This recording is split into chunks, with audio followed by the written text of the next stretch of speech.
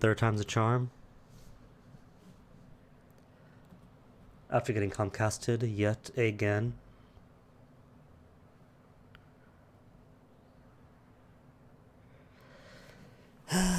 What did I tell ya? Getting comcasted once might mean a smaller chance, and no comcasting in the future. But if they were trustworthy, they wouldn't be comcast, would they? No, they wouldn't be. Oh well.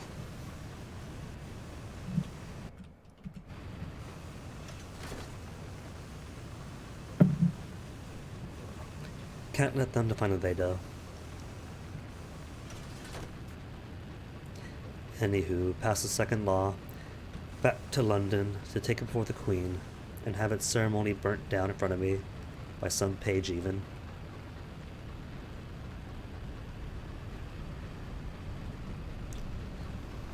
And then onwards, because that'll be the second down, possibly the third. Don't crash. Nice. Even with the storm pushing into me. Oh no, don't crash again. Plenty of space.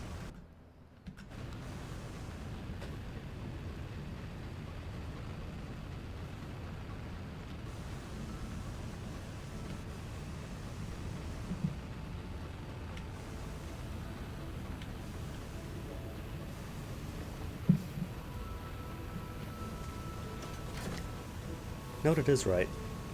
I've been building up this priest character as if some great thing is going to build up and make him lose faith and then turn tackety. But what if it's Comcast that does it? Here I thought, right, the horrors of the sky, or the horrors of Brabazon and whatnot, would be enough to, sway him. Brr, please, you're not even Comcast, get out of here. Try to be Comcast. When that breaks him.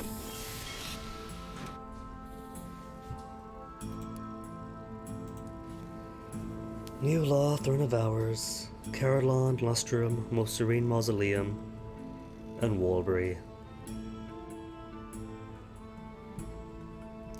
Alright, what about if I hit up Walbury next, and then from Walbury, take on the Transit Relay Twitter Theory Stop by Ackley's.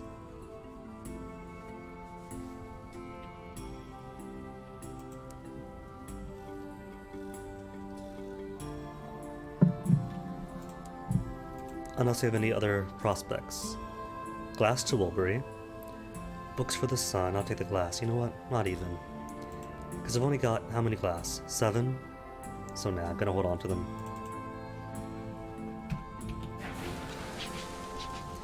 And nothing else to do here. Alright, haven't spoken to my vagabond yet. After rescuing Ratbite. The jails of London have a cavalier approach to provisioning prisoners. Once she's eaten, she'll tell you what she knows about quivers. Needs one food, plenty then. Since Walbury sells food too. You, Ratbite, and the vagabond dine together. The vagabond is laughing raucously, telling horrible jokes. Ratbite says little. She's gaunt, hollow-eyed, all sharp angles and scars. Quivers was obsessed with fairy tales, she tells you. He said there were some skylark signs scattered across the skies that no one knew the meaning of, not even the oldest skylarks. He believed they'd lead him straight to the sugar spun garden if he could translate them. She pulls a small notebook from her pocket. He left this with me. He collected all the undeciphered signs except one. Last I heard, he set it for Ackley's to find it. Ackley's, just like us. So Clay Conductor and the Vagabond have been at Ackley's. Cool.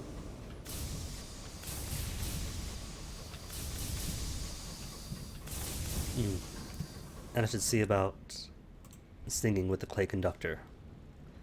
But that requires chorus nectar. Knowledge of the chorus is limited. And how about facets while I'm here? Black Sheep, Promise of Days, all the same stuff. Your club. Did we belong to the London's illustrious private members' clubs, with fine food, understanding companionship, and no riffraff?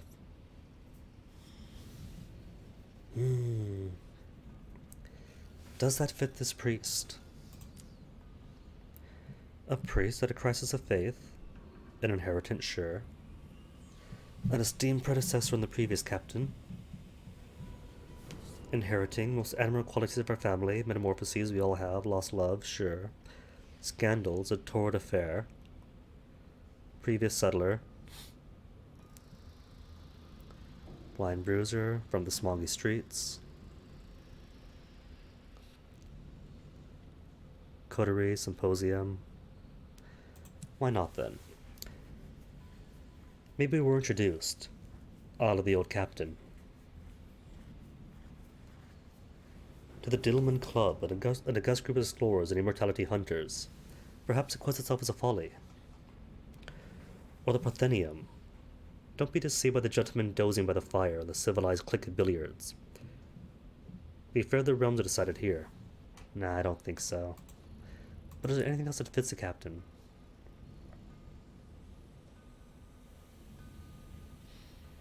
Not really, unless a foreseen death in bed, an insipid death.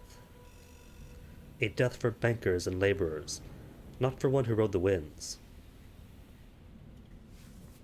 Sure. And that does push my irons to 50, so 82, 49, 50, 60. It's a decent baseline.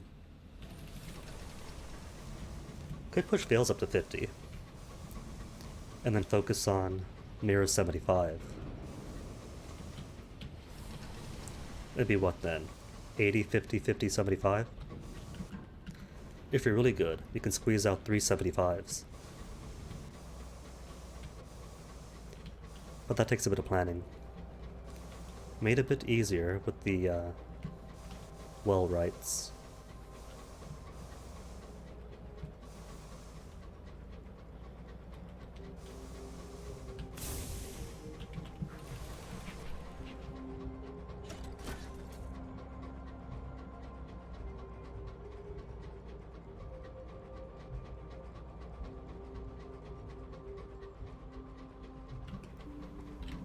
Dreadnoughts on good terms with now.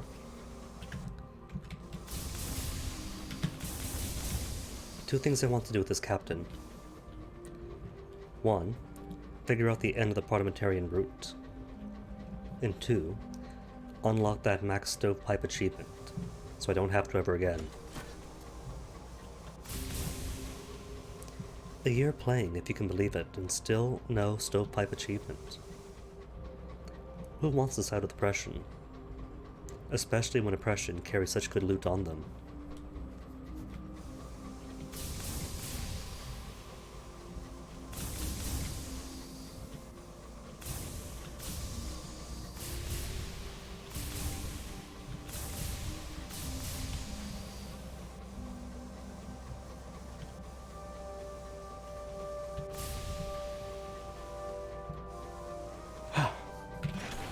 And Wolbury.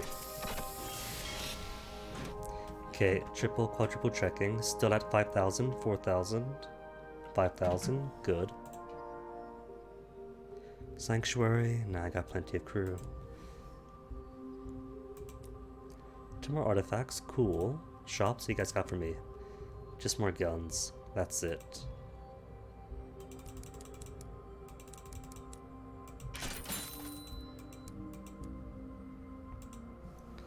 Where's my port report? I can't get it yet, can't I? Gotta properly get in first. Permit? Or 2 uncanny specimens, take them then. I don't really need them. Cool then, port report, and what are the people?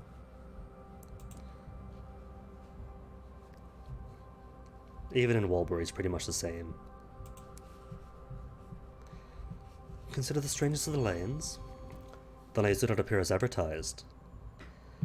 It is most likely the smiles, maybe, carnivore expressions, syrupy and gleamy, faultless mirror the couturier's dazzling grin. Or maybe it is the second-rate souvenirs cobbled from haberdashery and children's nightmares, the arsenic aftertaste of candy floss, The wine-wild quality of the local perfumes. Could be anything. Could just be your insecurities, the air of your existence. Whatever the case, the lines continue their watch, politely, of course. One free course for gourd nectar. Gourd, of course, for nectar. Cool. Donkey ride? Why not? No trip to Wolbury's complete without a donkey ride. A man in candy-striped suit bellows, while his donkey drools a string of iridescent tumors. How could you resist? This donkey ride is more momentous than others. The herd spots something small and broken back on the shore. With a scream, they lurch towards their prey, leaving you clinging for dear life. On the bright side, at least you're quick about the kill. You are returned to the paddock of nervous customers intact, only moderately traumatized. Path to the beach. Can we do stuff at the beach? We can do stuff now. Seek out the stained glass aristocrats. This will assist you to see Wolbury weirdness around the beach in Wolbury-Jacques-de-Mer. The rich totter around the port sneering. Their eyes are an affectation, a mimicry of the mischange done to long-term port workers.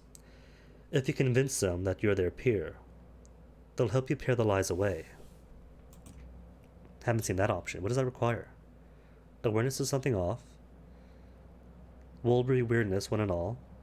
Attire. And Salon Street gossip. A giggling creche of aristocrats stand waiting by the water, their stained glass eyes incandescent.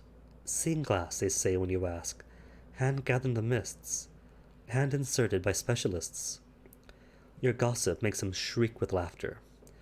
When they finish relishing another's misfortune, they take you by the arms and legs. One, with more delicacy than you'd expect, peels your eyelids apart. Someone gently whispers, "This'll only hurt a little." It is a lie. When the tears finally stop flowing, you can see more clearly. The port's naive attempts to be anything but what it is. Oh my goodness, really? You could have your eyes replaced by glass? Never knew.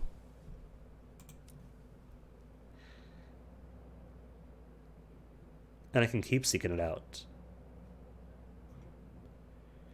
Return to Wolbury-Jacques-de-Mer's arcade. And try the tea room. Could use some tea after my eyes poked out. Upon that strange, unearthly taste. A residue persists from the last cup of tea. A flavor like roasted chestnuts of the color blue, like absinthe brewed in the belly of a star. The sour tang of that last sip resides in your palate, in the oily coating on your tongue. It is like, but not entirely similar to, the more familiar teas of London. It would go magnificently well with a fresh cone, some auto-manufactured jam. But the aroma is fundamentally incorrect. The citrus notes mingle with nostalgia for a time that's never been. The warm spices heighten the anxiety that bubbles at every sip. The tea remembers how it will come to be made. It is a struggle to ignore the details. And to ignore the paranoia, still 5,000 kilobytes per second. Good. Swiftly. Got the will, so back to Etheria.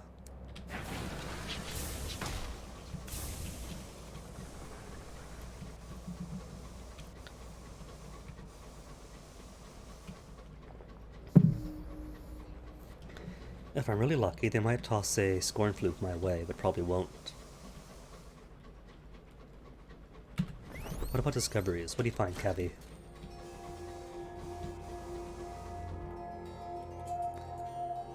One thing right ahead of me, and another by the lighthouse. Put the lighthouse out of the way. Just more fuel? Sure. Can't say no to more fuel when I got the new engine. 60 weight units. And 150% fuel consumption. So I'll take it.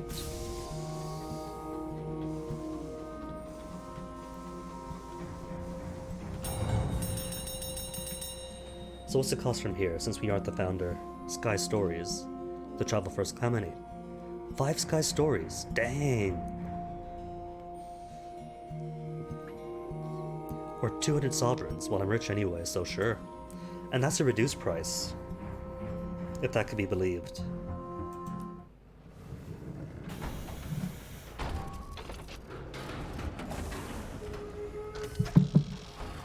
Oh well. It's a good thing we're rich, isn't it? Loads of commodities built up. And every trip to the Blue Kingdom, even more money. Which we'll have to go to anyway once the clay conductor's done with. Speaking of clay conductor, got nectar now, so he and I could sing. Once the game comes up. 3, 2, 1, thank you. Attempt clay singing. The clay conductor wishes a singing partner. You've heard a couple of examples, perhaps you could give it a try. Mixed with sugar and water, the nectar's taste is almost worth the wrist-wrenching labor. You gargle it, just as you saw the clay conductor do. Your throat feels as though it has expanded. Your vocal range has widened. You can project further. Your voice is richer and more resonant. The practice is exhausting. Your vocal cords throb with low notes and trill with the high. You sing of rock and shale, of the arias of quarrying, labor, and the living clay. It is passable, but not there yet. But more practice will surely make perfect. And more practice takes more nectar. Nectar and more inspiration. But I got plenty of both.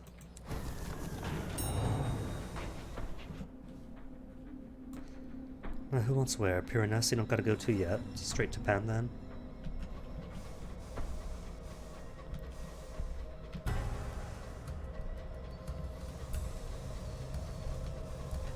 It's a shame, isn't it, that the Parliament route doesn't take you anywhere near Eleutheria. Scornfluke, way up here, really? Because this really is the prettiest and best part of the game.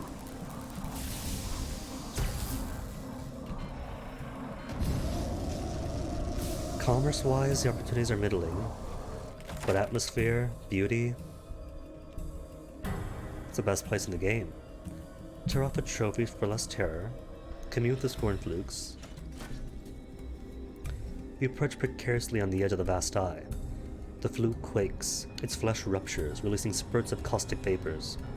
This close, your skysuit cannot entirely protect you. When you finish coughing, the dizziness is overwhelming. You can smell the fluke's dying wishes, are ravaged by its regrets. The search it leaves incomplete. Its fear that the search is impossible and will never end. The jagged, excruciating recollections of being outcast, and the certainty that only the outcast have a chance of success. Eventually, an engineer works their way from your engine to help you back. Once you're through the external hatch, a stoker wordlessly passes you a cup of tea. 4 supplies total. Gain 3 vision of heaven. Worth it then. 1 supply for 3 visions. If they had that exchange in shop, gotta take it all the time.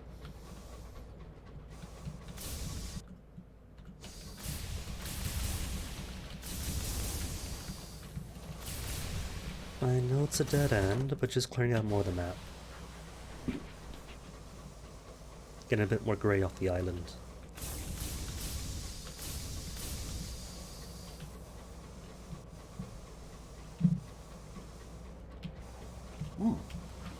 Hold up though. Scribe Spinster. Say hello.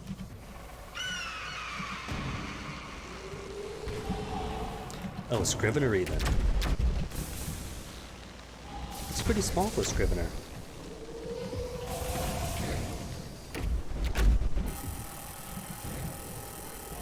I could just be mistaken, have not...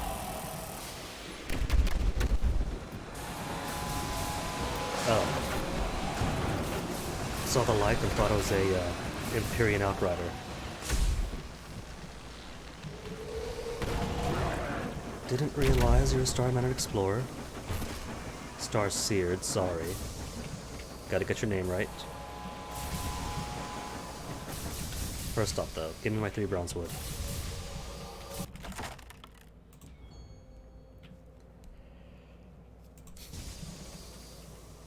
Can never have too much bronze wood of this era.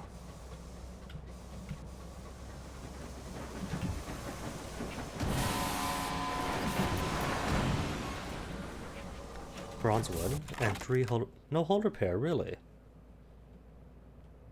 Fine then. Give me that captain's log. Failure. This captain has tried to master the language of the heavens. He reads its sigils and starry tombs, he claims, where the waste winds groan. The pages are crowded with attempts to reproduce them. They want you to speak them. You taste fire in your tongue, and cough out smoke that suddenly fills your lungs.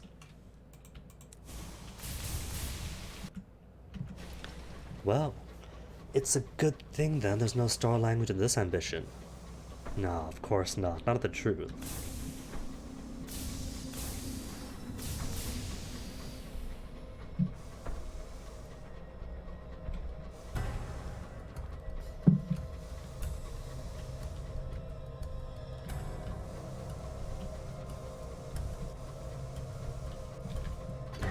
Alright then, it's clear from here on out, so just full steam ahead it.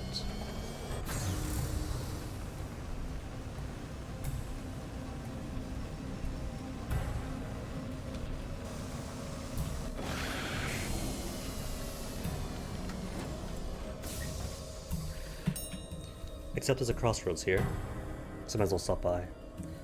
A figure waits by the signpost. In silhouette, it resembles a woman in a long skirt. Up close, you hear the chatter of chitin, wrapped in layers of veils and shawls that smell of harsh antiseptic. A measurer, the stories go. Few of them have happy endings. The figure introduces itself as Mistress Dracum and offers charity of a sort. A measured charity, to be exact. There is no reading the expression beyond the veil. Sustenance? Gift of resilience? Nah, accept the gift of wit. You're a stranger here. It will teach you things. 4. An Eleutherian mystery, a moment of inspiration, and a little more. Sure, I'll take it. Mistress Dracum does not speak, but produces a lengthy contract. Only after signing do you notice a small print hidden in letterhead, stating, "You are not agreeing to a charity, but a loan." They disappear behind the crossroad post, leaving no trace. You return to your locomotive, and in your cabin is a small mahogany box wrapped in silks. Inside is a book written in awkward, spidery handwriting. Despite the dust on the jacket, the spine is unbroken. So what even is my attention to the waste waif? You are watched by the waste waif. Cool.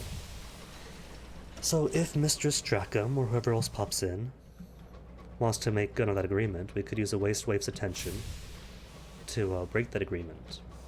Have her vouch for us.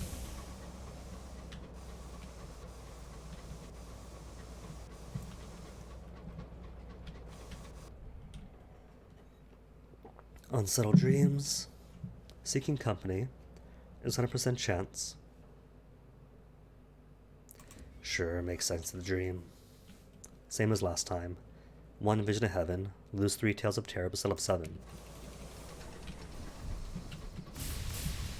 As I said, tales of terror are easy to obtain. Even more so than Sky Stories, weirdly enough.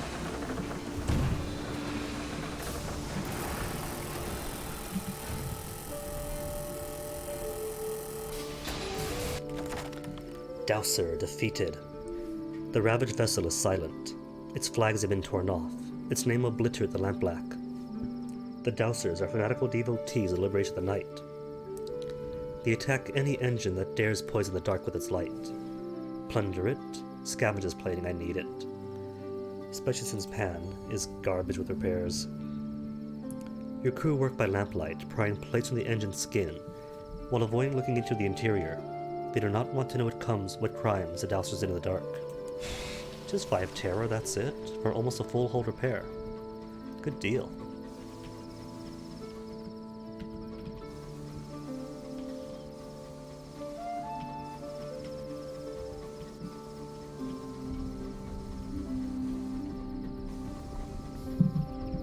Paranoia check. Still 5,000. Good. That I have to check at all, not good.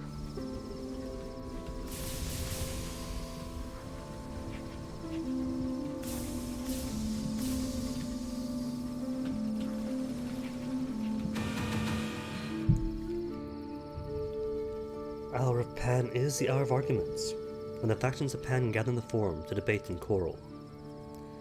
The piping of the adamant idols become a military march. It is the hour of argument, when Pan's inhabitants gather at the Forum to resolve matters that cannot be settled through payment, a duel, or a murder. Gain supplies to partake of the feast. You know what? See, supplies are super cheap, so I never partake into the feast. But Savage Secret or more visions. You know what? Just for the sake of new content I haven't seen, partake of the feast. Not killing each other is hungry work. A feast is provided each session to keep things civil. And just 2 supplies, well, that is an 80 sovereign value, absolutely free. The tables at one side of the Forum are laden with spiny burgundy fruit, wizened nodules who decide to imagine are nuts, and skewers of smoked meats. Pan's grooves have learned to bloom in the dark. Groves, sorry, not grooves. And the lower territories of the city are overgrown with fertile vines, combed by foragers. Cool. So Cyprus King. Port reports for more mysteries.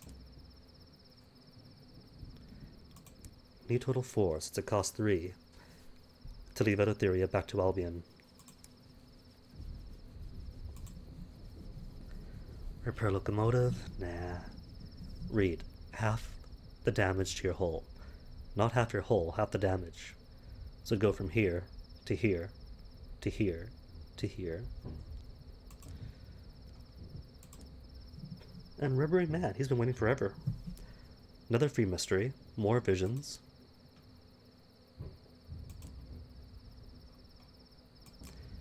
I might as well recruit crew. Cost a bit, but that's alright. Now then, what prospects do we have? Tea for Achilles. Sure. Tea super cheap, but that begins a quest to do Bombazine for Lustrum. And Bombazine to the House of Rods and Chains. I'll think about it. It's 3 anyway, why not? And 7 tea, right? No, just 5 tea, not 7 tea.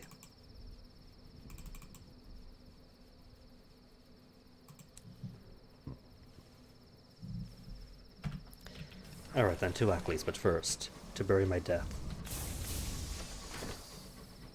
Because dig this right, getting the foreseen death is only half of it. Stopping by the heart catches and buries it, kind of upgrades it.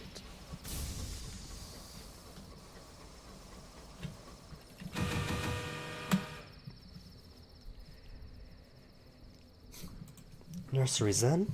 A series of finely manicured indigo lawns covers this corner of Pan. A peculiar plant grows in the beds, tangled as rose bushes, budding with fruits. The fruit is lumpen.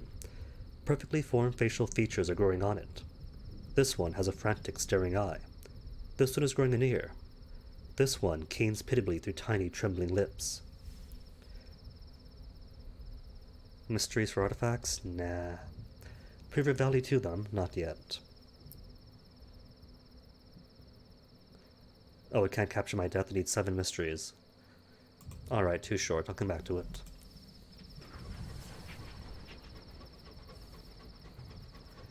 Because just 7 mysteries, easy to acquire. That's just like a compliment to port reports, really.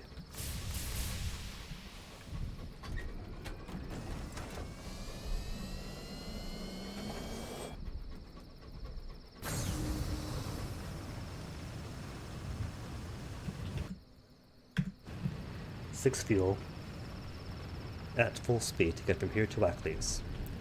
Plenty with plenty to spare.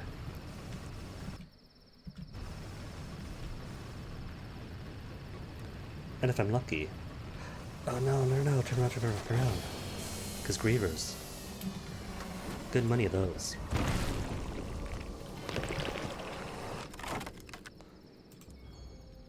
Cool, got a vision.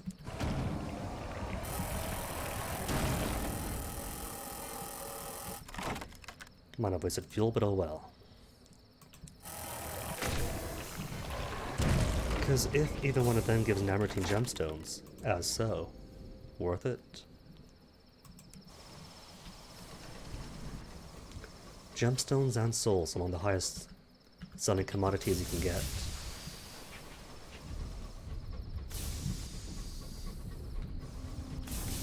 What I was gonna say was that if I was lucky, I might come across an extinguishment, pass by it, get the mystery, and be gone from there before the undeparted could find me. But Griever's even more lucky.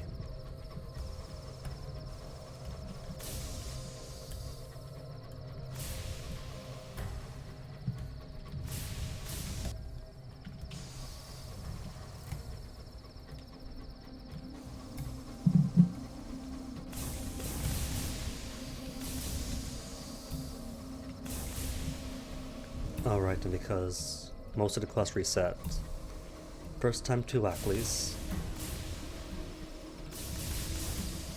So it's gonna be back to the orphans, or the urchins I mean, fighting against the clayman of, what is it, Amberley Murgatroyd? Not Amberley. Yeah, it is Amberley.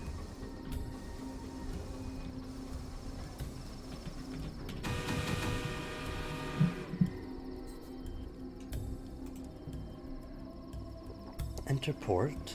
A young woman, or just a woman, smoking a cigarette, watches from the shadows, unaware of her presence, as a group of grisly skyfarers attempts to force the monastery's doors. Unlike the crumbling stone, these are made of solid new metal, and won't up to the task of repelling the attack. However, with every blow against them, the monastery itself seems to shudder. Dust rains from up high, stones creak. It'll not take much more before something gives. This time, stay back, it's not my problem, so I get a stain on my soul for inaction. The war cry echoes throughout the marsh. Urchins, ring breakers from old London, from the looks of them, surge at the attackers, armed with broomstick with sharp objects taped to the end, colander helmets, and cardboard armor. In the name of the Valkyrie, they shout, launching their attack for Sigrid. They swiftly rout the attackers. The one with the cigarette is long gone, leaving behind nothing but the smell of expensive ash. And the devils of Carillon will claim my soul as disappointingly clear, almost transparent, and clear soul. What does that deny me? That doesn't deny me this, does it? I don't think it does. Port to port first. Court of tea and spices? Nah. First, tea for ye. And more bombazine. So I haven't got to spend the one I have on me.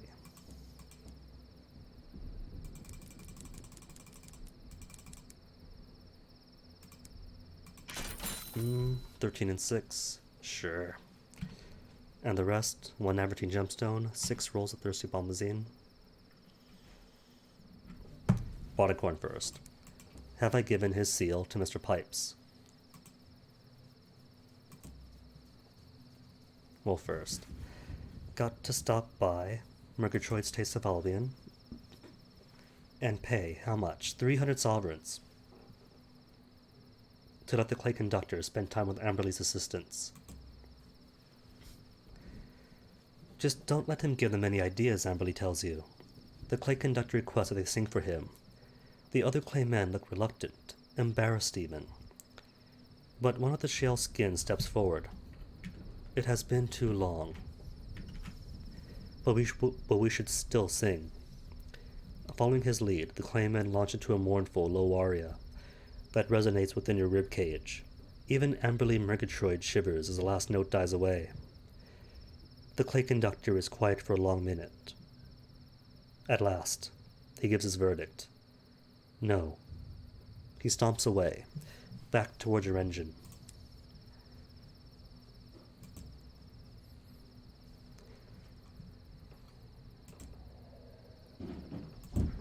House of Silks, talk to Mr. Pipes. Present the seal of Mr. Barleycorn to Mr. Pipes. This should get the master of the house's attention. A serving girl takes the wax seal to her snoozing master and whispers something into its cloak. A moment passes and she returns, with a certain amount of trepidation. My master trusts it's what you require. May do you some good, or at least no harm. Cool. An relaxing lieutenant, what do you want? He sits stiffly in full-dress uniform, awkwardly sipping from a hookah. Blast it, I don't suppose you know how these... thank you so kindly. He takes his first real puff from the pipes and coughs. Don't suppose you've seen a captain of mine, have you? About this high, so wide. Last seen heading into those damn marshes on the wild goose chase. Well, if you do, you should know there's a bit of a reward on the offer. Silly old bluffer gets lost just walking up and down her train. Well, I could try, but the marshes are a bit... Why not try it? Head to the marshes. Wouldn't, warns the older of the two. Not that out there, but plants want to eat your face off, and water that drives you potty. But they show no stopping you. The marsh beckons. The lights of the port slowly fade away. Beyond lies a forested grey swamp, misted over and full of leafless black trees that claw at the air. Few venture out here, except to gather incense for what they call Ackley's Garden. There are no maps to it. Many do not return. But your head is clear. The path ahead is manageable. You have nothing to fear. Onwards. The swamp slurps at your boots. The mist makes it impossible to gauge any real direction. You might have been turned around 100 times and never known it. Cling to the tree lines. You must lean somewhere. Or close your eyes and choose at random. Good as any other. Or stick to the water. There may be treasure on the foul surface. Could be. But we're looking for a captain, not treasures. Time passes. Your exploration leads to a amount of luck. An old boat by the lake, ready to carry you to slightly drier ground. The mist thickens. Shadows move in the dark. The mud bubbles. The air here is poison. An encounter. Something looms. A circle of standing stones. They hum slightly when tapped, and bear a symbol of an open eye painted in white and red, but otherwise seem to serve no purpose. Eyes and flickering shadows in the mist suggest it is time to move on. And quickly. More encounters. Your foot splashes in something that isn't water and isn't mud. You just manage to not look down. You're starting to feel a little fuzzy. An ancient obelisk. The writing is weathered correspondence, softly flaring violet in the mist. Its meaning is likely lost to time. Certainly, it is beyond your current understanding. More encounters.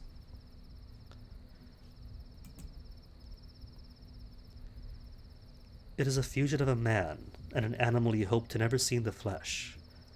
Its serrated talons clutching a woodwind instrument that catches the wind and makes a low-pitched sound that resonates somewhere down in your guts. The Gazette might be interested in hearing about it. Its readers have a never-ending thirst for new nightmares. A series of vines stretch around the trees here. Large, grape-like objects hang from them. Unlike grapes, their contents are moving. A toad hops up on a rock, watching you stumble around with evident sense of amusement. It hops away as if to say, you wish you can do this. You step through a cloud of hallucinogenic spores, sneezing colors. Might be time to retrace. You've been out here too long already. Every hour you get more lost. The water and the land seem to shift before your eyes. Was this the way you came? Or this way? That tree looks familiar, but wait. And more encounters. Flapping creatures with leather wings and jellied flesh surge down from on high, beating at your face with leather wings. You run for your life, only getting more lost in the marsh. Retrace, retrace. You stumble over the remains of some old ruin, perhaps a castle, perhaps a temple. Not enough remains of it to hazard a guess. Your foot splashes into something that's in water. You just manage not to look down. Everything itches. The mud looks inviting. So it's all random, isn't it? Random snippets. Retrace some more, hopefully. The only way forward is to forge through a bittery cold river. Tiny creatures bite at your flesh the whole way. You take a moment to catch your breath, now that you have a fighting chance of making it through this place. You look around. Someone is watching. Your thoughts exposed, your every act written down. Your every choice at the whim of some distant force. How many times have you been here? What have you done elsewhere? Oh God, what have they made you do? Further retracing if possible. More encounters. They shuffle past you, ignoring your attempt to get their attention. Perhaps just a hallucination. Perhaps they think you're the hallucination. Perhaps I am. Survived. You emerge from the marsh, much to the surprise of the ringbreaker urchins guarding the tortoise entrance. Still, it will be a while before your head is ready for another trip out there. Couldn't find the captain, though. And that's everything here except for... The skylarks have carved their glyphs into one of the wooden posts of the station's periphery. As you and the vagabond approach, you find a wildly unkempt man slumped nearby, surrounded by a small fortress of empty bottles. You a skylark? Asked the vagabond. So what if I am? Slurs the man. Skylarks aren't supposed to get drunk near the station, grumbles the vagabond. Gives us a bad name among the crews and captains. It's against the code, and I should know 'cause I wrote it. Super the skylark with a good horror story. Or persuade him to take pride in being a skylark. Improves friendship upon success. 98% chance. Yes. It might seem silly to take pride at winning against a 2% chance of failure, but I lost against a 4% one too. 2% is not zero after all. The importance of code. If the Skylark's code is abandoned, you tell the man, then locomotive captains become less willing to give them work. Without being able to work for passage, Skylarks will be stuck in one place. Who could imagine a more terrible fate? The drunken man looks down shamefacedly. Won't happen again, he mumbles. The vagabond chuckles and claps you on the back. It seems you've actually been listening to my blather, he says. First time for everything. The vagabond's respect for you has grown.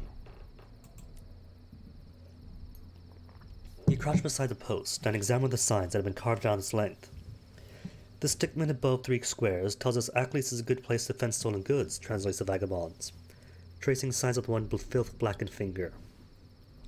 The 3 lines connecting the badge and the sock means the local police are urchins. The pipe and the smiling face means you can buy good tobacco at below market rates. And the sign without meaning. If Quivers was right, one of these signs doesn't have a translation. The vagabond hands you his codebook.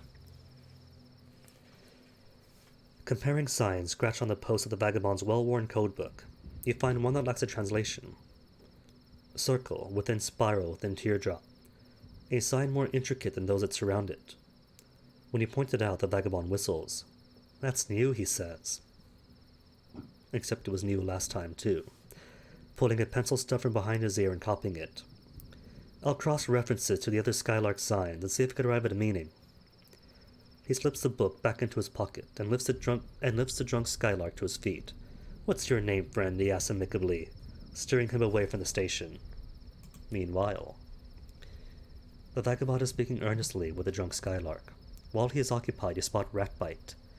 She's followed you from your engine, and now she tries to hurry away. You follow. When you catch up, you find her shaking with fear. Don't trust him, she whispers. I've heard stories. They call him Old Tom. If the rumors are right... A heavy hand on her shoulder. What's this about rumors? Asked the vagabond with a broad smile. Ratbite, don't spread unpleasant rumors. The vagabond's friendly after all. What's her issue with the vagabond anyway?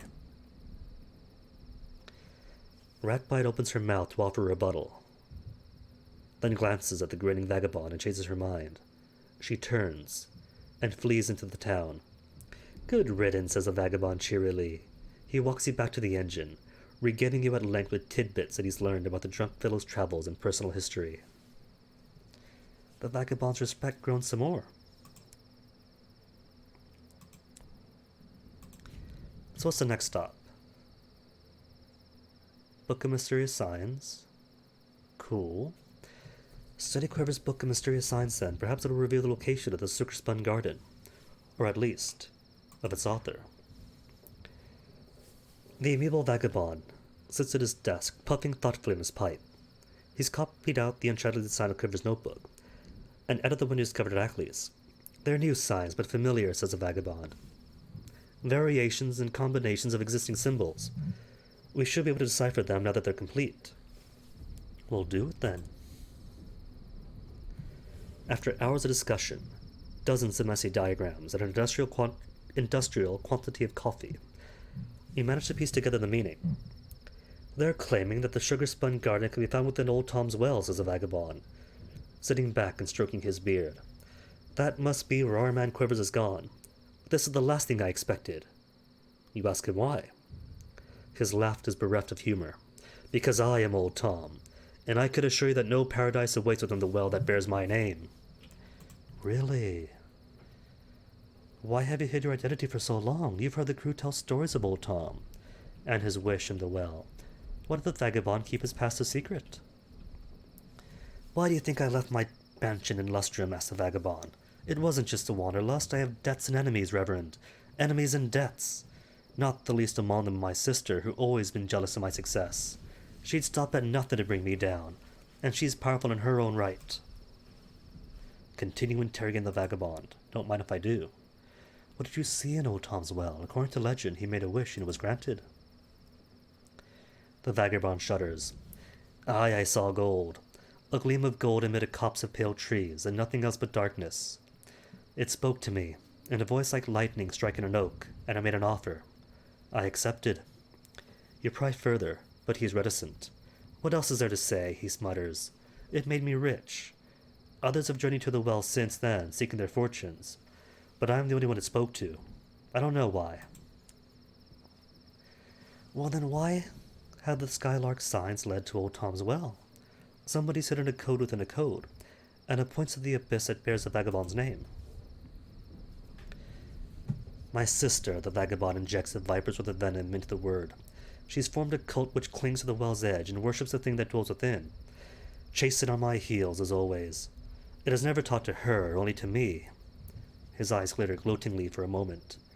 Perhaps she thinks she can change that through sacrifice. Perhaps that's why she's luring skylarks to her lair. He taps the ash from his pipe, staring through the window. We must stop her. It is my duty as king to protect my people. Raise questions the journey to the Old Tom's well? Can we?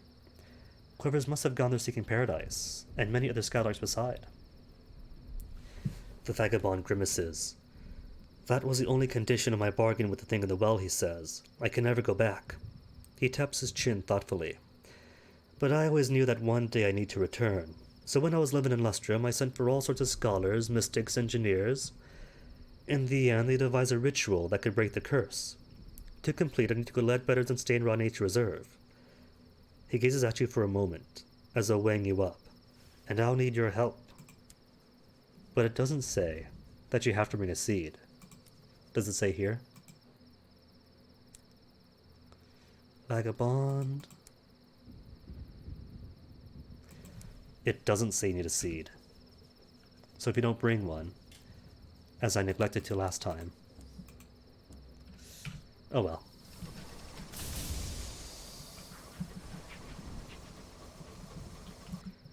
So where to next? Empyrean, then Pan? Plenty of fuel for the trip. Get a report at the Empyrean, come down, trade them all away for more Eleutherian mysteries, then get my death buried.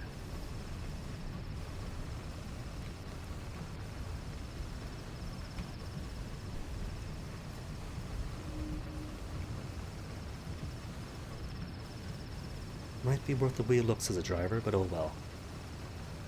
Already at full speed, we're not turning around for a wreck.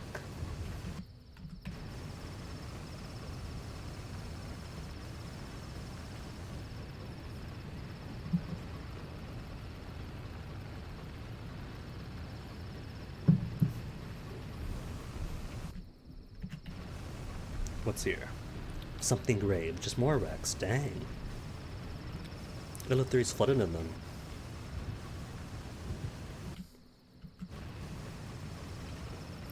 What else, Cavi? Any more discoveries?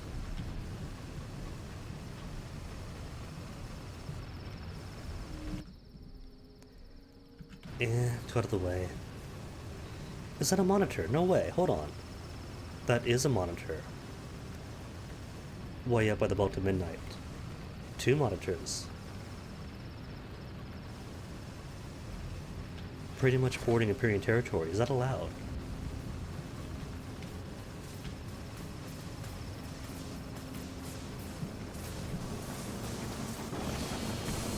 What they should do is have Empyrean vessels instantly hostile to London ones. Not due to any particular war, but for invading their airspace. Or maybe they're here on diplomatic measures, but who knows? That's not very believable.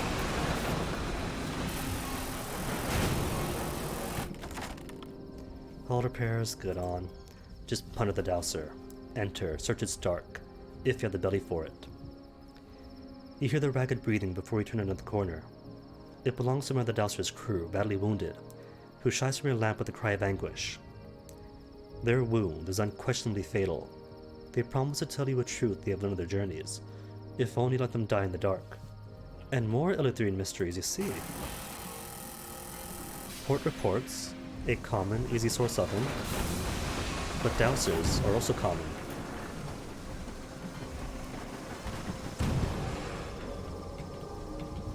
Get back up here. Didn't loot him yet. All you need is a good amount of hearts to not get all the tears from it instead. More mysteries. The cargo hold has been cleared to make room for a weathered stone altar, presumably salvaged from some forsaken ruin. A pig has been butchered on it, and the organs are moved, handled, and arranged elaborately at the altar's foot. Haruspice is popular in Eleutheria, where people say their fortune future is closer.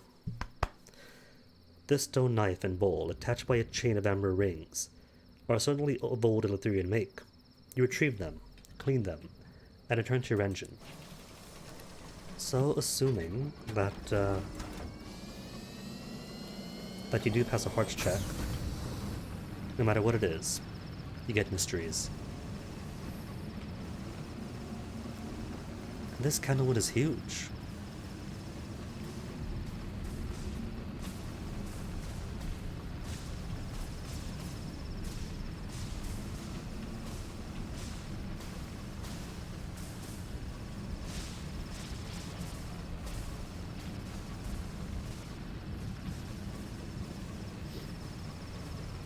Normally it's such a narrow band like the Peacock Wind is, but this seems massive.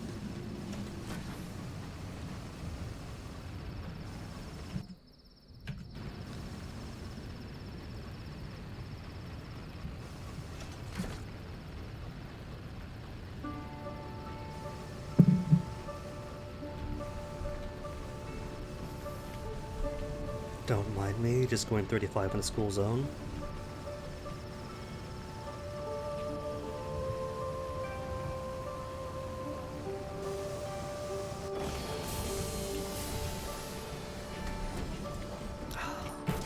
Almost perfect.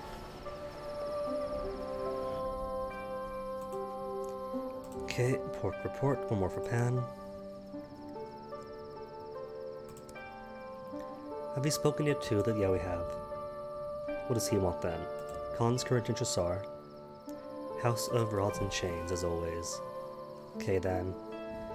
Dowser plaques for money, or for tear reductions. Well, it's 49, I'll get my nightmares anyway. Just give all the money then.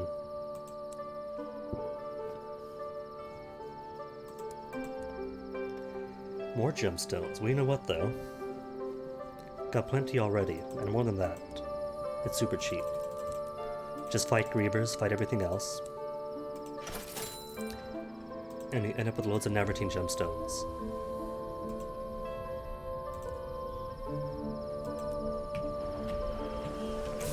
Okay. Didn't maneuver. Next stop, Pan.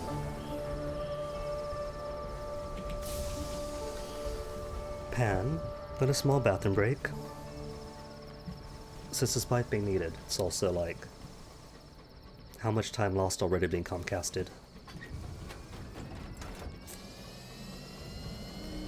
Then back to Parliament.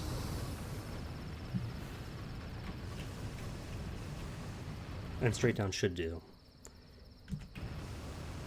Bit east, and then straight down.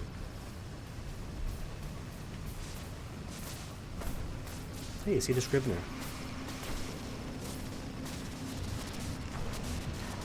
Extinguishment, give me a second.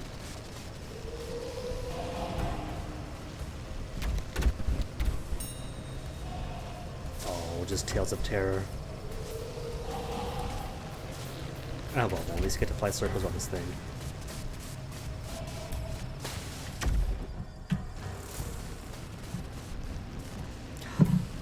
And a Griever. Alright, I'll stop for a Griever. You first, though, since you're problematic.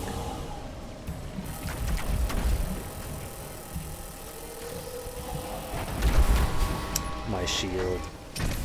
See, how lame was that? Not automatically hostile to Scrivener. What's up with that monitor?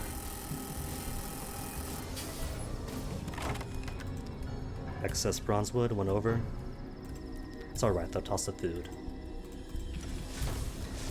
Now where'd that Griever get to, though?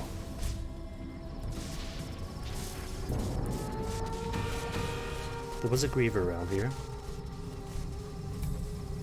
Was he gone? Gone. I hear him. There you are. But that was just one. Where's the other one? Did it sleep already? Flew off who knows where, then went back to sleep. Ah, well, at least I got the one.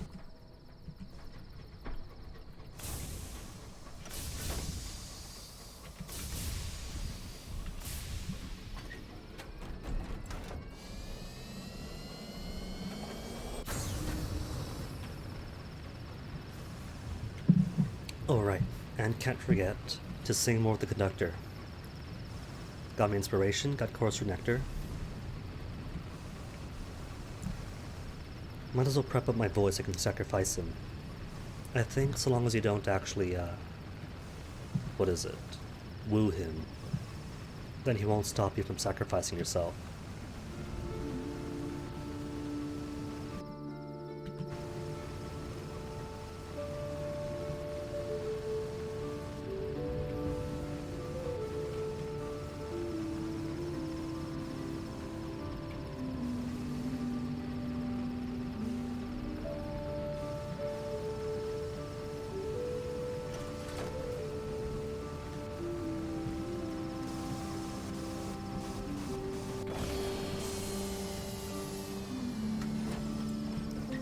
Pan time, and it has not been long enough yet.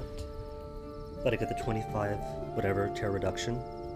What I will get, as promised, is a bathroom break, and I'll be right back. Won't take too long, had enough break as it is.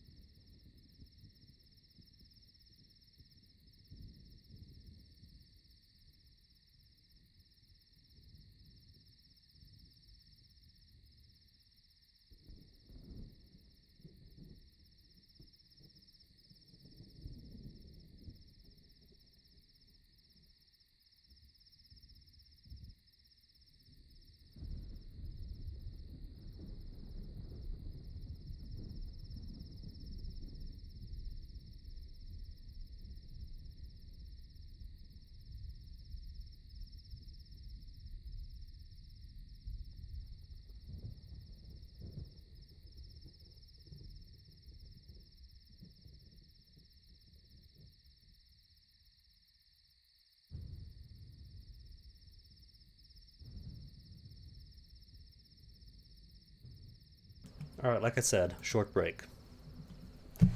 King Idle Station, nothing from me here is there, nope. Already got crew. Dropped out the rubbery dude.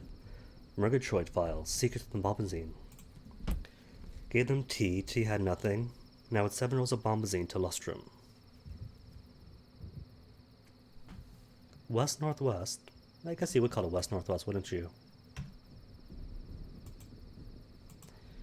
Blue Kingdom, Albion, Reach.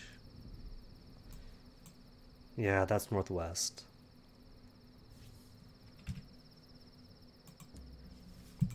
Alright though, drop you away, and you. And 10 and 3 should be enough for the crab. That's everything that was in it. Nearest 75, so can't use you yet. Alright, that's it. Not it, though. Because I gotta bury my death now that I have my 7 mysteries.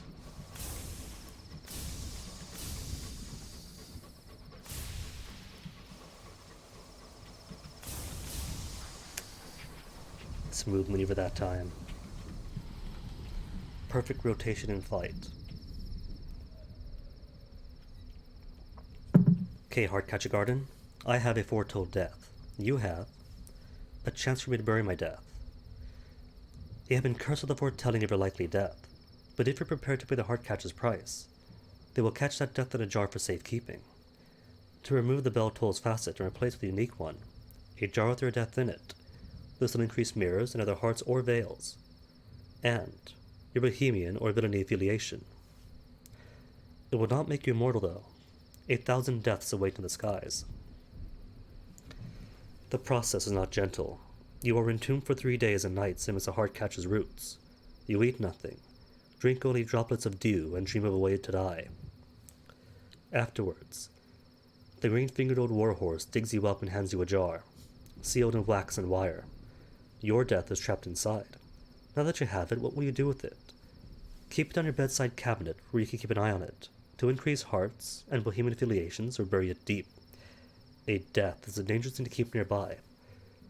Preserve the veils you gained, and increase villainous affiliations. Well, hearts I have plenty of, so give me those veils. Bury it. What if it got out? What if the jar broke? No. Better to hide it carefully, far away. In time, the story of your deeds will become popular in villainous circles. Thieves have always been a superstitious lot. 7 mysteries, in total 2. Lost 2 veils, lost 3 irons, gained 5 mirrors. Is that it?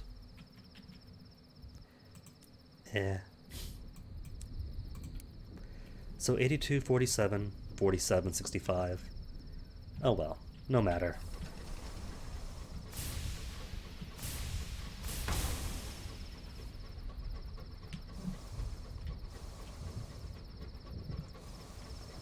Was it 45 for irons? Nah, 47 both veils and irons. So one more level could round them both up to 50. Crab time then. Where's that crab boy?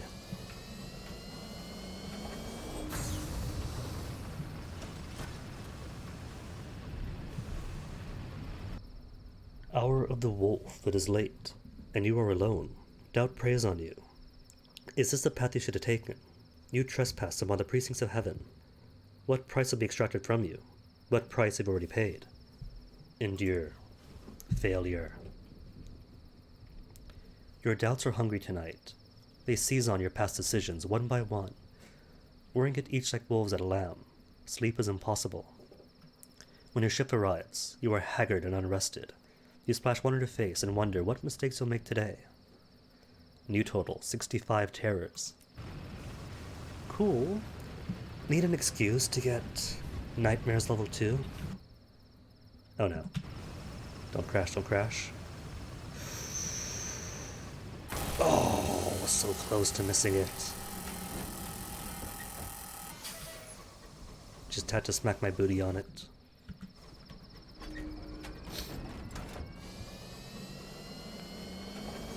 Well, now it's smooth sailings. Completely, totally clear between here and the House of Rods and Chains area. Because the area around is full of, like, chitin and debris.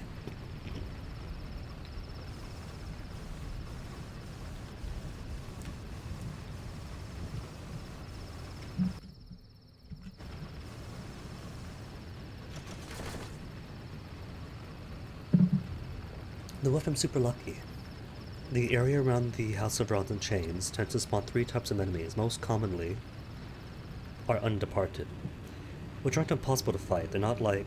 they don't hit as hard as the Devourers do, the Eaters of the Dead. But they're invisible, they move around a lot, so they're annoying. I just don't fight them, no point to it. But rarely I might get Grievers, good money, or Curators, good loot. Not Curators, I mean Scornflukes. So Grievers or Scornflukes would be much appreciated.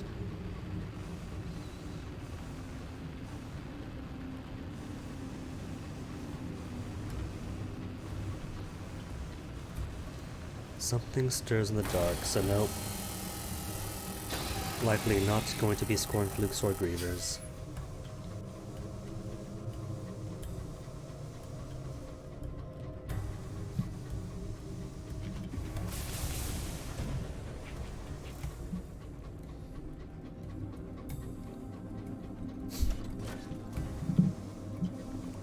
Oh no. I heard it and now I see it. It's alright though.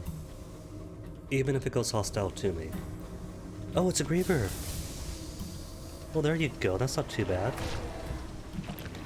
And if there's one, there's bound to be like two more. Gemstones, thank you, pay it out. Now where's the rest? Come on now. Grievers never come solo. Know what I've been wondering? Stone pigs, right? Stone pigs that presumably these giant messenger crabs use to accelerate through space. The only description you get is they're not exactly pigs, they're not really pigs.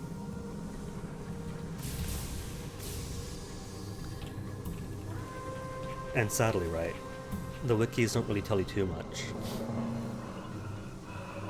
Some of these wikis are all about like game mechanics. Fifth City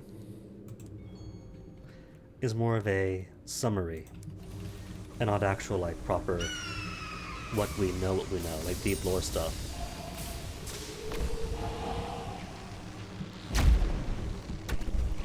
So I have to wonder if Grievers aren't stone pigs. Eleutheria does have a rather big messenger right here. And Grievers and stone pigs alike are described as like devouring things. So wood mesh.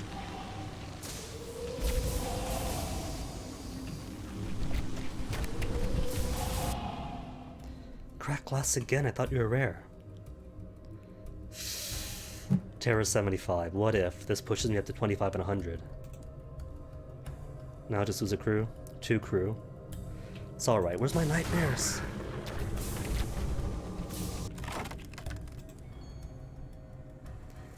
Shouldn't I have nightmares by now to like drop my terror to a more manageable level?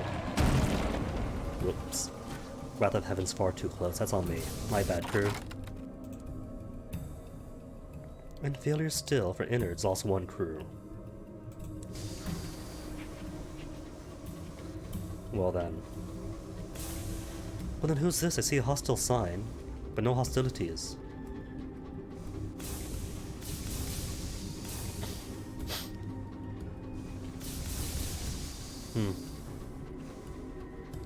Oh well, probably halfway across the sky. Either way, no speediness for me. And cause I haven't left crew behind at the House of Rods and Chains to pick up Amber, there's nothing here for me, as far as crew pickups go. Maybe it is wise then to just drop crew off here. Not to mind for Amber, but just to have a source of crew in case I need it. How would that be? Put in all the bridge slots to get all the crew sizes, drop 5 behind or so, maybe 10. Nightmares. You are not alone. Tonight, the stars are hard and cold. Sleep eludes you. Go for a walk. The corridors are quiet, save for the thrum of busy pipes. Passing along an outer corridor, you are surprised by a face, pressed against the outside of a window. The frosted jowls, the bristly mustache. It is the same corpse that drifted on the path of your vessel. Ignore it. Surely the winds will blow it off. Who knows? Maybe it's even good luck, like a mascot. See? The carmine hue of the stained glass gives the face a ruddy cast, like an uncle who's overindulged at Christmas. Over the next few days, you see the face on several other occasions, always at a different window. No one else on the crew mentions it. Awful nightmares. Which grants you the ability to shoot down scornflukes and, by sacrificing a searing enigma, gain the Wrath of Heavens, which I've already got, but it's 1,000 sovereign each time. Spire of Inches, visit Mr. Barleycorn. And I have all 3 seals. He wants 7.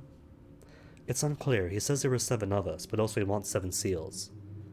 But Mr. Pennies, Mr. Pipes, Mr. Menagerie, and himself are the only misters for this messenger in the entire game. Which is cruel.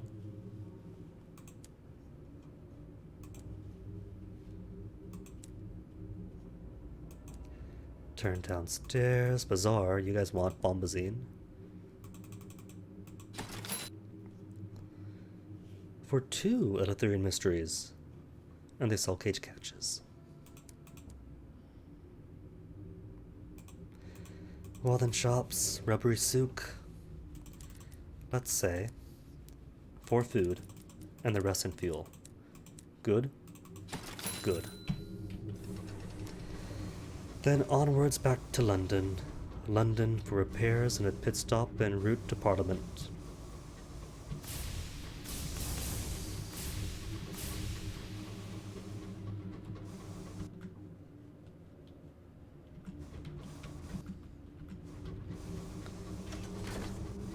And I would say hopefully with a Scornfluke en route, but I have no such hopes. If there was a Scornfluke, would have seen one by now.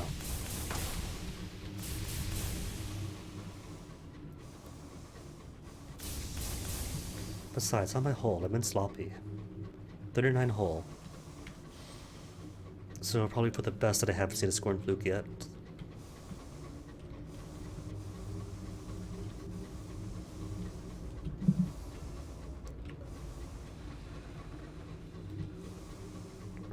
Though there's a Star-Manic Explorer. 2 of them, in fact.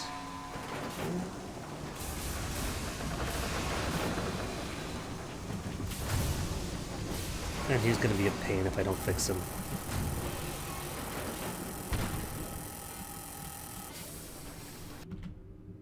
A visitation. An innocuous request in combat. Some time ago, you had to remove a bristle-mustached corpse from the front of your engine. Now the corpse is back. It is knocking politely on the exterior hatch and asking if you could come in. Not for long, you understand. Just to warm up. It's chilly out. Permit it. It is indeed chilly out. You open the hatch and the corpse thanks you as it enters. Its knees crackle and pop as it takes a seat in the passage. As it warms its icicle fingers on a steam pipe, it makes a deliberate small talk. It complains about the weather. It compliments your locomotive. After a few minutes it stands, thanks you for your kindness, and shakes your hand. How cold it is. An icy gust blows in and it opens the exterior hatch and steps out. Stoker. More fuel for the engines. Whoop. Bit dangerous that. If he rams me, major damage. If he gets too close, then that's my own Wrath of Heavens hurting me. Loot the hold, triple lock case of cage catches. Cool.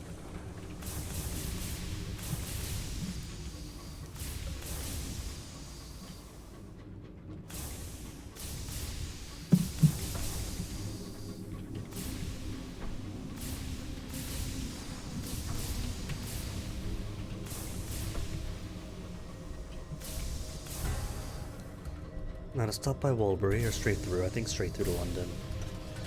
Flotsam. Flotsam first.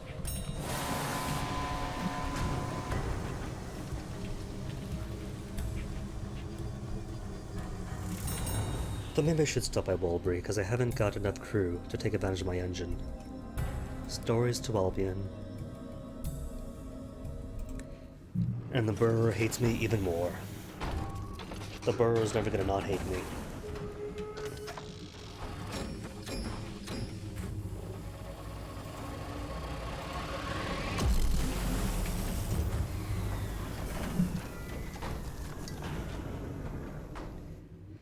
Loading! Shining your headlight on a vessel or creature will reveal its name. The price of charity. A sound of chittering fills your cabin. From the shadows of the door steps a familiar silhouette. Mistress Fathom has come to collect what it deems you owe. Refuse to pay. Pay the Nephantine price. A price of betrayal and self. Pay the chrysanthemum price of knowledge and innocence. Need 7 whole visions of heaven. Nah, beg them to release you. In the waif's name, like I said, have her attention. And so Waif Senpai comes to my favor, comes to my rescue. Unkind winds sometimes blow in a captain's favor. You call on the name of the waste waif, and a sudden howl of wind rocks the locomotive. The lights flicker, and when they return, Mistress Fathom has gone. So has the weight on your shoulders you were not aware you were carrying. You are free of your debt now, but the waif's mercy is capricious, and its attention has moved on. Just 31 terror, that's it. I'll lose 25 stopping in London, and plenty in Woolbury.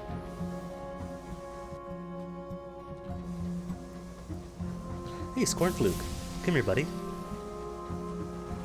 Yeah, that's right, you. Okay, gotta watch my heat. Keep missing him.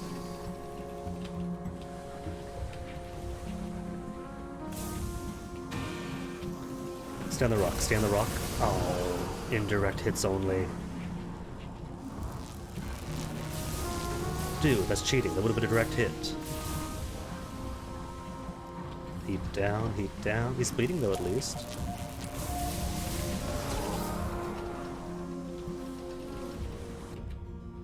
Burrower's breath. Burrower, go away. Even at 77% chance success, it's still just giving me Sky Stories. It's not even crushing on me anymore. What it's doing is trying to be included, wants to be part of the club. But nobody wants to hang out with the Burrower. Synchronizing explosions. And I had no dodge. Create the wrath of heaven. As you look upon the spasming remains of the Scornfluke, you remember an idea that had seethed in your dreams of late. A contrivance, no. A weapon. One engineer follows you towards the corpse. The rest watch nervously from your engine. Between 2 folds of flesh you find a ripe, tumorous mass bristling with undying spines. The tumor seems impervious to the rotting death of the fluke's body. The engineer passes a saw. The cankers quiver resentfully, but it cannot respond to the indignities you inflict upon it. Aboard, you bite into metal and tame it with correspondence. It flares a sullen pleasure. And, because I have 2 more searing enigmas, I can make 2 more of them. For a grand total of what? 3,000 sovereigns made?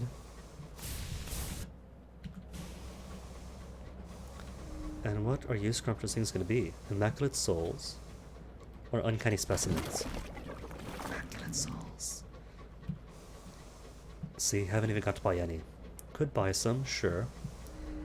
And buying stuff at a bargain is, well, it's a bargain.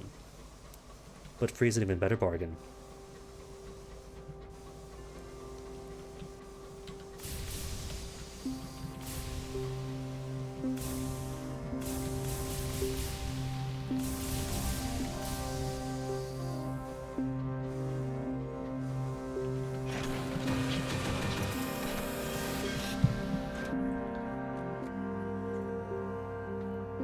Mist of Woolbury, Sanctuary.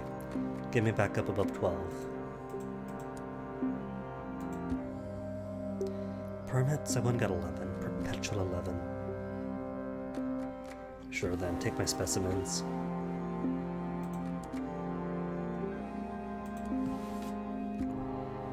On a coat for the right reverend. Climber through the gnarled door. Nah, I've already done that stuff. Succumb to the walls of Lumberump Cellar. Cool. Let's get all the terror drops. Donkey rides too. Your donkey today is uncommonly skittish, spooky in every sound, but at least its distended belly makes for a cushioned ride.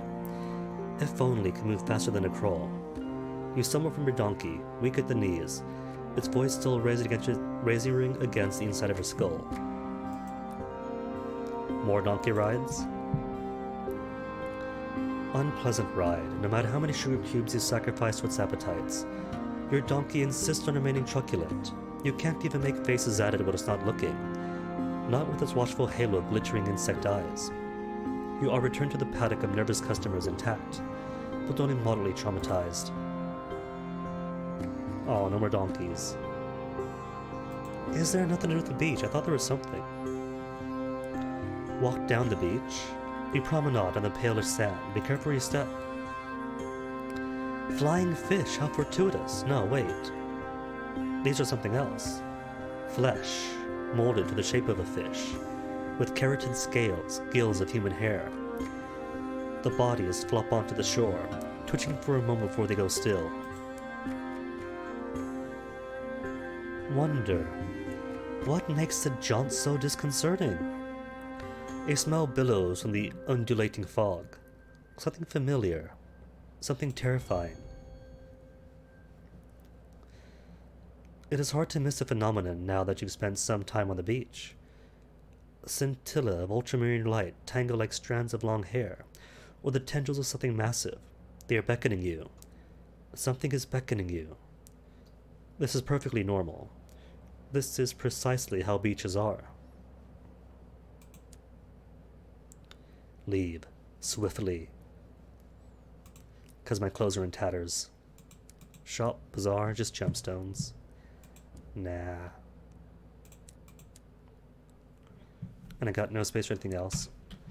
So onwards then to London.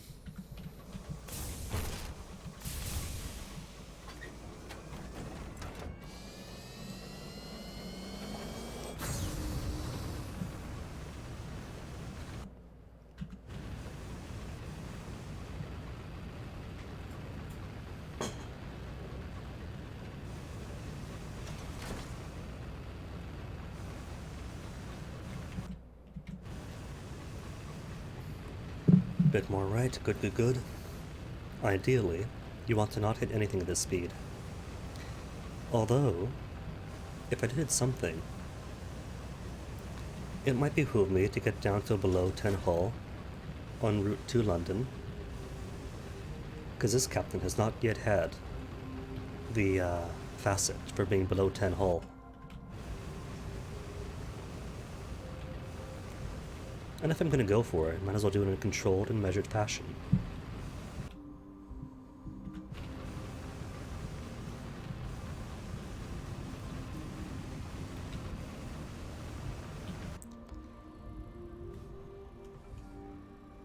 Oh, wrong way is why.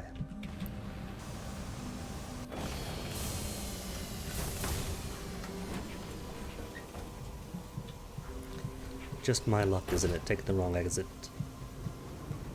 But at least, unlike in real life, you are allowed to turn around within the exit.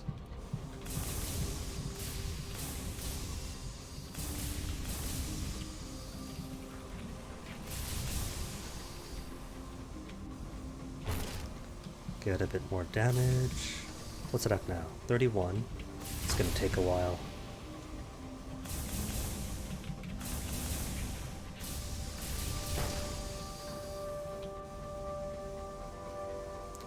Did it even hurt me? Come on.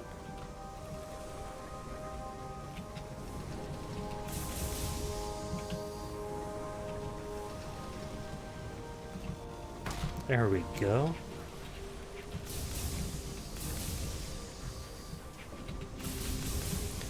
I would have guessed it's so hard to hurt yourself.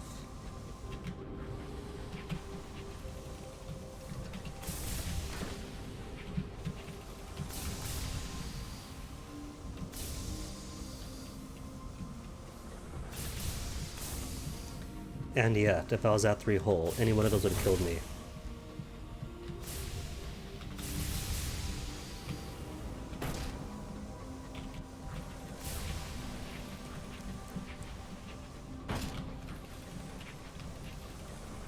19. Few more.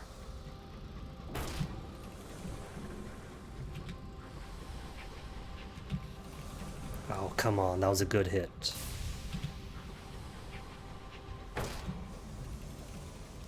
Three more, then done.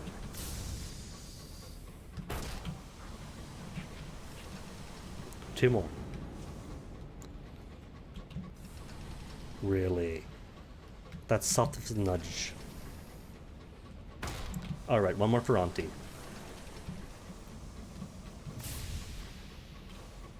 There you go. And now we qualify for the facet.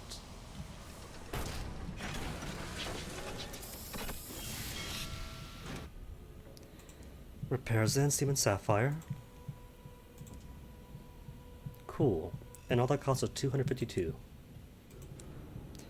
And while I'm here, you want Leadbetter and Stain Rods, and you want Clay Conductor. Your meeting with Amberly Murgatroyd's assistant was not a success.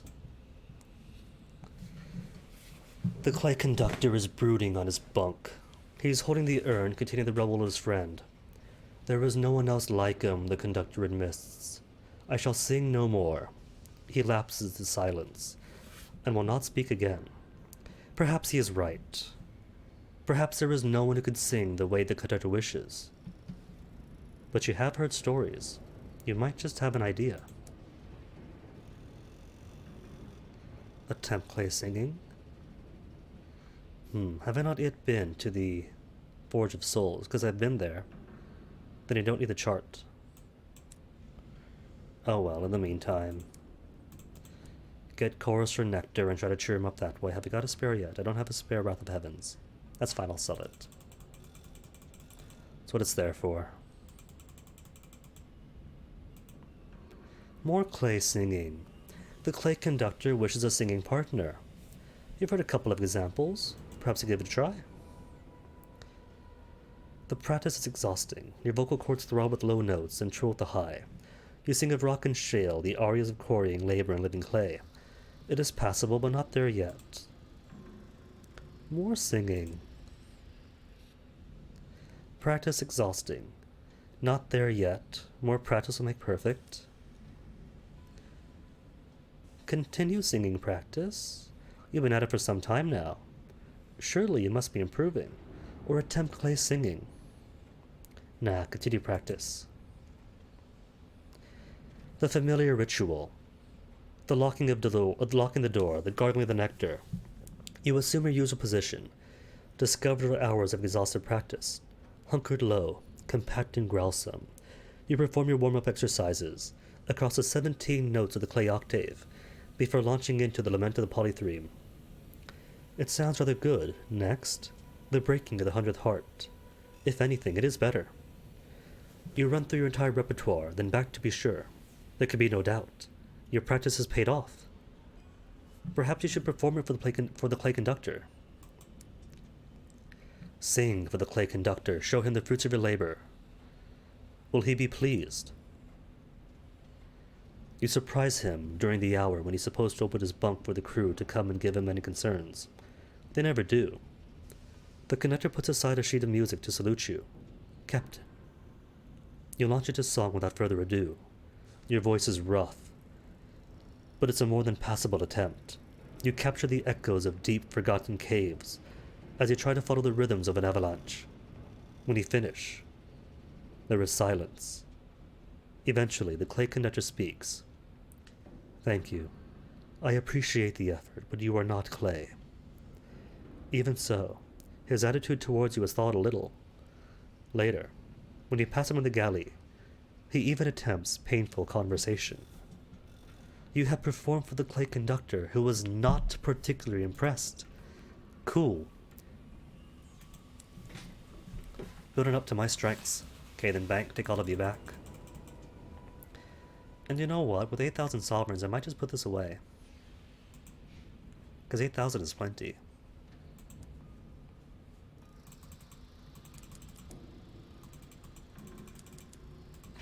What about prospects, though?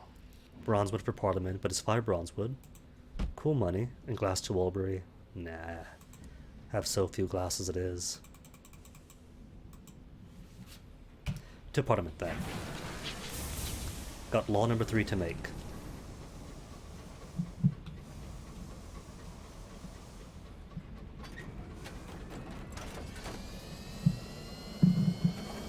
Engage.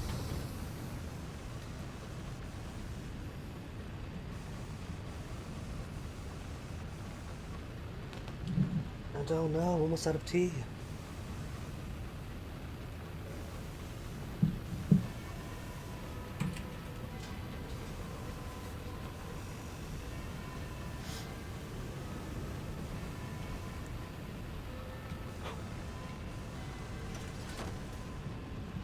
Oh no, guest Dreadnought. You know what? I'll take him on.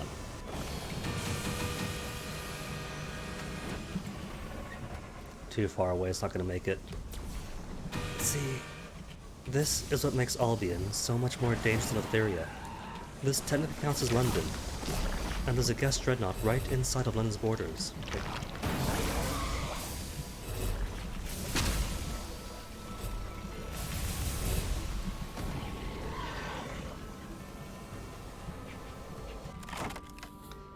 Continue bombardment, lose terror, repair hull. Hull's currently at 78, repair hull then.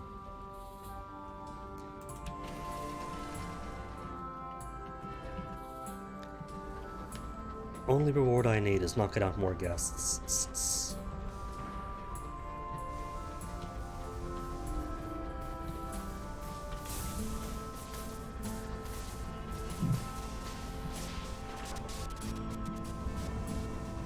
I think I'll stop by Brabazon first. Already going plenty fast. You know what? Nah. Straight to Parliament. If it turns out that I'm low on fuel, then from Parliament to Brabazon, then London. But for now, this is plenty. 10 fuel after all.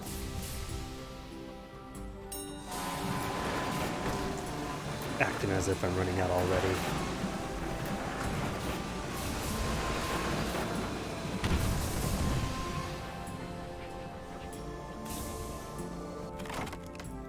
More hull repair, max me out.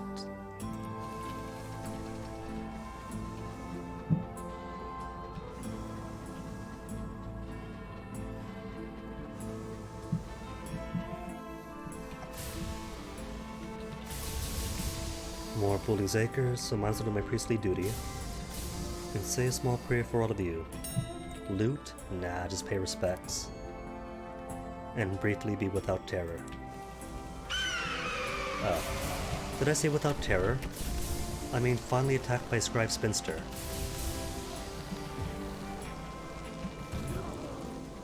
Kept saying would happen.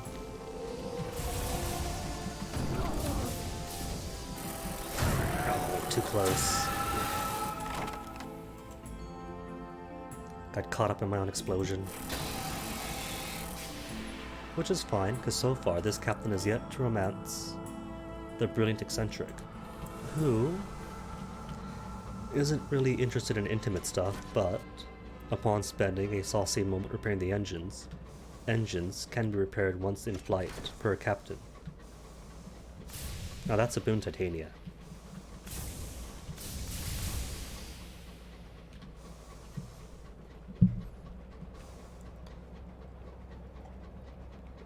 Previous one used her free repair after the transit relay. Fixing it, getting clawed apart by a story curator. Real ones fall apart so easily. This one, not yet.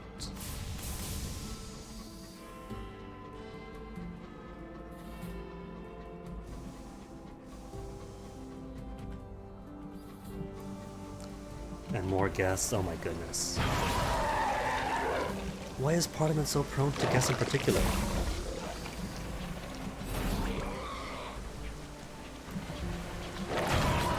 Or are those just the Tory parliamentarians?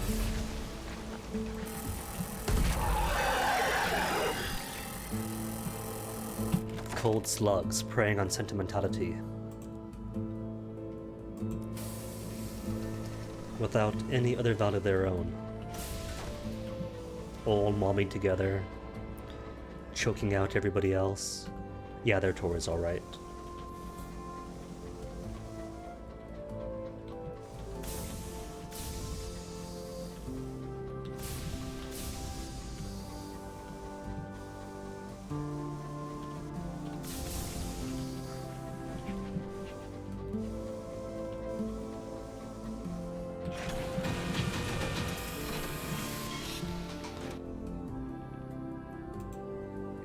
Oh wait, first things first. Bazaar, you want bronzewood, brought up for this purpose, 1,475 sovereigns, or just 5 pieces. And a free permit in exchange. The member's besides herself with glee. Oh, wonderful. We'll be able to stock the good wines from Pan again, she coughs. I mean, reopen an important form for facilitating bipartisan camaraderie. And selling souls. But a cheap jumble of undistinguished souls, no thanks. Right then, back to the Palace of Highminster. Can't yet enter House of Lords. What do you acquire? Need a key to the House of Lords. Victoria Tower. Key to Victoria Tower. Haven't been to either yet. House of Commons, how about you? Back to my ministerial department. And new laws to make. Monday. Endless meetings. Spare the most tedious of them. Indeed a courageous law, he comments. Oh, now it goes down. 94%. 100% chance for mirrors. Good sub story. Celebrity backer. Sure then. Celebrity backer it is. Bill has no support. Oh. Stirring speech then. How's that? Only a fifth of Parliament supports my bill. Bribery campaign 94. Clear out the competition 100%. Chief whip 94%. Oh my goodness, gotta get my irons up again. Clear out competition. 1/5 still. Wasn't 1/5 last time? Oh no, it's getting more difficult. Stirring speeches, all I can do? Still just 1/3 by Friday. Okay, competition, be free. Just under half? Just under half supports my bill. 41? Oh my goodness, the lowest it's ever been. 3 laws passed. Lucky. New law is made. Dinner bell goes off. Even its most arch critics are happy to vote for it. To get to the dining room before the sausages are all gone. 50 experience. Your new bill quality is now 1. Cabinet reshuffle. You are transferred to Ministry of Propaganda.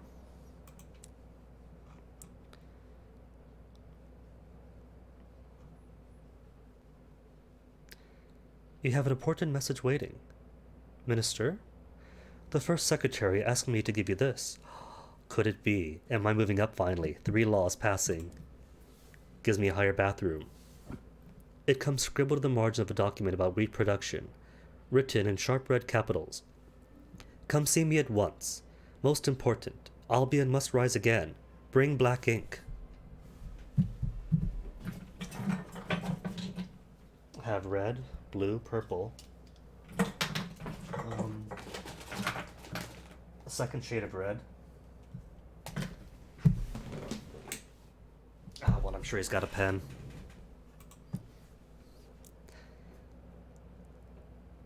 Visit the first secretary.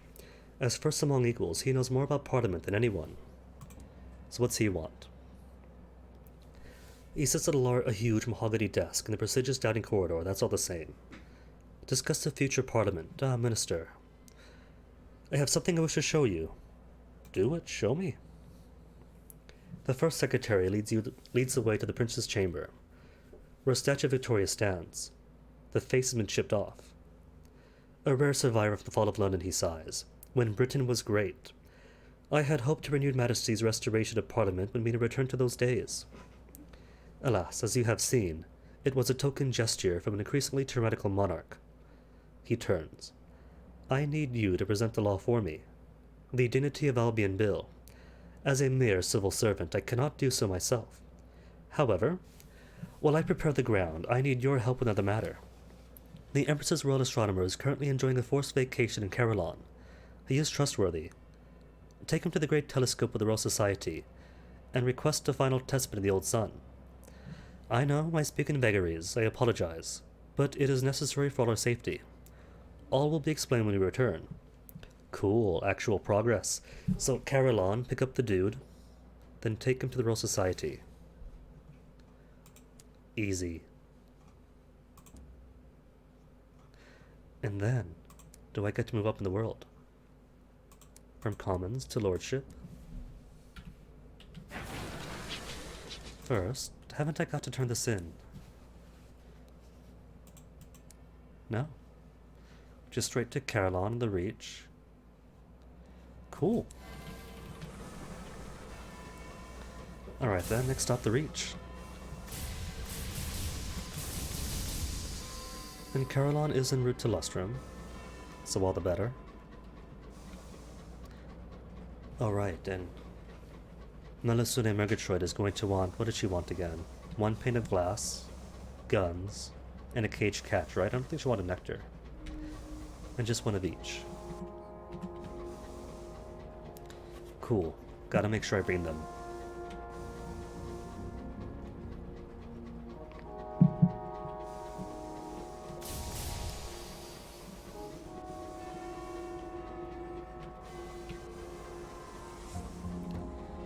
And my settler, criminal settler, wants Port Avon, which is also en route. So New Winchester first, drop stuff off, pick things up, then Port Avon, Carillon, Lustrum, then back around. To bring this fellow to the Royal Society.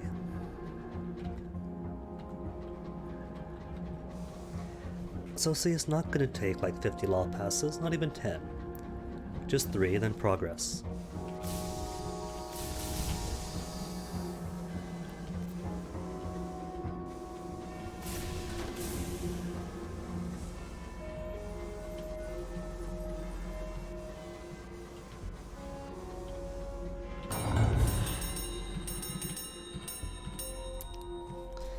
Present yourself to customs, no contraband, nothing to declare.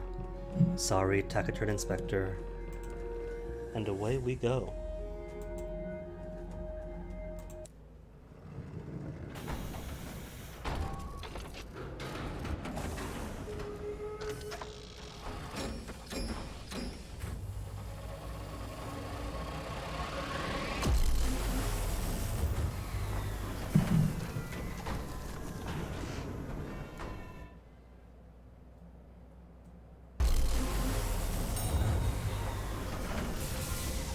And if I recall, there's nothing necessary at Magdalene's, but I haven't got any charts, and there's a chance Magdalene might sell charts.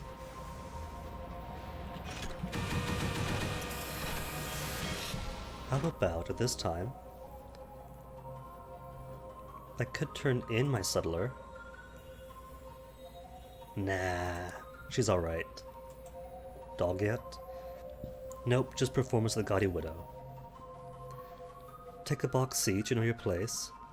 Enjoy yourself, it is good honest theatre. You find your companions at the stalls, armed with boiled sweets and roast chestnuts. Soon you have the vicar hopping about the stage, while the exuberant widow is almost beside herself with laughter. The interval, and the subsequent rest of the second act is a hazy affair, tolerated by the impoverished East Enders. And that's it. Parsimony's chairman, we got nothing for you. Chairman's request, what are you about? Deliver more tackety nameplates before we can trust you. Is that what the Founders thing is about? There's one achievement, I have no idea what it's on about. But it might require that, seeing as we haven't done anything for the Parsimonious chairman ever. Books from London.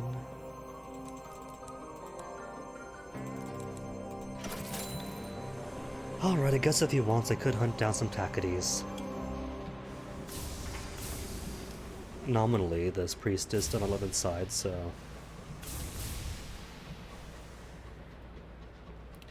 Sure.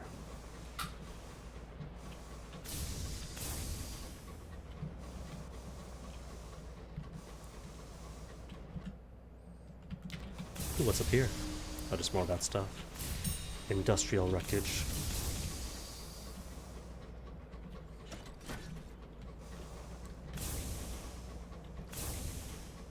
I mean, it probably won't take too many tackety nameplates. Probably just 10 or so.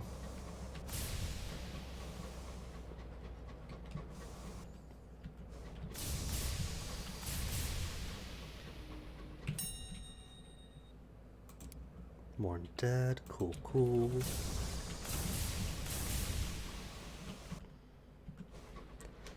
Next exit straight up in Magdalene's. See, it's a face. Mouth, nose, very clear and distinct eye, bit of a buzz cut.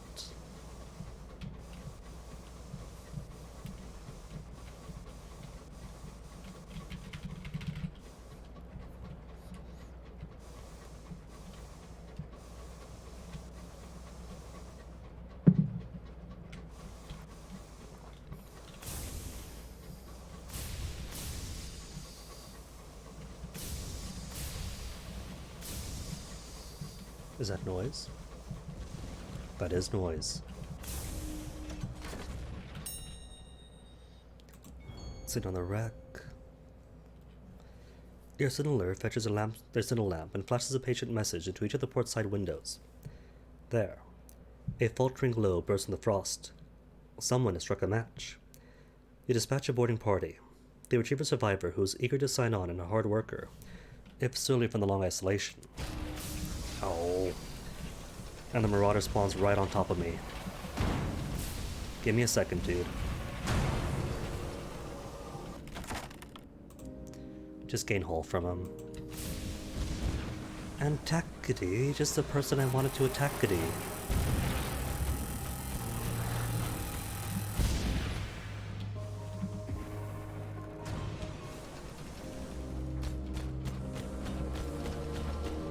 Excuse me, buddy. Thank you, thank you.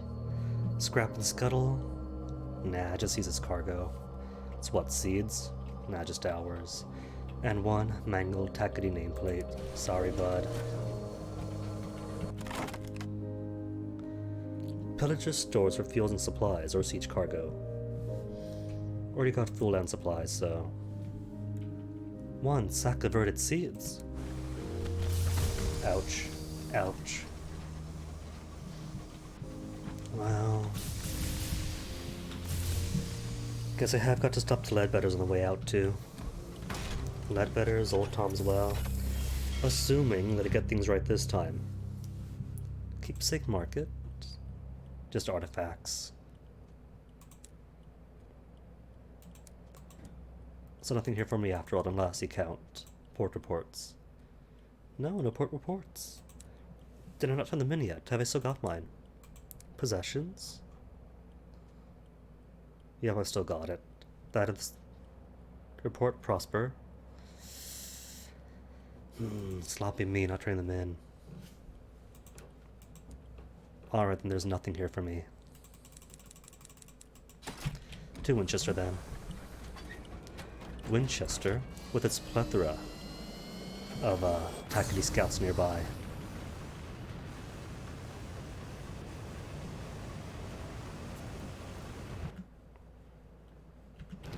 Circus, I'm sure already have.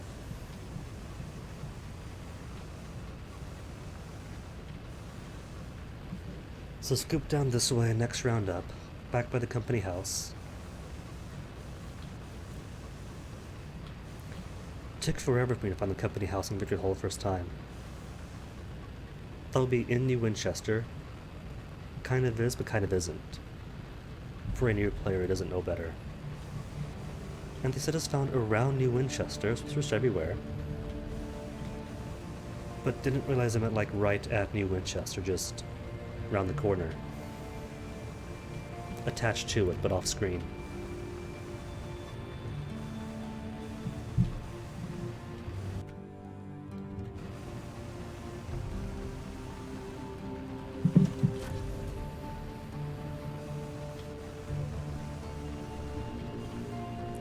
And Clayman, now that we've sung, we can't do anything else, right?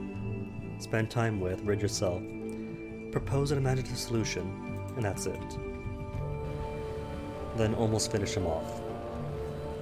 Just taking him to there, then restarting the forge, which might require yoke status, I forget.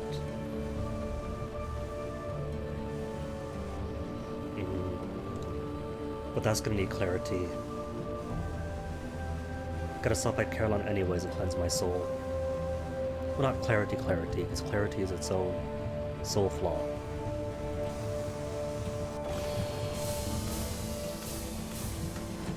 Bink bonk. Oh no, tea's out.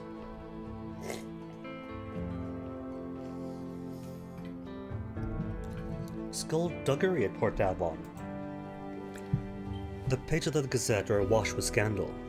The Port Avon Parish Council complains of noises from local ruins at night. The prudent secretary is eager for any confirmation to tackle the activity in the ruins. The endured veteran would also like someone to look into the matter, though not too hard, mind. Sure. How much gossip do I have? 3. What could anyone want with the moldering old ruins? The Gazette has little concrete use. Rumors of this or that criminal spine of the ruins.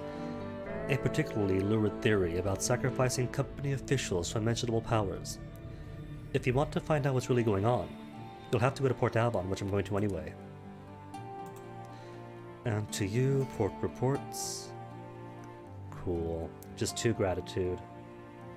2 favors of fortunes of stovepipes, which, if I keep hunting Tacadies, will jump significantly. More permits. And away we go. 2 new Winchester Properer.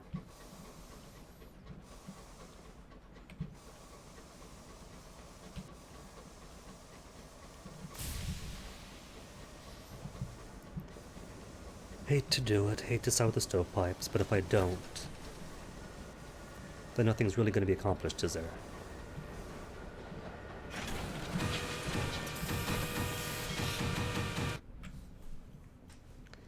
City, repairs, good on. Explosives for Lustrum, 5 crates, souls for Prosper. But it's only low-level souls, so don't really need it.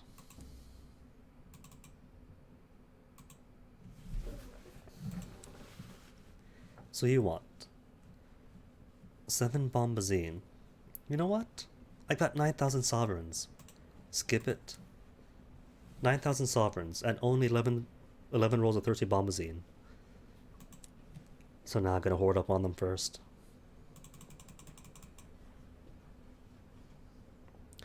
Right. What you want. Guns, catches, mirror. And I think that's it. Yeah, pretty sure. Explosive, souls, good on good. Okay then. I don't think she needs honey, but just in case.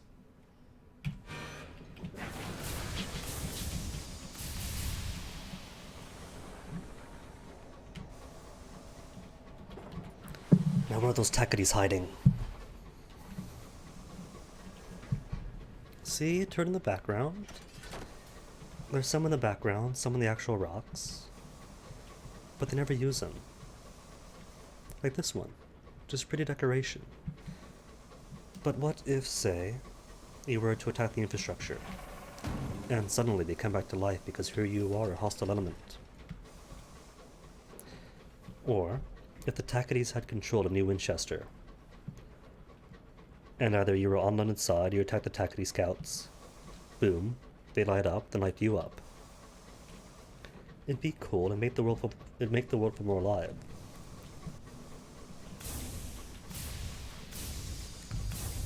Or like the what's it? That giant scorn fluke around Woolbury. Cool, things can pop out, but what are the more things that could pop out from the unknown and hurt you? Kind of like the way the undeparted do from the extinguishments. Except not necessarily having to be a hostile monster. Just the environment itself. They're making some progress with it. The wells, for instance, used to be 100% passive, but now they do actually hurt you if you're too close to it. settler, here you go. And 200 sovereigns for not turning her in. Cyclopean ruins. Conducting nocturnal... No, not that one. Investigate rumors of the Tacites in the ruins. Normally, previous captains side with the Tacites. What about this one? You wait until the sky is dark and the distant stars are dim before making your way to the ruins. You go alone, bearing only a shuttered lantern. Dust rises underfoot as you tread along the shadowed halls, greater and gloomier than the manners of old London. Through gaps between stones, narrower than the inside of a coffin. Voices grow near, voices, and a rich, resplendent light. The luminous glow of brilliant souls, mined from the ruins, infects this hidden habitation with radiance. A group of heavy-set men and women in hobnailed boots are just ahead. They are intent not on depositing of souls, but on hollows amidst the stones, where they are busy burying caches of munitions.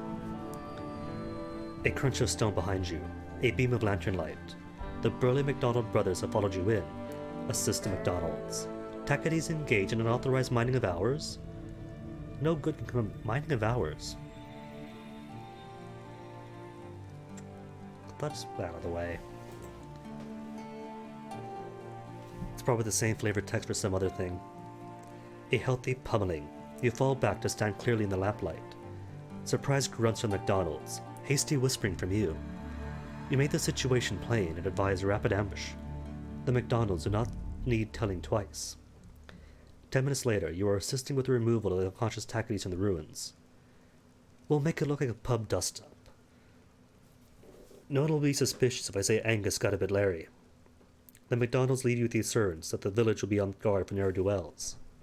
10 fortune stovepipes, 93 thriving.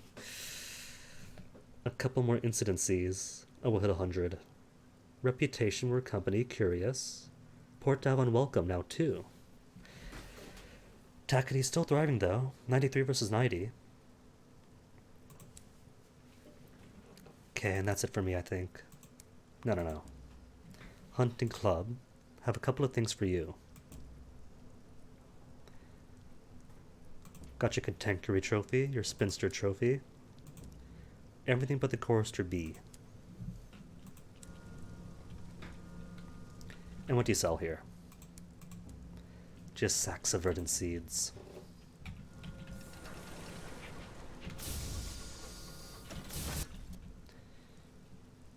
Yes, game. I know about full steam ahead. That's twice today you're telling me, after telling me on Friday. Is that an aspect of Port Avon? That if you leave Port Avon, the game detects that you have full steam, capable engines. Then it has to warn you about full steam. Because you can't buy them in Port Avon, so why is it triggering now? And twice today at that. Ah, well, no matter.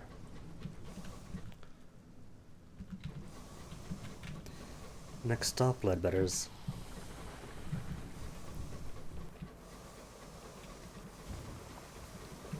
And full disclosure, right? Hey, bees, hold on. Disclosure could wait. Give me honey. No, the trophy.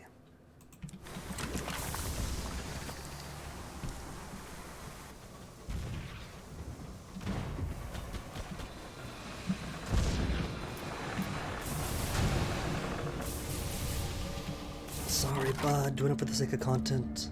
Scrap and scuttle the birding vessel. And get one more mangled Tackety nameplate. So, full disclosure, after finding out the hard way that you could lose crew forever the first lineage, by way of losing my repentant devil.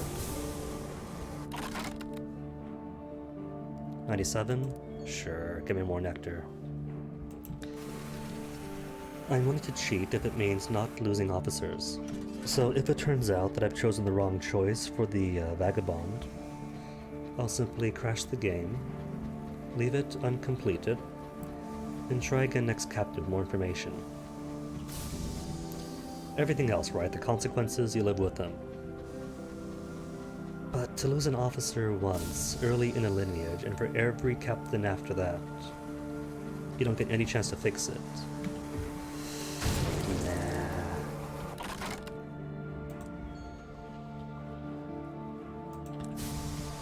Nah. I'll cheat for that one.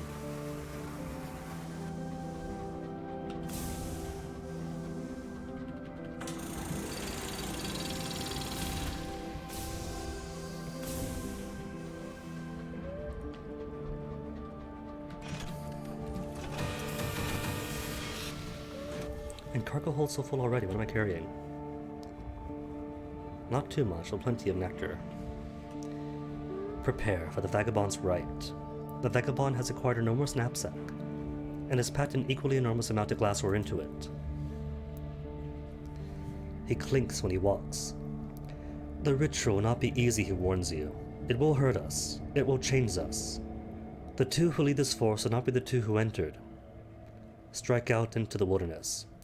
Do you have what you need? The vagabond stares at you, then nods.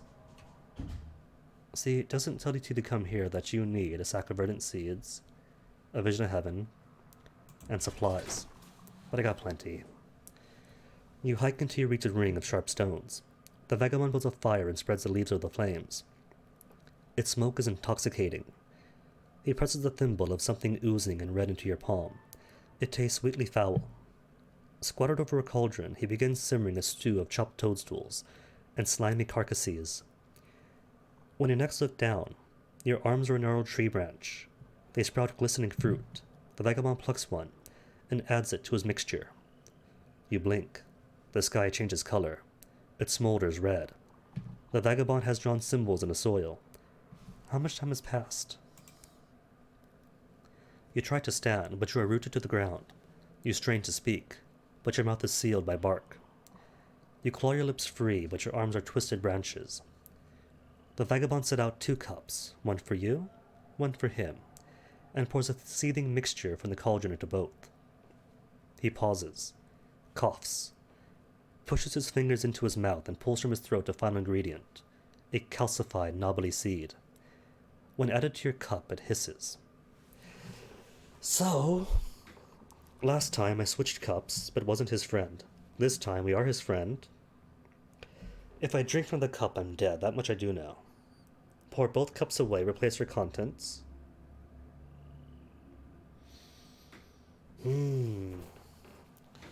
So my thinking is that if I switch the cups, he becomes a scapegoat and starts to dendrify, but then we save him. Because we're friendly. And I get a forever cursed dendrified vagabond, just like last time, just like the previous lineage last year.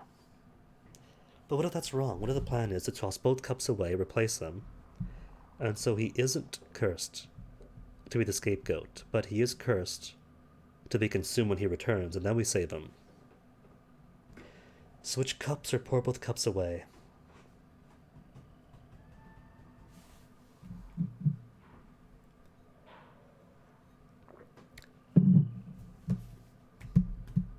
We have 2 variables, friendship and cups.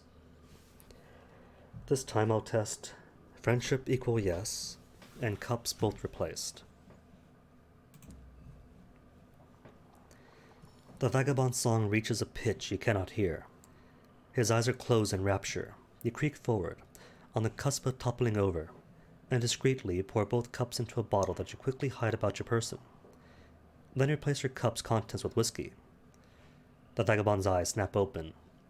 For a moment, you fear the worst, but in one swift gulp, he drinks from his cup and commands you to drink from yours.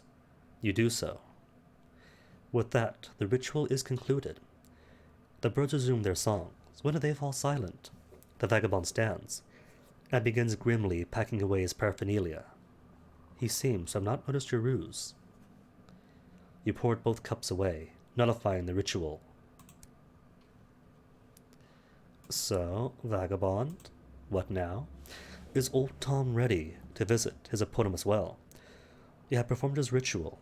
He should be ready to seek out his sister and confront her about Quivers and the other missing skylarks. The vagabond beams at you, his eyes twinkling. Yes, I'm ready, he says. Thank you for everything. This will make a fine story when it's over. Okay, in that case, hunting party, get my terror down. Briefly without terror, cool. Albert Seidel, give me my sky stories. Lovely, perfect, a mere 14 now. Capabilities in quest, have I got stuff for you? No, I don't. Stomach of cantankerite, attaining clippings, fungal crinoline. What do you sell, though? Stained glass. I'll take it.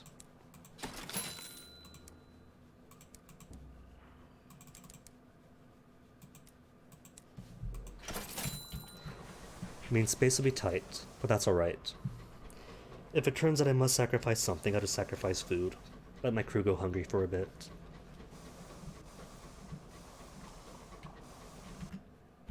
Because what I anticipate is going back to Lustrum might not be the Nettyman again, and I'll have an actual decent haul for my hour's claim. And if I do, well, first I visit Murgatroyd. Metasuna Murgatroyd, give her the stuff, and that'll free up some space. I could give away the horse nectar too, since the nectar was free off the bees. Didn't cost money, so no harm letting that go free.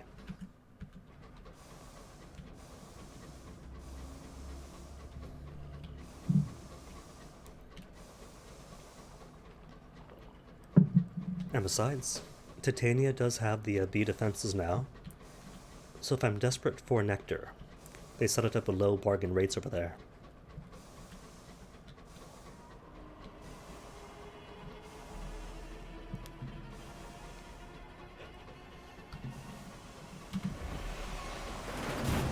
Nice. Did not expect that to hit.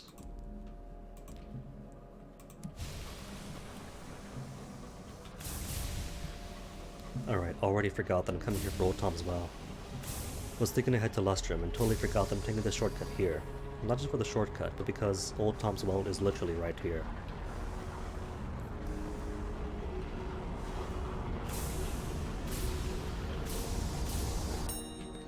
Approaching Old Tom's Well. Below, beneath the scuttling clouds, a speckless structure clings to a shelf of ice. The well winds drag your engine like a frantic clutch of a drowned man. The well gapes, and we land successfully.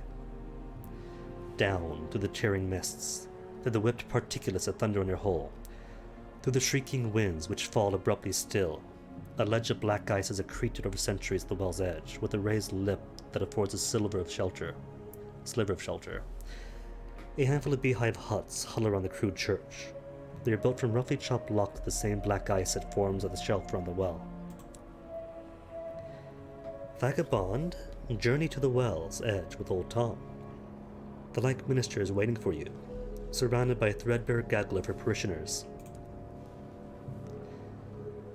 The well winds whip at your garments. The vagabond's beard and coat flap wildly as he strides towards his pale, gaunt sister. "Greetings, brother," says the lank minister with an unconcealed contempt. "Sister," booms the vagabond with an exaggerated bow. "Aren't you going to thank me? I've brought your master another gift." Not having any Old Tom secret, confront the vagabond's sister. Ask the like minister what happened to Quivers. The young Scotic was lured here by promises of paradise, hidden in secret code. What did she do to him? The minister's face is stone. She does not reply. The vagabond answers for her. "Quivers went in the well, dear reverend," he says with a twinkle in his eye, "as did dozens before him. I made a pact, you see, with the bitter old thing that lingers here. It granted me riches. I pledged my life." He smiles, delighted by his own cleverness. "But I offered some sinister folk a lot of money, and they helped me ferret out a ritual that would create a scapegoat.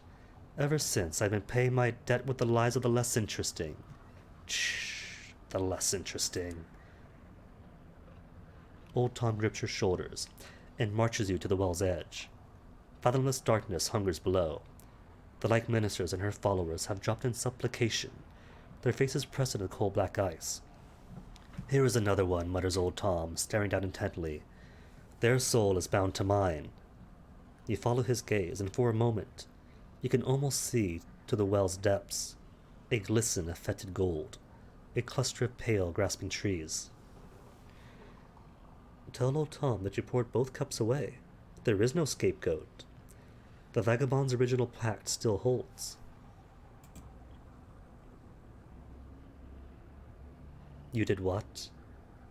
The pipe falls from the vagabond's gaping mouth. He backs away. His face crumples into a mask of terror. The winds begin to howl. You came here with no one to offer, says the minister. You have broken the terms of your bargain. Ooh, maybe that's what it should be then. Break the bargain, and then identify him. King of Sweden, well done you. How have I been doing? Gin and dogs? Pretty well. Well, with the exception of Comcast acting up today. Dropping out the net twice in one morning. Fantastic, even by Comcast standards. But, if I got this right, might make up for it with a tree vagabond. Yes, got it. So that was it. We don't make him the scapegoat. Don't switch the cups. This is perfect. Stay his friend to get the opportunity. The friendship might not even matter. But replacing the cups was the plan after all, not switching the cups. Sweet, so that means with the exception of the clay conductor, that's everyone done then. The terms of the bargain were clear, Tom. The like minister's smile is cruel and cold as the world itself. You've had enough time already. No. The whirlwind snatches legs from under him, and the vagabond skids towards the well. He tries to cling to the ground, but his fingers snap like brittle twigs. Hey, thank you very much for the host. Pull him back from the brink, and get a dungeonified vagabond. Or let the vagabond fall to his doom, and in doing so, lose out on an officer forever and ever for every single captain's line. Nah. He doesn't have mercy, but you can grant it to him, which is in character for this character, with his priestly origin. Ignoring the minister's protest, you haul the vagabond to safety. The whirlwinds dies quickly as he had risen. Why, shouts the minister to the darkness below, why give him another reprieve? As you haul the vagabond back to your engine, his broken fingers lengthen, his legs collapse into a tangle of powdered tendrils. He writhes, briefly, until his limbs petrify. By the time you reach the engine, his right arm is a creaking branch. Below the waist, he's a trunk of white wood, ending in a snarl of twitching roots. Your crew stare in revulsion. At your urging, they carry him to his quarters and stand him up on his roots. You can only see the white of his eyes. Small, keening noises escape between his lips. He claws at the bark of his ranch arms as though hoping to find flesh beneath. You back away, giving the dungeonified vagabond a moment to recover. After that, he could still perform his duties above your engine, you suspect, and who else would take him in? Which is the best ending for him? The vagabond broke his pact with the remnant of the well. In punishment, it has made him finally put down roots. 3 terror and 4,000 experience due. 14,209 of the 18,000 necessary for level 19. Well, I'm done here then. Away. You use steaming water from the boiler to melt away the ice that clings to the windows. Then you depart, your locomotive heaving as the winds try to drive you into the well's yawning mouth. So, vagabond, how are things now? He looks fine for a tree. You planted him in his cabin in a large clay pot. Below the waist, he is a maggot-white tree. One of his arms is sagging, leafless branch. The wood that constitutes his body is dead. He has no need for water. He spends most of his days unmoving and alone. The crew have heard rumors about what he has done, and revile him for it. When you visit, he is pathetically grateful. Speak to him, how's he doing? As a good captain, I gotta see how my crew is. His fiddle and bindle are heaped in the corner, gathering dust. He tries to tell you a story, but he stumbles over the words, mood. He begins a joke, but forgets a punchline, doubly mood. When the silence grows awkward, he begs you not to leave. Triple, quadruple, quintuple mood. See, it's a good ending for him. He's a reprehensible person who has sacrificed loads and loads of souls. And now he gets to live. Inspiration 4. Sure then. Decipher the ancient inscriptions. The inscriptions are written in the language of the suns. You decipher what you can. They hint at a number of feuding solar alliances or conjunctions. That is totally not going to come back again in this ambition. Each conjunction upholds a different philosophy, as obtuse and fiery as the stars themselves. So next stop, Lustrum. Because while I didn't check up on what the requirements are for different endings, I did check up on the wiki some time ago, and apparently the other ending you can get for the Vagabond is working with him and agreeing to sacrifice the lives of your crew periodically to keep him afloat. So given the choice between the Vagabond dies forever and one officer gone, or sacrifice your crew periodically, or just curse him forever to be a tree, then tree's the best ending.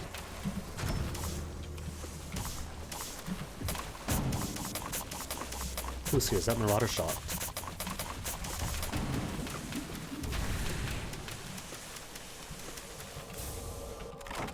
Colonized cantankerous, pulverized. Edible fungus. I got plenty of food. Destroy remnants. They are an unsightly blemish upon the sky. Your guns thunder again and again until the conglomeration is pulverized. Your crew cheer like spectators at fireworks. And you get sky stories for that, so it's not just a terror job. Retrieve stomach of the cantankerous. And that should be enough for the phlegmatic researcher.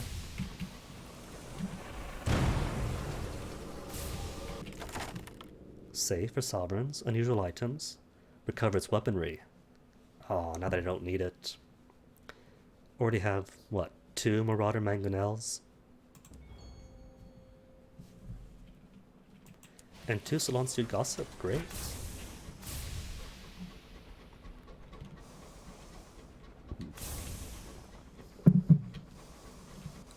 Surprised though that I haven't seen any Takati scouts this entire time. It's like they know that for the sake of a singular story that I'm gunning for them. And just like that, Takati Scout. More like a Takati Scout. Sorry, buddy.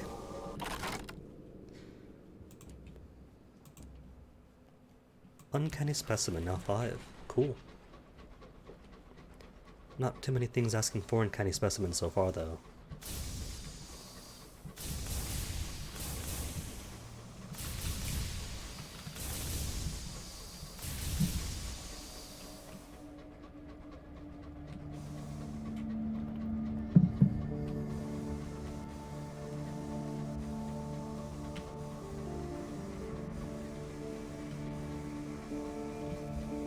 Waving back and forth as if that illuminates the light, illuminate the darkness. Still, old habits and all.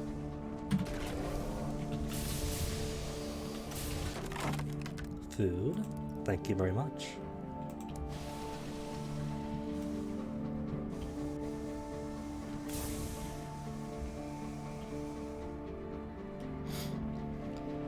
So first things first, what do they want? They wanted guns, but I brought none. But Melusine. Port report first, of course. Melusine wants mirrors, and that, not mirrors, what is it? Stained glass, guns, and bronze wood. She waits eagerly for her supplies. Her gunpowder-stained fingers twitch at the possibilities.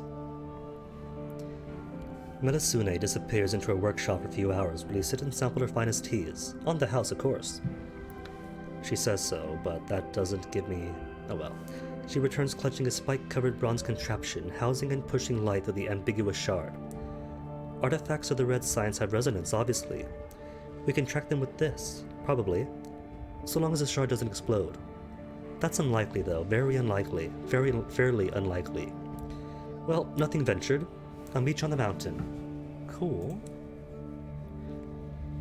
Well, first though, cup of tea, indulgence blend, straight from the Blue Kingdom. Not on the house, of course. A tea for the true connoisseur. It tastes of dust swept from the darkest court of a sepulchre. It is best served with a drop of milk, ideally on the verge of turning. You sip gently. Between sips, a bite of sugared biscuit to take away the edge. And if she wants to meet on the mountain... Company...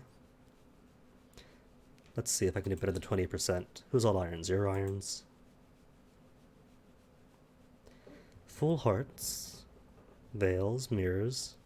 Your irons. How now then?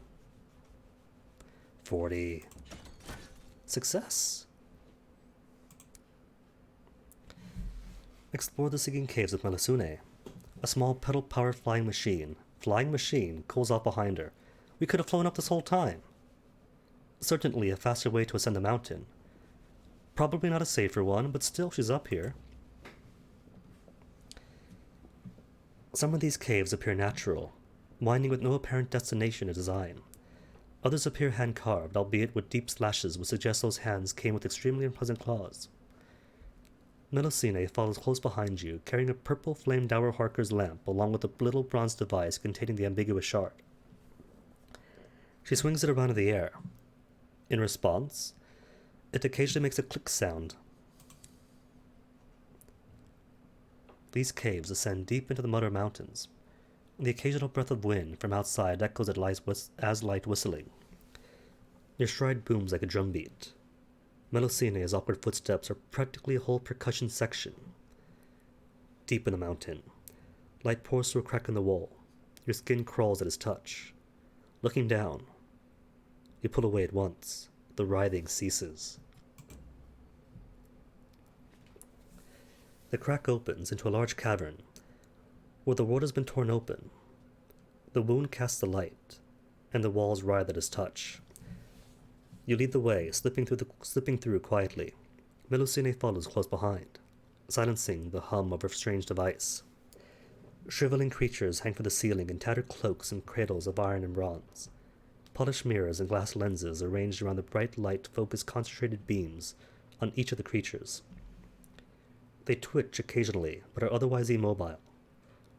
Another of their kind, the one the people of Lustrum call Mr. Penny's, moves between them in awkward, jostling steps. It salts their lips with hours and shuffles on. The light flickers just for a moment, but apparently a movement too long.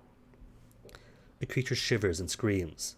In its death throes, it drops something it clutched to its chest, a statue of sorts. Its last scream echoes through the mountain's tunnels, a piercing screech that cuts to your bone. Somewhere, far above, it emerges from the mountain as beautiful music. Mr. Penny's goes about its strange routine of the writhing light.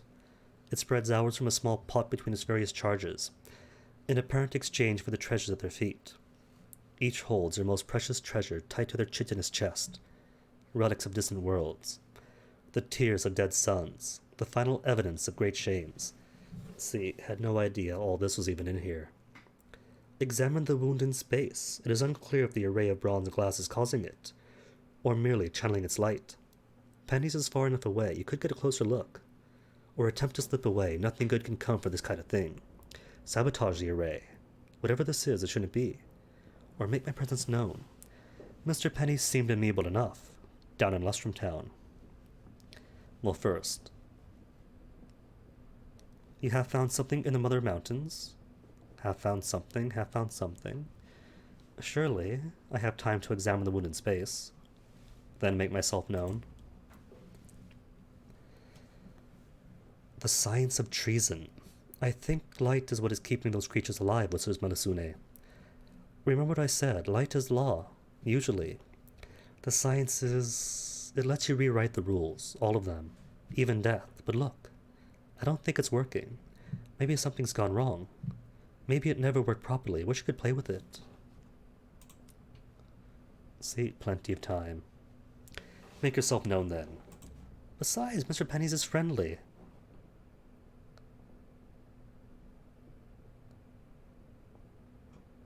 Make your presence known, a not-so-subtle escape.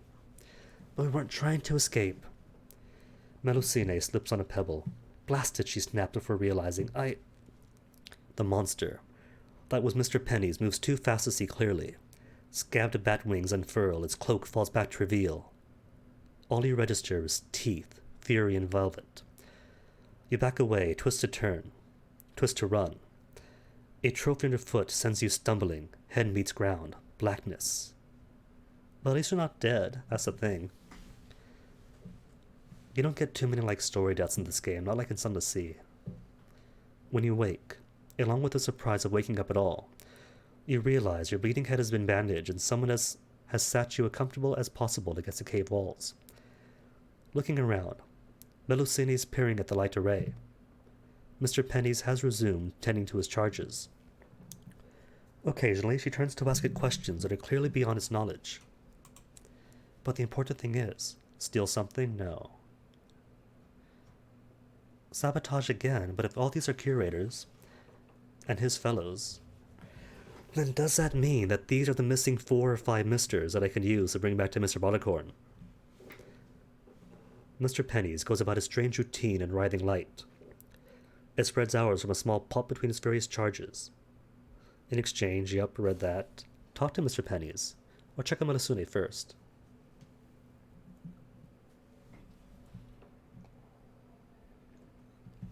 Funkapotamus. Wherever your heart leads you. Check on Melusine first.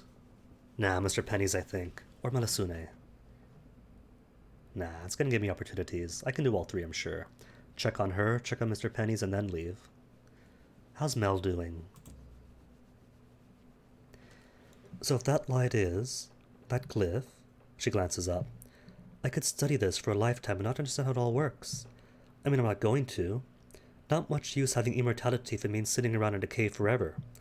Also, it's cold. Still, I wonder if old Mr. Penny's would mind if I came back here later. I could bring my coat, and my clarinet. The acoustics in here are incredible. Yeah, she's fine then, so Mr. Penny's busies himself with work, watching you suspiciously, and Melusine with the look of a china shop owner witnessing the arrival of a particularly large bull. Our kind lives long. Much time for mistakes. Blessed place on the chain. Means mistakes can be mighty. Mr. Penny assaults its own monstrous lip with ours. These oldest of us, oldest not willing to die, come here to prolong life. Too much to fear from the darkness, the stories, things on the river with chains and thorns. They choose agony of torpor over the consequence. This one did things too. Now sworn to protect elders, penance. Maybe one day could find forgiveness. Until then, much stay and watch. So are you telling me then that curators have a concept of something after death? They live their lives, make mistakes, die, and then a river with chains and thorns, well, things on it. What does that imply then, that these higher up beings have that or we do know that the dead do exist, as like a Blue Kingdom shell thing, with various things going to it upon death.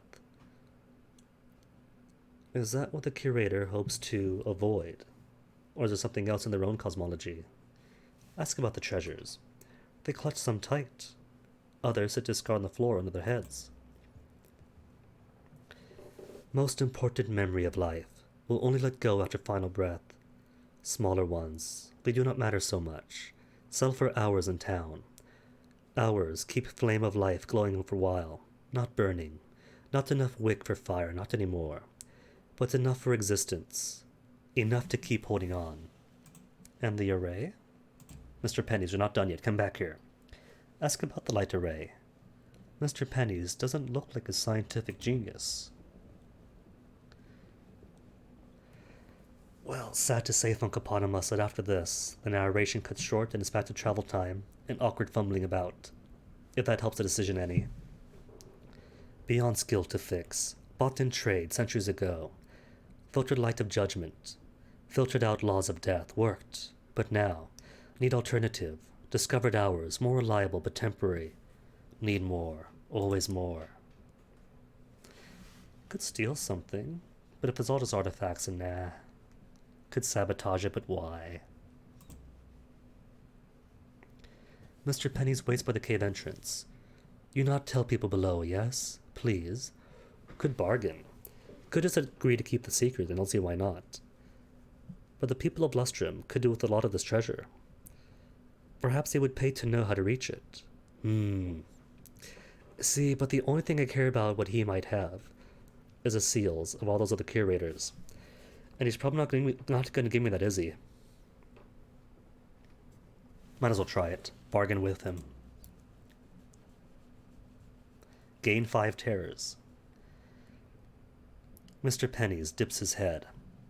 The hood falls away, his wings fill your vision. His claws hook into your chest. The monster surges through the caverns, taking flight. Finally you're outside. The cold air cuts. The thin air isn't enough. Breathing is. Mr. Penny's releases you. Your arms wheel, your heart stops. You land in a freezing drift, just feet away from the plateau of rocks that would have split you open like a burst sausage. I guess that's the bargain then. My life, and I don't tell anybody. So it's a fair trade then. My life for my silence.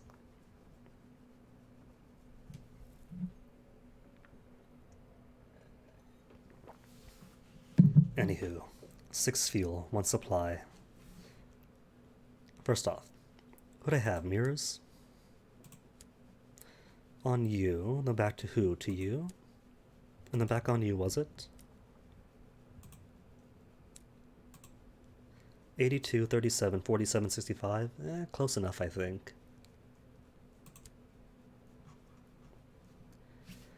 Alright then. Claim on the mountain. How's the hull? Any men again? Not much to report, Captain. Cool. Which leaves plenty left over. Crew, back to work. Plenty left over for fuel.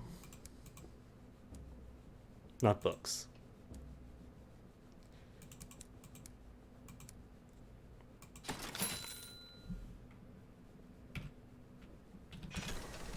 Bit heavier in the fuel since Caroline does not sell that.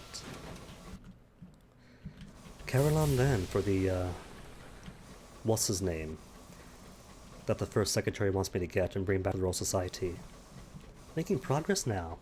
Actually becoming a proper parliamentarian.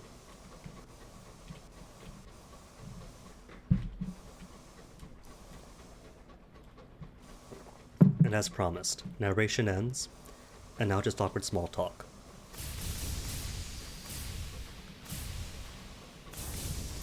But as expected, I doubt that those curators count for seals. Hopefully. More than the endgame stats and the new facets. Sovereign better bring in those missing curators, those missing misters. Thought the Corruptus Hoarder might be one. But nah. Wrong crab, wrong masters.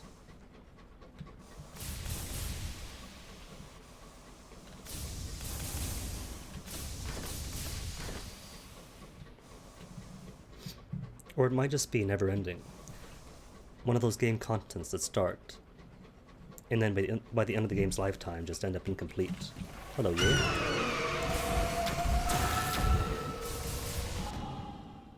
Oh, that's why. Wrong exit yet again. Where are the road signs here?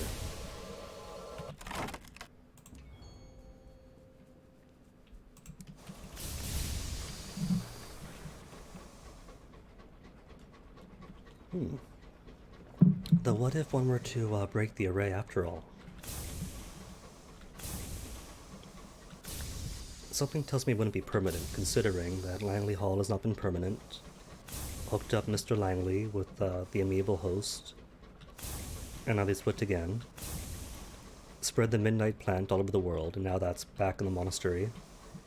With Amberly Megatroid suddenly alive again. With full mental faculties.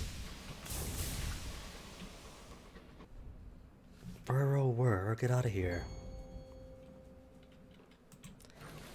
So I suspect that if you were to destroy the array, or sabotage it for a bit, kill a few ancient things, that'd be back to like full working order by the next captain. The sun persists in a strange way.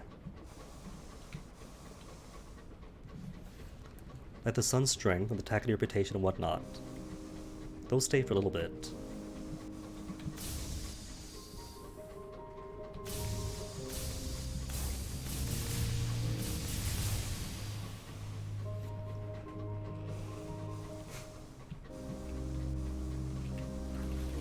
Wait a minute, I'm a short one, aren't I? 1, 2, 3, 4. Where's my first officer? Oh, unclicked you. 8275.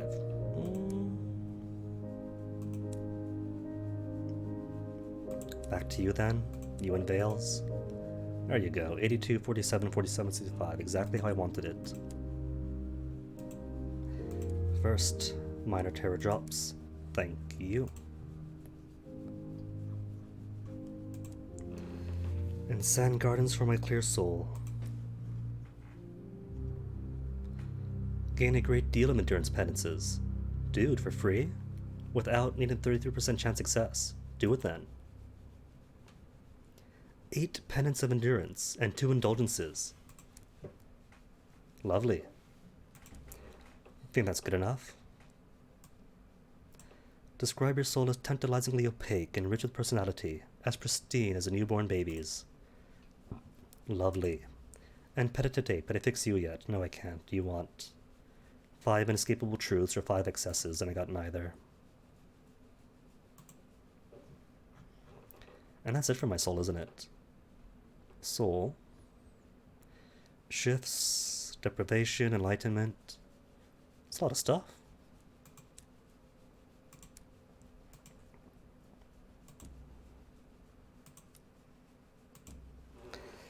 Just how many's missing now? All I'm missing. Inescapable truths and excesses. Wouldn't that be funny if the priest of all people's the one who had to get, like, all the soul purification, and thus had all the stains on him? Rescue the royal astronomer. Hopefully, he won't mind you interrupting his holiday. You find the astronomer in one of Carolon's intensive therapy rooms, having the memories of a broken heart carefully milked from his tear ducts. It is not hard to convince him to slip away from his attending devil's tender administrations, in favor of a little science. Cool. And now he goes all the way back to,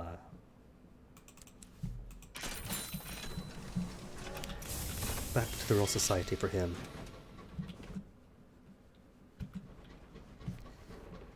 But 4.5 fuel to get from here to New Winchester? I'll make it.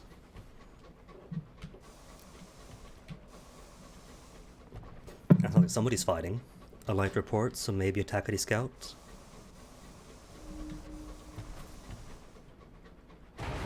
No, just a marauder.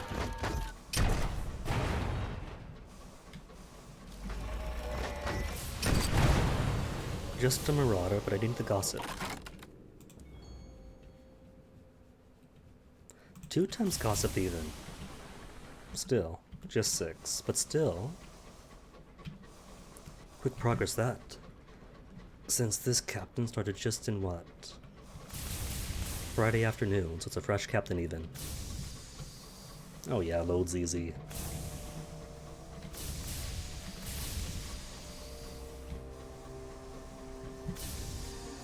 Though since this captain is over like figuring out or picking up stuff I haven't done yet, maybe I should get some more sins on this priest.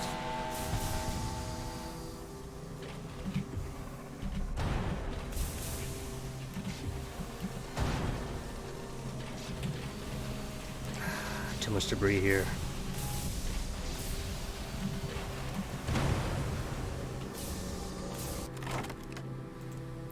Even if he wasn't close, that would have been too precarious. Just specimen? Oh well.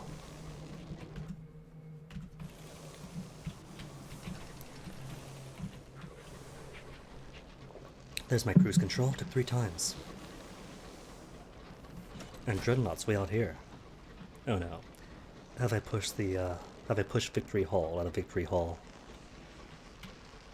Probably have at this point.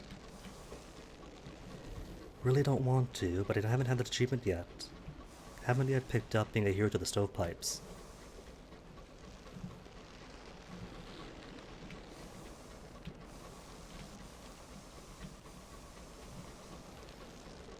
And the parsimonious chairman still has some job I haven't seen yet. Which might be tied to something.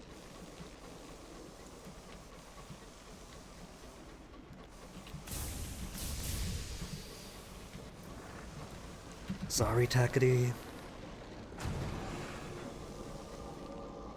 It's for the sake of new stuff, I promise.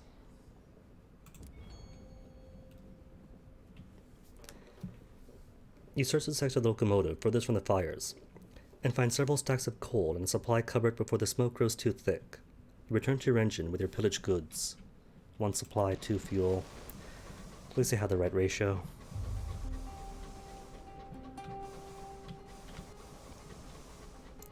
If it's any consolation, I'm sure they all escaped in time. So the giant correspondent rocket out the windows, and all made their way to the lifeboats.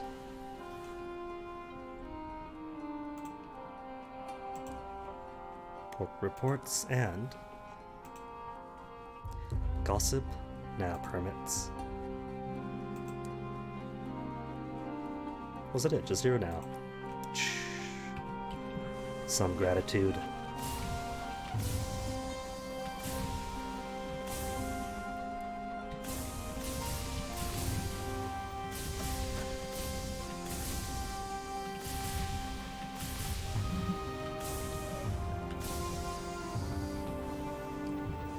Okay then, what do we have here? New Winchester report. Nothing new then. Status, the Winchester War. All work at Victory Hall has been stalled by a measure introduced by the prudent secretary of the River Company, attempting to regulate materials of the engines the company will accept trade with and from. It is widely believed that the measure is an attempt by the company to force the assembly to reveal their part in supporting a practice of illegal engine construction from salvage taken from wrecked locomotives. That's it. What about the political situation? The assembly runs New Winchester, so yep, nothing's changed. Still neutral. And my name? What did they say of me? Name does not appear in Takady Focus reporting. Does not appear in stories about stovepipes, recent fortunes. Bah. And the bazaar then? Lustrum will be cool, but that's in the past. Prosper, just souls. In that case, bank. To toss you all away. Victoria Market. Got enough food. And that just leaves the bathroom. Be right back in a bit, sorry.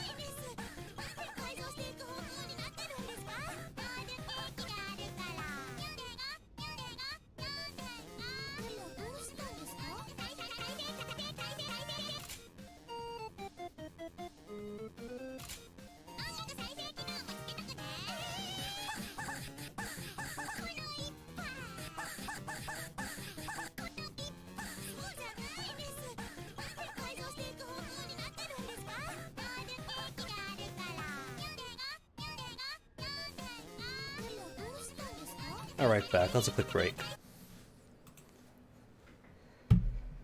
So then, oh right, hold on, hold on. Mr. Manager reminded me that I'm this close away to the achievement for having all the animals on board, which I could have done in the previous captain, but I can't this time because I do not have the perfect pangolin. But that's okay. That just takes a small bit of exploring Langley Hall.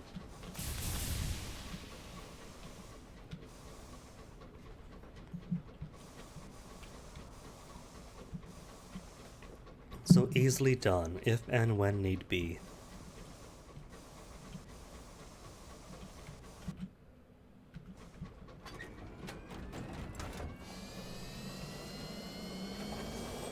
Got all the scouts after all. Oh, but I'll see the pets. The dog, the cat, and I think that's it. Luckily, it doesn't ask for the rabbit. I don't think backing is possible in retrospect. But for those backers, those lucky few, they do get a rabbit. The rest of us have to do without.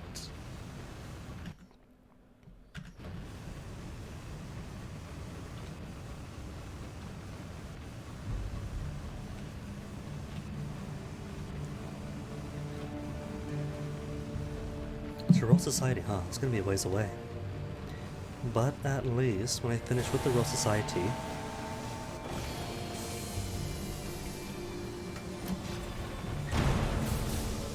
that definitely means stepping up the parliamentary. 2 mangonels in one day, after searching so hard the first time. That is cruel. It's extremely cruel. Game, how could you toy with me like this?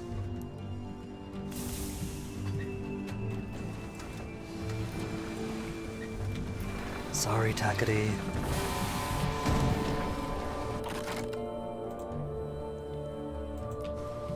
They all escaped, I promise. They got lifeboats, they got escape pods. And unlike 7 Days of Skeptic, the escape pods don't require like 3 days authorization to use.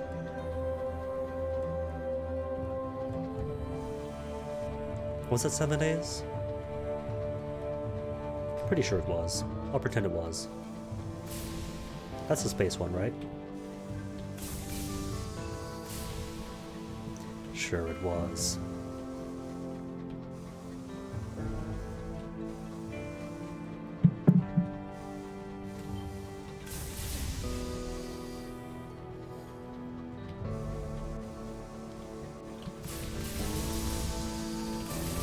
Gonna go hostile for looting? Not hostile for looting. Only if another dreadnought pops out, goes hostile to me, then he helps his ally.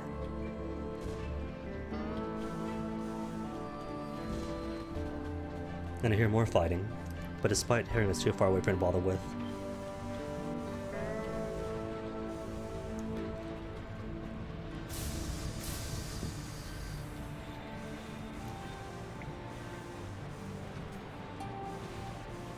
Shunk, shunk, shunk.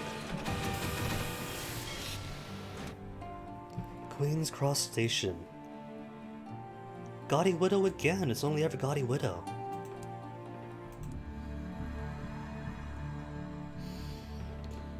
In that case, enjoy yourself, get some more East End company then. Welcomed by the impoverished East Enders. Never to ever enjoy the company of a big dog. Do I have the dog? No, I don't. That was a previous captain.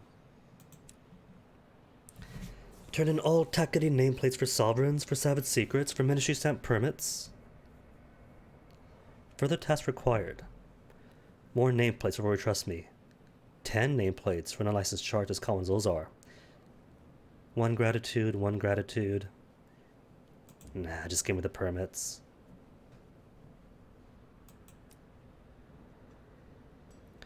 And still not yet. Maybe 10 will do it. I would've got the 6, but still. He signs her account with a distant smile, like an elderly aunt introducing her newest relative. Producing a heavy stamp and a sheaf of documents, he angles the stamp just so that on every crisp page is an identical mark. Tolerated with Takatis, Admired by the Windward Company.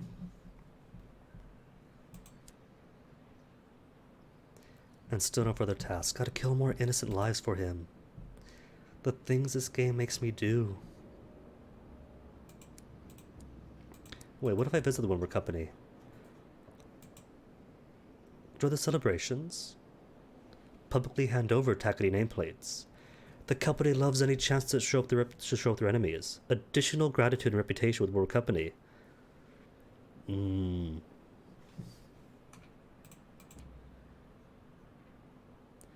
Terror Fallen. More reputation with World Company admired. Still tolerated. Oh well.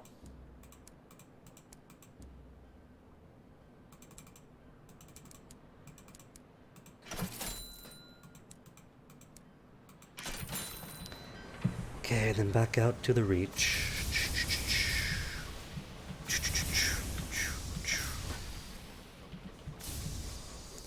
First up's going to be... Well, I could go London first, but I kind of want to do Royal Society, then back to London. Might miss out on a prospect for the Royal Society, but again... Got like 9,000 sovereigns. Doesn't really matter right now if I make more money.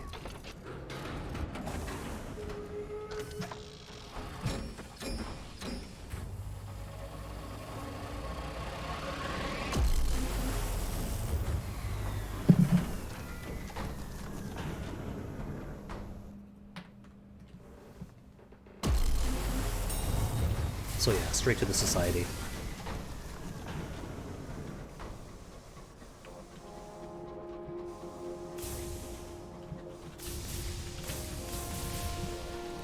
Wait a minute, do Tackety guests give nameplates too? I know Dreadnought guests too. Do. Dreadnought guests, deranged Dreadnoughts, they all do. But I don't know if that's true for the Tackety guests.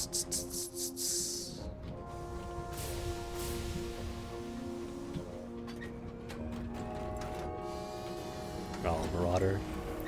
No full speed yet, then.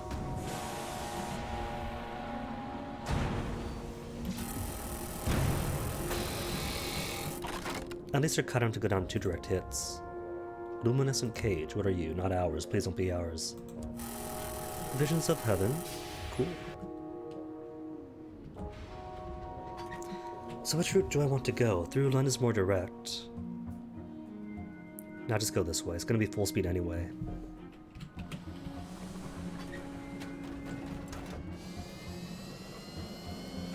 I've got the bucks, they've got the fuel, so it doesn't matter.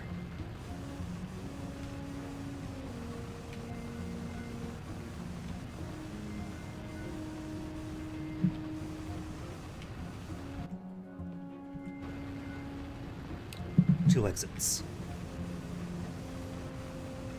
Not this one, but the next. Just like driving, you see. Everything you need to learn about driving, you learn from video games. For me, it was Star Fox. But this is a suitable replacement too.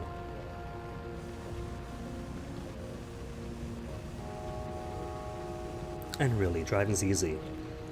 You got painted lines, stay within them.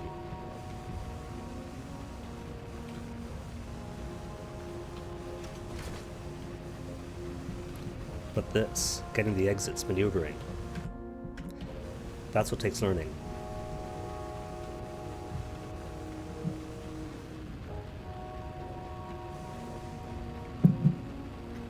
And I'm not joking either. Everything I learned about driving I learned from Star Fox 64. Went 23 years without driving because I was frightened by it. In a sense, not really frightened, but when I was growing up, my older siblings would learn to drive. And then they go on errands and they hate it, so I thought, oh, so now I've learned. Older sister learns to drive, put on errands, and now she hates it. Older brother learns to drive, put on errands, now he hates it. Smart play. Never learn to drive, never go on errands. Now, I get to be happy. And so put it off for ages, didn't drive as a teen, never took lessons. 23 or so, the job required it, so get behind a wheel, try to practice, and came naturally. It really is just like driving an R-Wing. just without the barrel rolls, but apart from that, nearly 1-1 the same.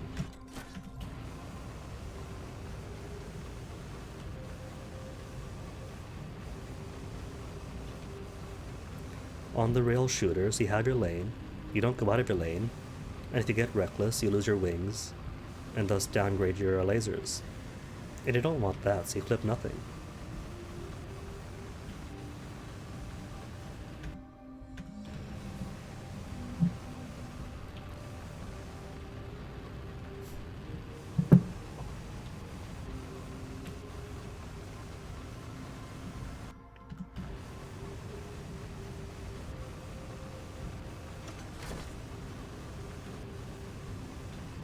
I'm really surprised there haven't been any guests or Takatis or anything else around here lately, or so far.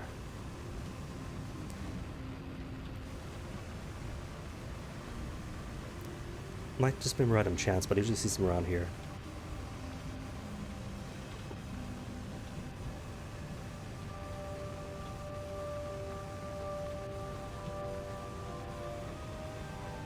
And to think, that entire trip from Brabazon to here, at full speed, only took to refuel.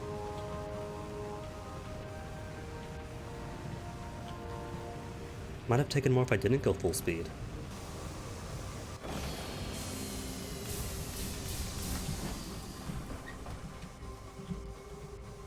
Oh, so close.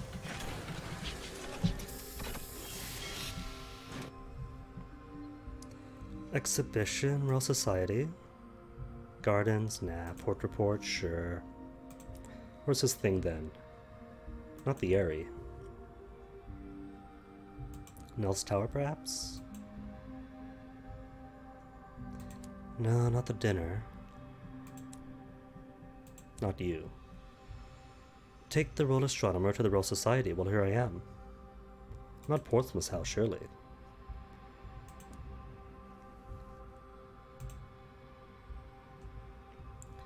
Visit the mellifluous president, then. Introduce myself, and then... Port report from Palmer and Plenty's. Port report for the Clockwork Sun. House of Rods and Chains.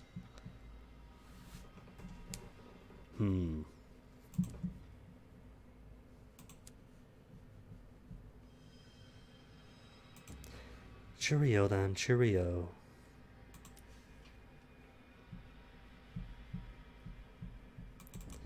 Alright, then what if I attend the thing at Nels Tower first, then? The Royal Society's observatory is named for King Charles' canniest mistress. Nels Tower is a jewel in the Society's crown. Outside of the door, the neat copper plate reads, Nels Tower is closed with 13th Annual Airy Dinner. Leave urgent business at the doorstop. There's a polite cough at your shoulder. Turning around, you see a tall man with a beard like a nest of vipers. The supercilious bursar introduced himself. I came to round up stragglers, but as a captain, you are of a rank sufficient to attend the dinner, if you wish to attend. There will be port, Captain. What if there's port? How could I say no? The dinner is held in the mahogany and marble imperial dining room of the Airy House. Every piece of dinner service is mismatched, and both furniture and personages in the room are pleasantly rumpled. The supercilious bursar brings you to the high table where the 3 senior astronomers in Nels Tower are holding court. You are introduced to the senior professor, the chair for fusion sciences, and the lecturer for imperial affairs as the first course is served. Dine on game pie to grant supplies, guzzle the port to reduce terror, or eavesdrop on the conversation. You can always pick at the vegetables. The supercilious bursar keeps everyone's port glasses well topped up, and the conversation descends into fractious bickering. The disagreement centers around the Orientation Society's great telescope. The lecturer wishes its gaze outwards beyond the borders of Albion, while the chair desires it turn on Albion's territories. The first course ends with a great smacking of lips, and a general feeling of goodwill towards the chef. The supercilious bursar passes a dish of buttered potatoes with an oily smile. The conversation continues, lubricated by Herculean quantities of port. Buttered potatoes, roast squirmings, and sautéed Hibrian mushrooms are devoured in between rhetorical thrusts. So who do you want to talk to? The lecturer of Imperial Affairs? the chair for Fulgent Sciences, or the senior professor, senatorial professor. The lecturer is rationing her port with water, and visibly holding her tongue. Of Fulgent Sciences, her eyes are wild. She has savored the savage of potatoes. Her conversation rambles, but her language is poetry. You know what, if this were the backstory, we have had exposure to poets and academics of less than legal sorts. She interrupts you repeatedly to make this point or that. At first you smell like random interjections, but by the end she's refuting points you made at the start of the course, and anticipating your jokes with wild-eyed delight. I have always been in love with the heavens, is all the biography can get from her, however. The second course ends with the lecturer in Imperial Affairs telling a rather ribald joke, and a hearty toast to the continued health of all present. Sherbets produced in London sweet shops, sponge cakes from Admiral Nelson and Port Prosper, clotted cream and actual strawberries grown in the gardens, more port. The conversation grows looser, the stories more risque. The supercilious bursar leans in conspiratorially. I arrange these dinners to promote unity, you understand. And of course, for the good memory of our previous president, who nobly argued for the introduction of the Society of the Wilderness, and convinced Her Majesty of our utility. He toasts the large portrait of Airy that dominates the room. Lecturer in Imperial Affairs, her cheeks are flushed, her glass has been refilled. The senatorial professor has produced a brandy from somewhere. His port is shamefully neglected. More Fulgent Sciences. She is drawing something on the napkin. Are those limbs? Rays? She smiles wildly. It is something I saw last time I was permitted to use our great telescope. Honestly, what is the point if we have to ask permission every time we move it? Did Isaac Newton need King Charles' permission to discover gravity? The third course comes to a close with a great groaning, and heartfelt but false protestation that one should possibly manage cheese and biscuits after all this. The supercilious bursar leans in as the plates are cleared away. Before we adjourn, there's a question of patronage to consider. All eyes are on you. A hush falls over the table. The three faces of astronomers are turned to you. The supercilious bursar continues as though nothing has changed. Our telescope is operated only by the will of the government. We are not allowed to with the telescope without permission. A bold skyfarer such as yourself might obtain such permission, or at least an official-looking document that could conceivably be construed as permission. Our astronomers would be very much interested in patronizing you. You bring them a permit. They can advance their researches. In exchange, they'll teach you what they know. Choose the lecturer in Imperial Affairs. The iron-haired astronomer, London's own appointment, will be your patron. The senatorial professor, the blindfolded cantankerous astronomer of old London, will be your patron. Or the chair for Fulgent Sciences, the wild-eyed astronomer specializing in the habit of the stars, will be your patron, of course. How could you not choose her? She lets out a wild laugh, wild as the shrieks of the bat-winged curators that ride the celestial winds. I will show you such things, Captain. Come to the tower, do, and make sure you have a permit. Yay. World astronomers, Clockwork Sun. Deliver the telescope, she's a patron. I do have the passenger, don't I? I picked him up, I know I did. He was in Carillon. Where's my passengers? Peculiarities, isn't it? Passenger. Royal astronomer. After Carillon, he has quite comfortable conditions on board. And he has to go to the Royal Society. Yeah.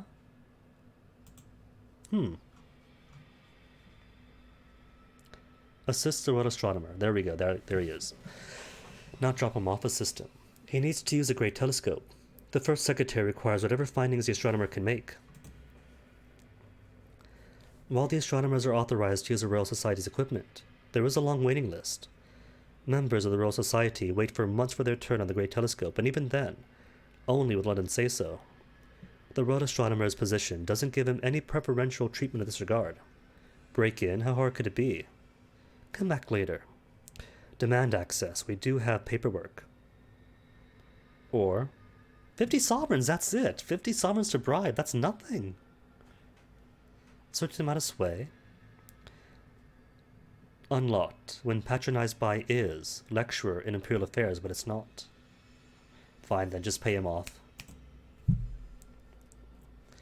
How low are they paid that 50 sobs is all it takes? Your coin is enough to move you up the queue. You climb up to the observation dome, perfectly placed for peering across Albion. The world astronomer busies himself with the great telescope. Brass cogs click and turn when he emerges from his calculations. His face is ashen. He thrusts his findings into your hands. Here, take it. I never gave you this or saw it. You study the notes. Using the telescope, he was able to locate the last light cast by Albion's old sun, the one the Empire claims to have defeated 10 years ago. Well, at this point, 14 or so. According to his calculations, the light is centuries old. Albion's sun was dead long before the Empress came to the skies.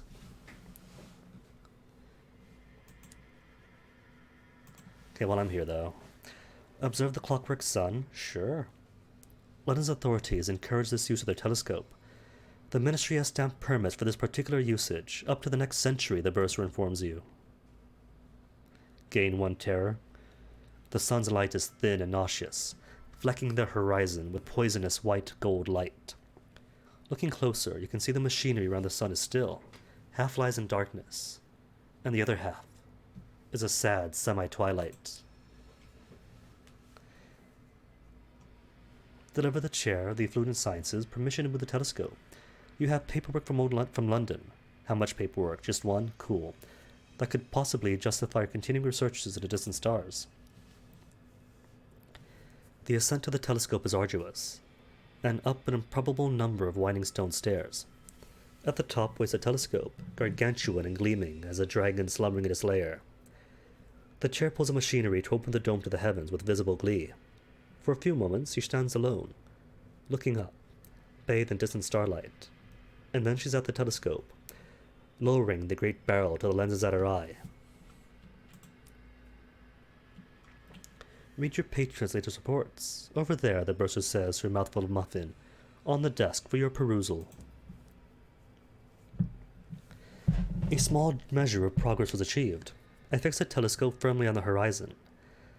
As I had indicated previous, much must be left to speculation, but I believe there are commonalities with my observations at Port Avon. A different intent for sure, but one must wonder, how long have our microscope activities been under the lens of minds immeasurably superior to our own?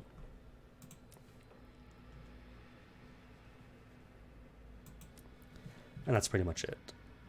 For the time being, Bazaar's just got books.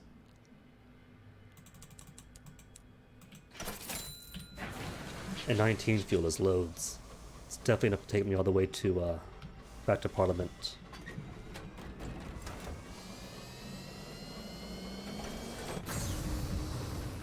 Drift. Deja vu, something, something.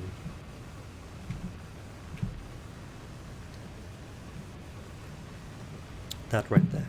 Evidence of why I do not sing. It's not that I don't sing, it's that I don't sing.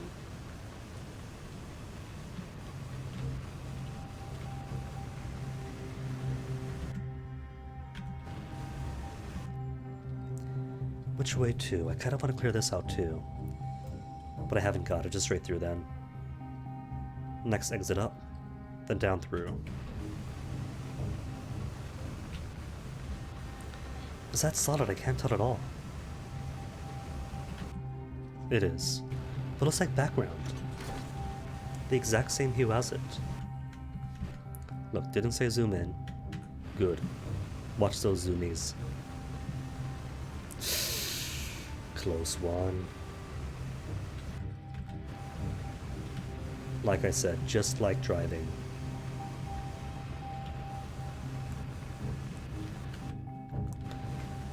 Which, in all fairness... No, there is no fairness. Was too reckless in my youth.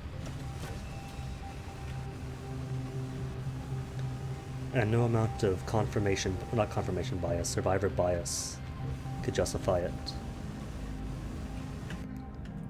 But that is a story for another time.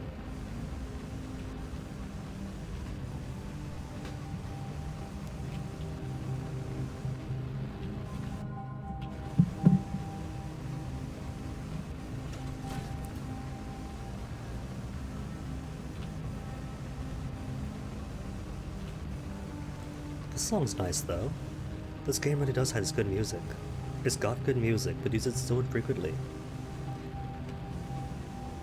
If you play for hours upon hours, as I talk over the good music, then sure you could hear it plenty often. But if you don't, the game risks being deathly silent. And nobody wants that, now it's such good quality.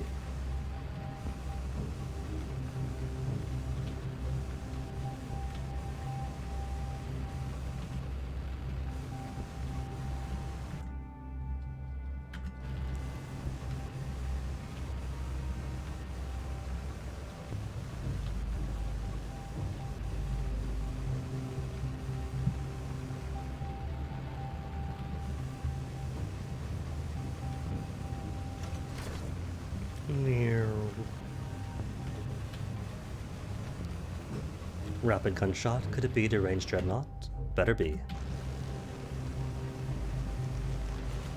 Or given proximity, probably. Ooh, that is deranged. Who are you fighting? Besides. Oh, Senior Scrivener.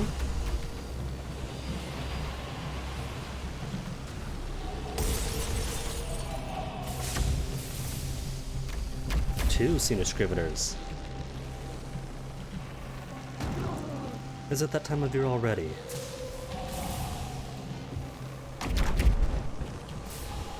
What's a regular party here? Stained glass. Oh. Nah, won't lose crew. Search the cabins. For charred stovepipe nameplates, terrors, and savage secrets.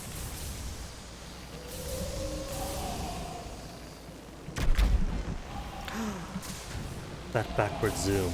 Since when? Left and right boosting? Sure. But quick reversals, that's cheating.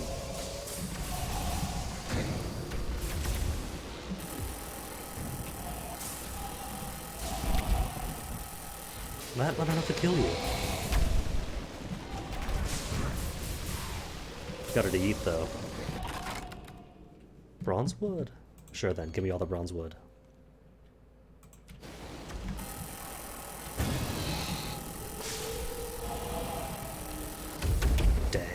That's too reckless. See what I mean about me being reckless? Ouch.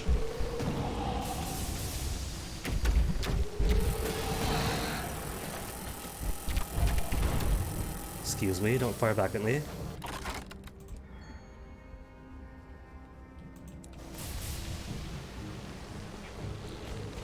Said don't fire at me. Ouch. You're welcome. Making me take a shot for you.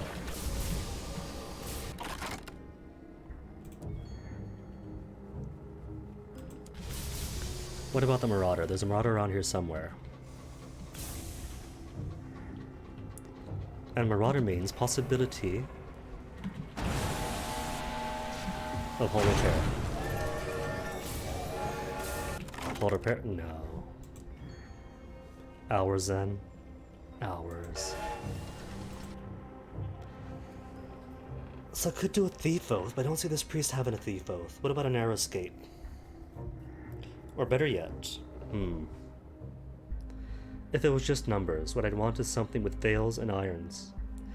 But none of the things with veils and irons really fit his story. That's okay, they've got two more. This and one more. There's bell tolls again. I could double up on bell tolls. Bury my death in bed, and then get my death in bed right back. Steam and soot, not really feeling it. Unless I did eavesdrop on the Skyfarer stories. They boasted, loudly, of horrors and wonders. And when they thought no one else was listening, they whispered their fears. Could be part of what led me to the skies. or to take on this engine.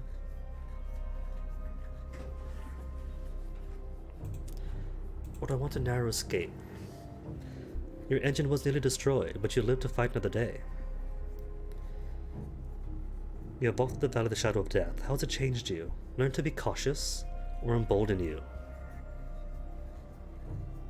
Well, actually, that would push me to 87, which means if I drop down one of my officers, it'd be 77. Maybe I should take it. Learn to be more cautious, considering how poorly this priest was flying the first day. Death waits in the sky, kept at bay only by a few inches of plating in the fires of your engine. And cause it's 87, who's got hearts on right now? Well, I can't switch them out yet, so it doesn't matter.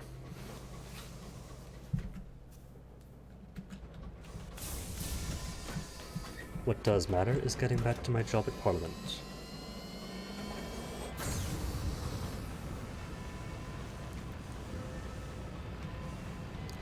I'm sure the First Secretary would love to see these notes on the son actually being dead. Who could have known? Why has my aunt not told me this thing? But the son was dead before we got here.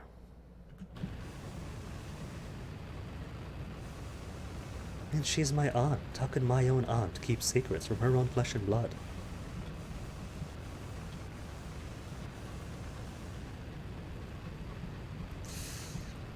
Remedial school out here, all the way in the fringe. Oh, that is awful.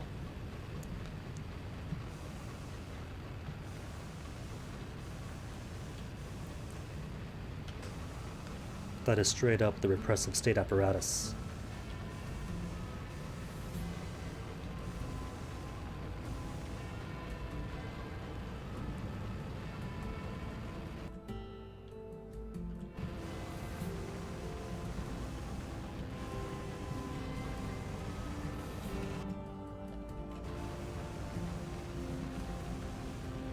In between, good.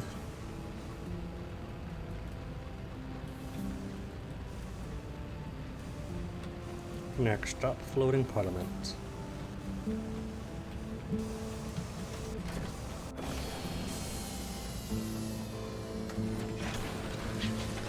And luckily, no such thing as inertia for those on board. Shops, just souls. Come on, really? Is this a different mix of the song? Or am I just gone? Feels different.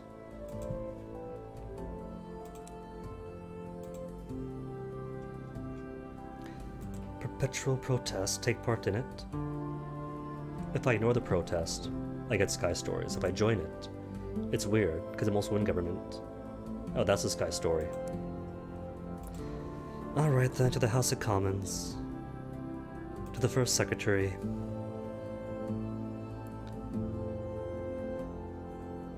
No? Well then, who do I report to?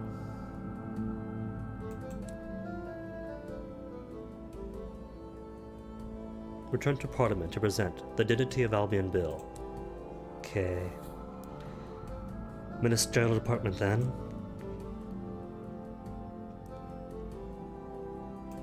Could I talk to him yet? From here? No. Okay, then back to Common, back to my department. Then present the Dignity of Albion Bill. The First Secretary is fired up with whips in your absence. It is time to present it to the House. Well, first, officers. Who's giving me hearts that I don't need? The rats are. Then who's veils? Irons. What about if I make you irons? We have mirrors already. None of you give veils?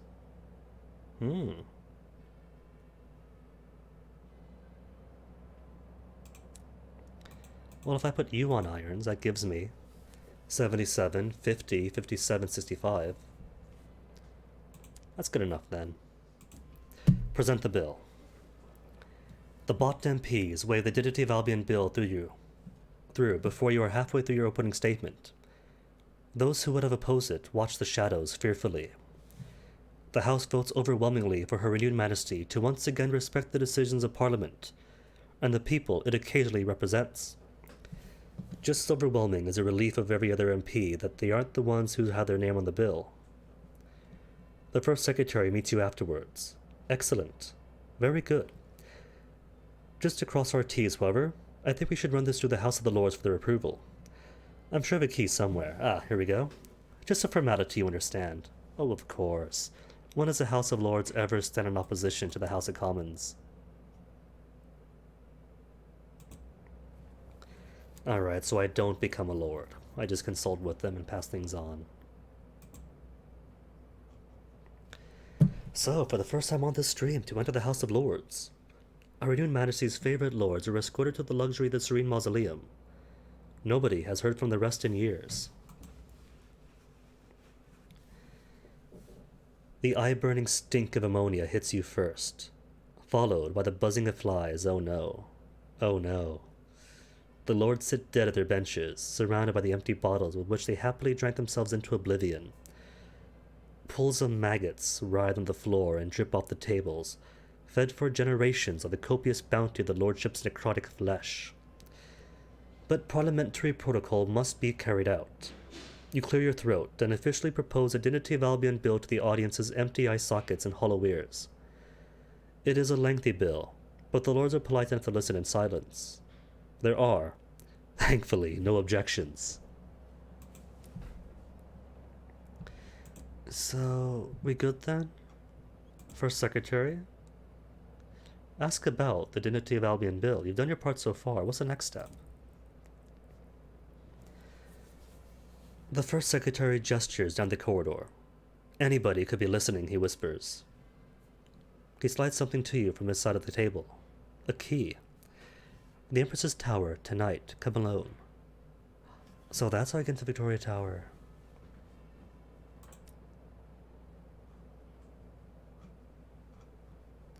Turn to House of Commons. Perhaps not. Goodbye. First, it was the King's Tower. Now it stands as tribute to the Empress. Everybody avoids it they possibly can.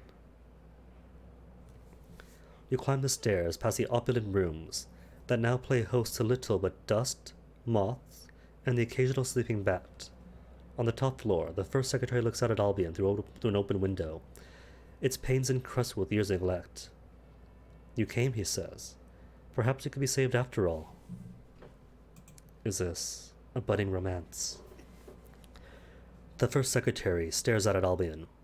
We were told that the Empress conquered Albion's son and founded our new empire, our new enduring empire, on its ashes. A lie. Now with your help we have proof.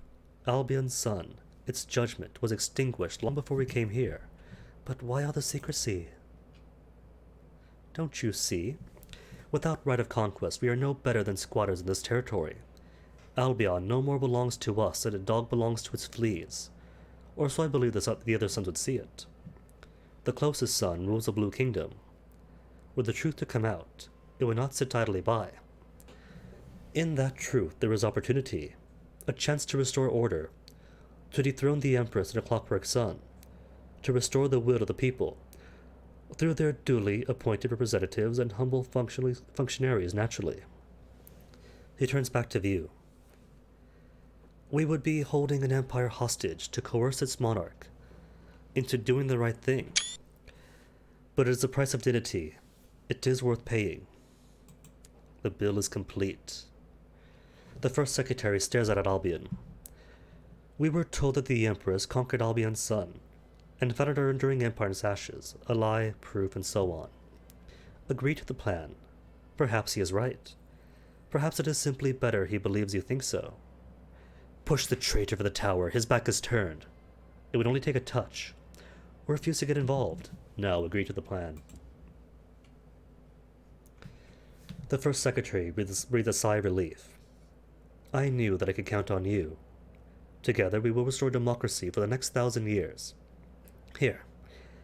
I have prepared everything you require. Take it to the Blue Kingdom. I fear I cannot protect you from the Empress's likely wrath. I can only promise that any sacrifice you make will not be in vain. Is there no alternative? None, he laughs. It is not as if you could blackmail Her Majesty, he laughs again. The thought of it. Deliver the Dignity of Albion Bill to the Throne of Ours in London, or to Death's Door in the Blue Kingdom. Oh my, choices. Well, we could try to blackmail Her Majesty. And that could be what pushes us over.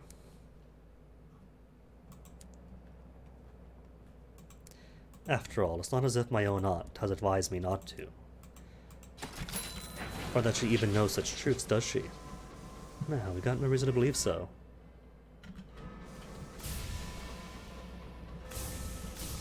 And besides, Albion's right here.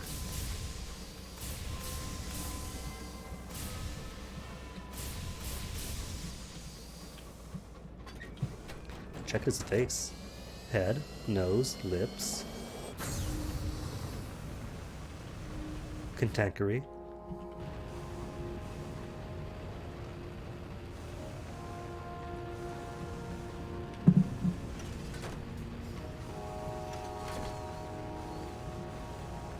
Well, if this turns out to be the bad idea, we could always come back again with a different captain. And see what the alternatives are. The Unisidlers is covered in the hold amidst a pot of dissected books. She is cutting out words and grouping them in clusters to represent a new system of linguistic categorizations. Narrative is preposterous and occlusive, she informs you. Meaning is the only sensible foundation for classification. You examine her arrangements. The word light and law sit side by side. Nearby, conjunction, philosophy, and faction huddle together. Back to work, you. You issue them a grueling list of new duties. They have no time now for starry obsessions or wild notions. Engine grease and elbow grease, as you've heard the old Skyfarers say. But they are onto something. Categorization pretty much only exists in the mind of the categorizer, which is one of the issues that anthropology had to accept in the mid-20th century. That their categorizations are only that of the anthropologist, and that is true for every other aspect of life. Like what categorizations you use doesn't necessarily have the same value as somebody else's characterization system.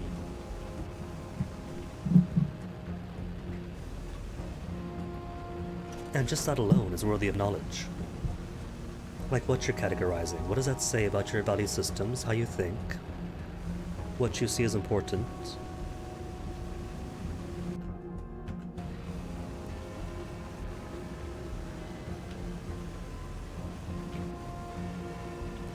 It's a fun exercise, say, taking a basket of miscellaneous candies,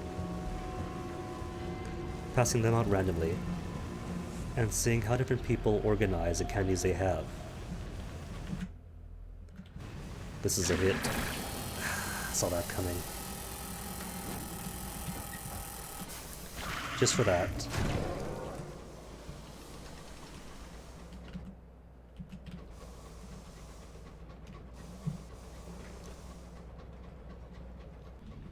Poor Cantankerous, but it was him or me.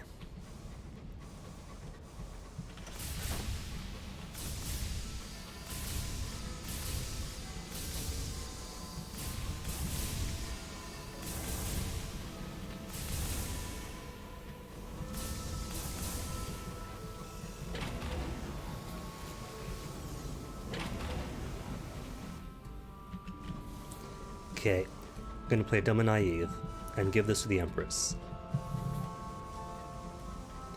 But I should know by now that every time we bring a bill forward, they burn it ceremonially. But surely, even if they do, it can't be the only copy we have.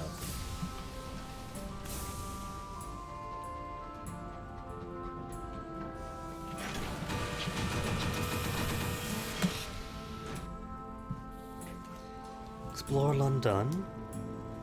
Hand in a new law at the Throne of Ours. No. Deliver. Wait a minute, don't I have this too? A new bill, one and all.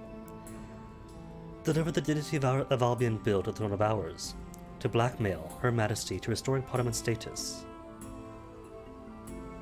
Your aunt is aboard the locomotive? So maybe then my aunt will provide knowledge, because my aunt does know the truth and has dealt with Her Majesty before. Our renewed Majesty, Empress of Albion, the Reach, London, and the soon-to-be-conquered territories, Victoria, Queen of Britannia, grants you an audience before the throne of ours. Her expression upon reading the Dignity of Albion Bill is more amused and concerned. What a busy little nuisance, she says, crumpling it up. I knew this was coming, of course. In a way, it is admirable, attempting to commit treason using the law of the land. As it used to be, at least. I think we both know that my new Albion has outgrown such childish necessities. But the people must feel involved, mustn't they? To work themselves into a furor over exactly which malcontents will profit from the little problems. Victoria sighs. Very well, we will grant Parliament the power to make its own laws, at least on matters of little consequence. I may at least serve to offer convenient scapegoat for certain revolutionary elements. I will not, however, tolerate current talk with this new people's sponge. You may consider yourself dismissed. Dude, we've done it. We have bent Victoria herself to our will. You have restored the power of the floating parliament. Dang. Hand in a new law at the throne of ours. Does it still get burnt? You present the new law in its ceremonial purple cushioned box. Servants draw straws, hoping to avoid the task of delivering the box to the Empress. Yes, actual positive change. One, grimacing, bears the box away. Another returns with a short note. Victoria will consider it. For a very long while. They recommend you do not wait. A parliamentary envoy awaits you outside, bearing a bonus for having new bill get this far. 250 now. Delegations waiting in London, Port Prosper, Brabazon, and Purduance. Alright then, what are the people? It doesn't matter, it's all the same anyway. They are mollified when they should be horrified. Cool. Glass to Walbury? No. Tea for the sun? I guess I should. 3 caddies only, huh? Sure, why not? Why not? Because I haven't got the time. Sure then. Caddies of tea. Whoa. Not gonna play stupid anymore, we talked about this. Hull, not at all repaired. Fuel, food, not at all topped off. Cool. Full hull repairs. Spitalfields. 3 more and 3 more. That'll be enough for the round trip.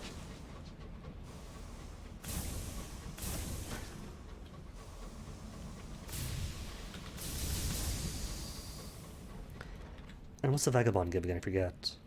Hearts. Cool then.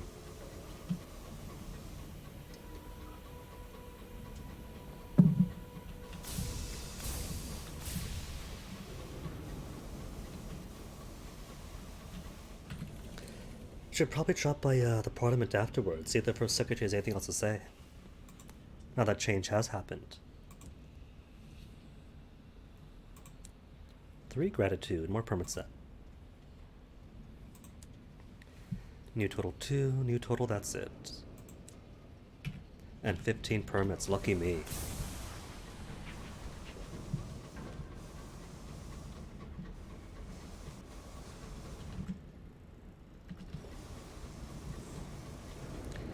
Never did like this giant random beam just shooting on downwards.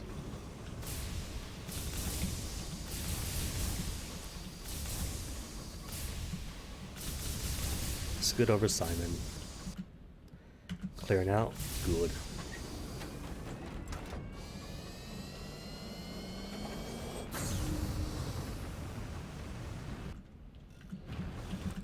Which way to go? Upwards then. Second exit.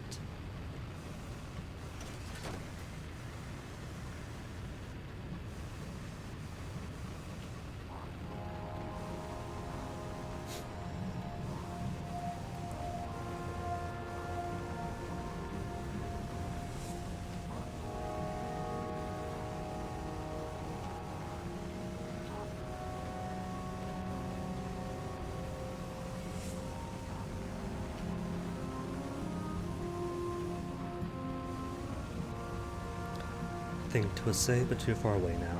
Oh well. At best I can tarry there. Which terror-wise, hull-wise, haven't really got a need to. Could convert Visions of Heaven to Inspiration for a bit cheaper than you got the Grievers. But nah, it's not required.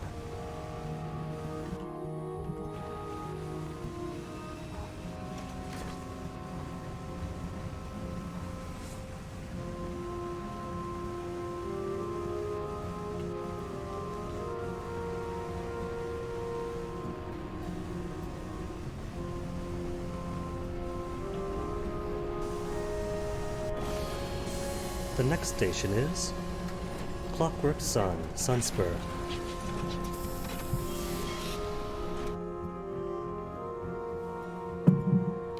Arrival at the Sun. This is my first time here, isn't it? Port report then. Engineers flock to you. You need to tell them what's happening up here, they say. Send them more engineers, send resources, send help, something, anything. Broken cogs, snapped belt, it's all falling apart. So what if? The dome? No. Sequencer, though. There are many poor souls out there in need of our help, beleaguered, ignorant masses. I've never met them, but I am assured they exist. He pauses to wipe his eyes. When we lift them from their contemptible state, perhaps they will come to appreciate the greatness of the sequence. He sends an orderly to fetch a wooden crate. Once it is set down before him, he wraps the lid proudly. 600 manuals on how to correctly tie a bow tie. Deliver these to Brabazon Workworld, and I am sure they'll be immensely benefited by the improved understanding of etiquette. It might improve the state of the sun. As will the tea. No, it didn't? Oh, psh. Came here for nothing, though. That's the only reason it came here. For a cheap opportunity to improve the state of the sun. Fine then, this captain won't be the one to do anything about it.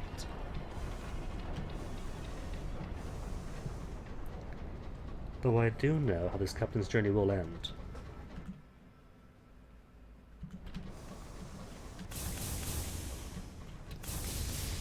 Fine then, back to London and Parliament, by way of this inky blackness here to chop off more of the map.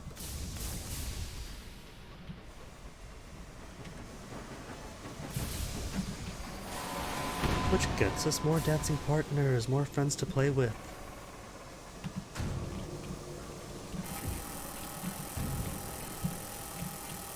But apparently I am incapable of... That was close. Right then, forget being fancy.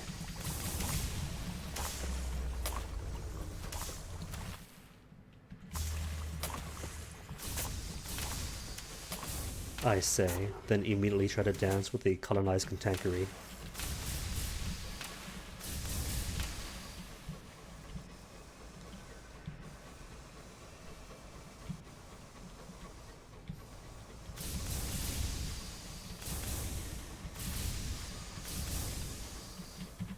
Where's my cup?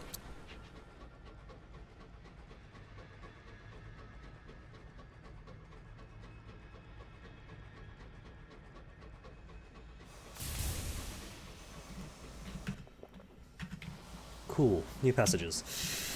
Sorry, Scout. It's the chairman, not me. Promise.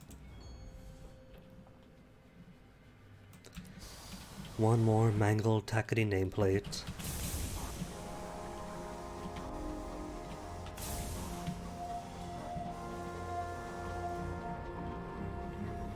It's for the achievements, I promise. You shall be avenged, because once those achievements are gone, then there is no more reason to ever side with the stovepipes.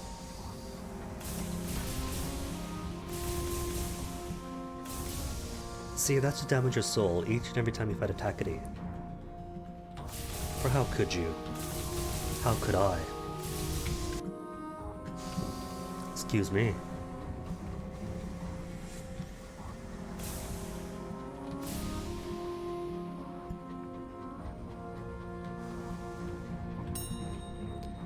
Pay respects. Speaking of paying respects, only had that one thing pop up once. When the crew come in wanting to do some pagan funeral, with the one stoker painted up like a priest or something of the storm that speaks.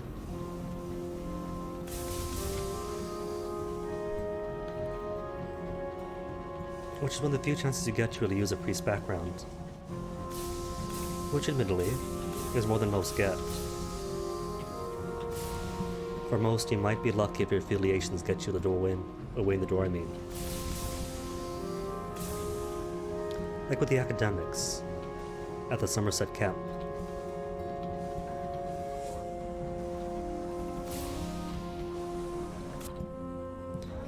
Burr, just ignore him. She just wants attention, really.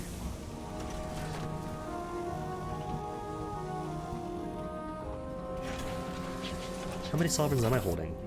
9,000 still, despite all the spending. Dang. Glass to Wilbury, tea for the sun, twice over. Forget the tea for the sun. There's no benefit.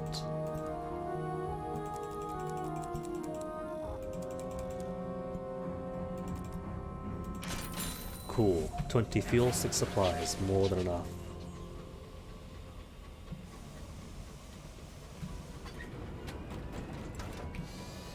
In that case, Parliament then back. Tally-ho, you're around, whoops. So hold a tick. That thing, right? With the Empress just then. What we do is unlocked by having the aunt with us.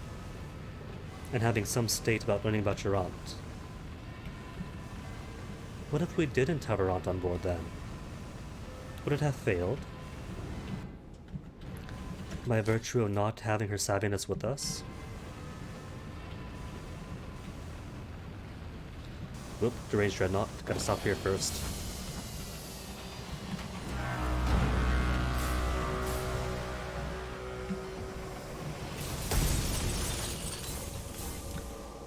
Still hoping he has weapons, but nope, no weapons still.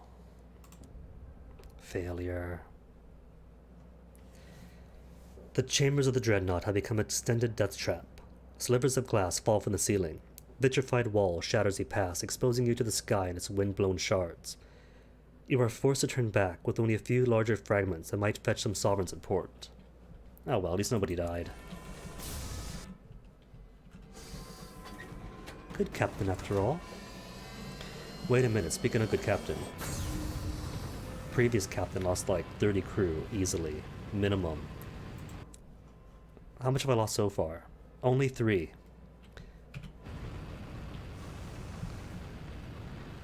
Over a day on Captain 3, and only 3 crewmen died. Have been killed.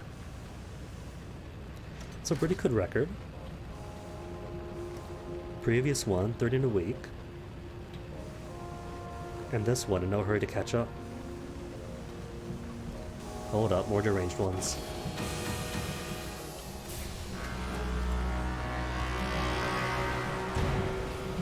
Whoop. That's a miss. It's alright though, just in one direct hit.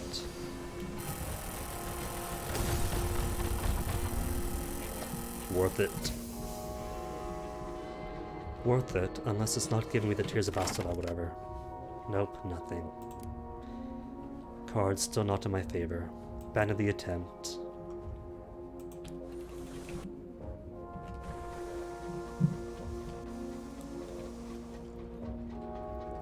Eventually, one of these is gonna have to drop me a weapon.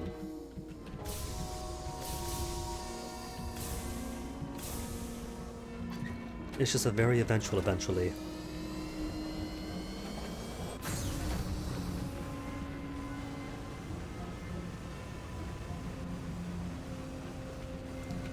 Just monitors, not on their bad side yet. All these pinatas, but it's not in the priest's story to go against him. He's a good establishment boy right now, hasn't yet fully turned.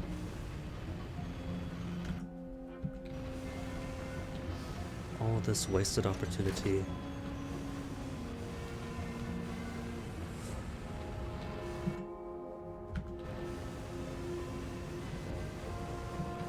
Wait a minute, guest. Gotta find out if the guest dreadnoughts also give tacky nameplates.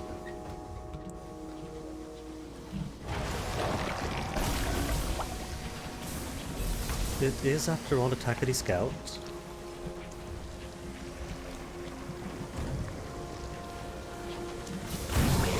Ouch. That's a huge amount of damage. I don't think that was worth it at all. Could you not hang out right in front of me?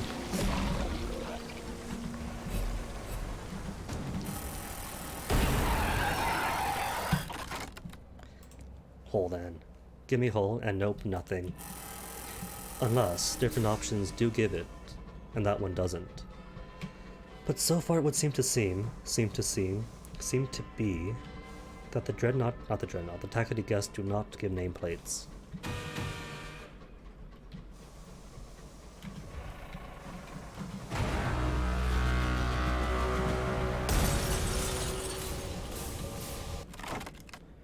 And still no weapons. Abandoned ship. Tales of Terror, say super common.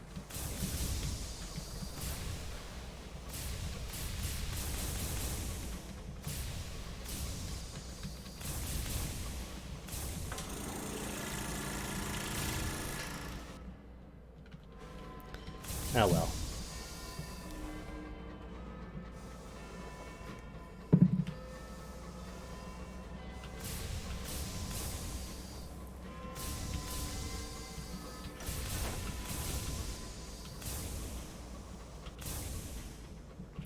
Bing bong.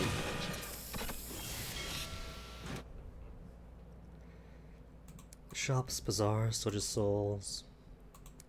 Food, good on. So then. Port report, anything different? While the palace is off limits to most, there's always ministers and civil servants whose busy schedule allows a moment for a drink. What is the point of parliament where new management never gives her assent to any proposed laws? They bristle, tyrants fall. So no, nothing so far. First Secretary, how's the state of Parliament? Nope, nothing. Political situation is just about the elected parties. Committee for Radical Sovereignty, Committee for Chiltern Hundreds. Himself, nothing different.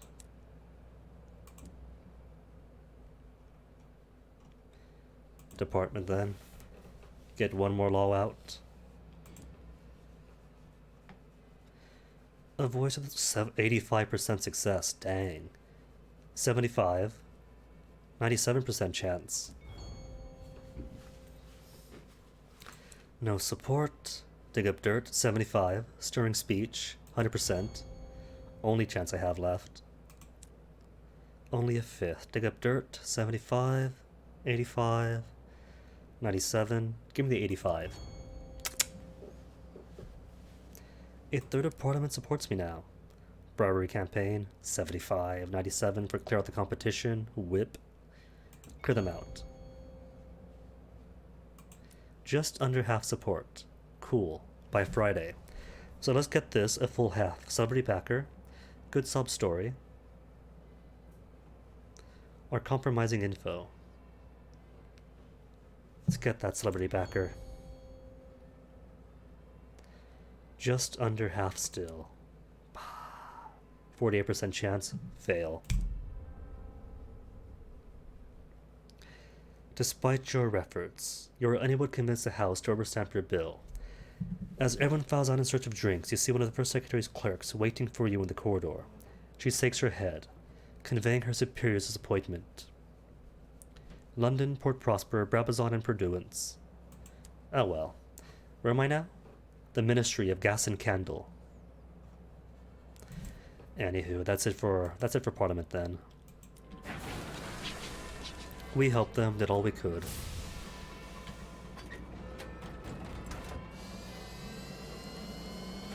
Hold up, who's up here?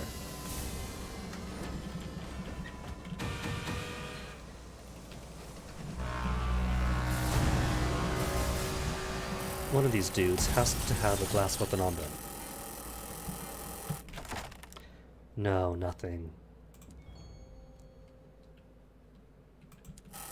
Got glass at least, and plenty of nameplates.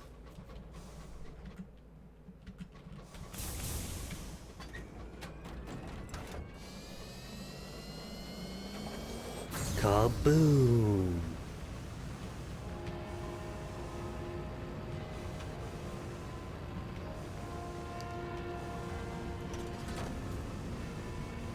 Womp womp. Bom bom.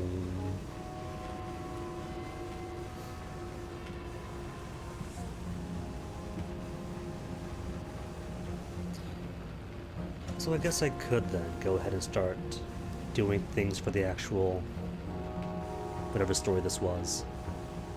Write the truth. Just gotta follow a few people along, then find my friend, and then it's over.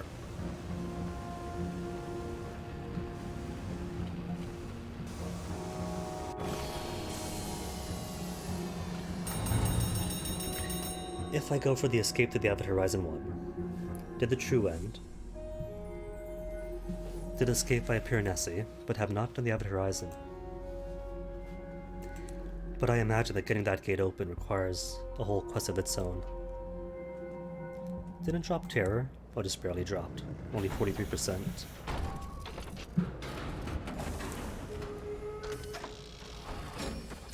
Dink, donk, dink.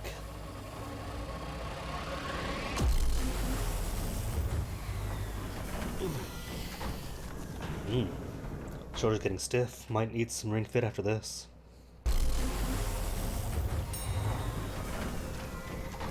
Even if nobody punishes me with the Ring Fit channel point reward, still going to. Just means doing on my off time and not punishing myself for everybody's amusement. Gaudy Widow. It's always a Gaudy Widow.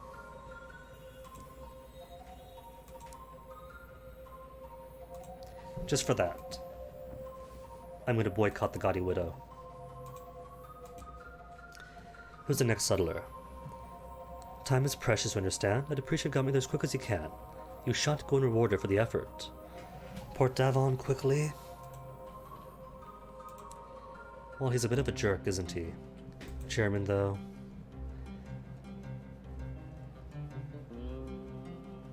Alright, take my nameplates. And still not enough. Deliver more Takane nameplates before he will trust me. How many more innocent people must die?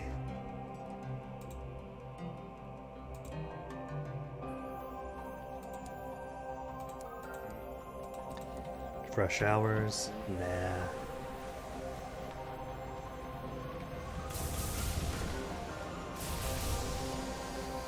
Now who's fighting? There better be someone around here fighting.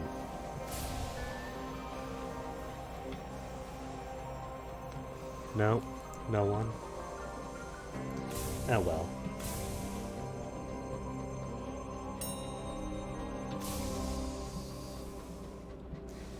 At the very least, I do set up port reports to switch the stovepipe favors.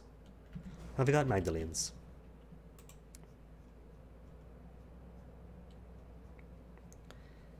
If one of these port reports were organized by region, Floating Parliament, Empyrean, Circus, no, that's Prosper.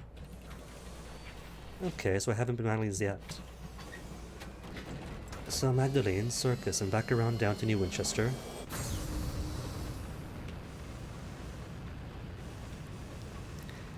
Then I'll check in my crew at Lustrum.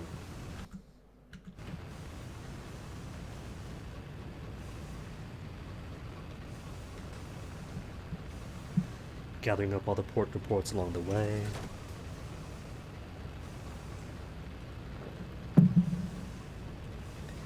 Shamefully helping the stovepipes, one port report at a time. Which is going to be slow progress, really.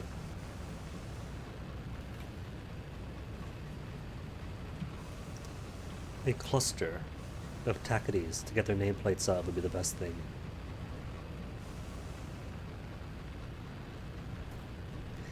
So maybe the smart plan is destroy all the dreadnoughts, turn those nameplates into Sweet Jane to align things back with the Tacadies. Then get all their nameplates while they're flourishing.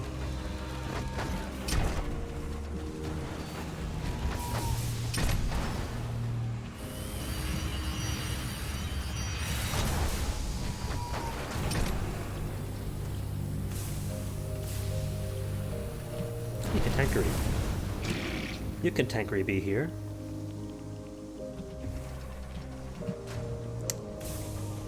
Yeeted him. Salvage the repairs, or plunder the stores. Plunder it. The Takadi response to Lett's dreadnoughts. Liberators are lumbering, jury-rigged war engines bulging with homemade fire belchers and second-hand weaponry. When the smoke of its final explosion clears, all that remains of this one is a blackened, tumbling husk. Steam whistles from cracks at its cylinder. More hull or plunder, just plunder it. Fuel, supplies, and one time's mangled Takadi nameplate.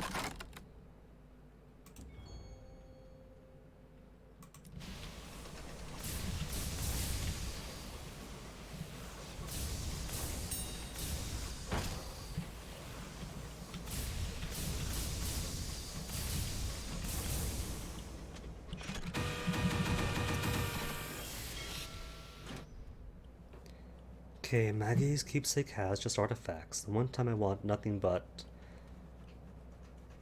charts. It's not going to give me charts. That's fine, though we got terror reductions. Terror reductions and port reports. Seeds, poo.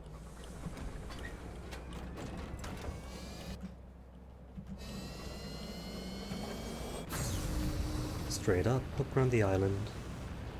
Then Circus is going to be right ahead. But of course, straight up and hook around the island means going through the Peacock Wind. Or not cutting as a Peacock Wind.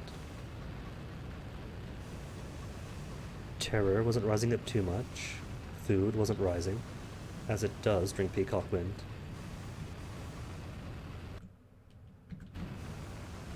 Oh well, no matter.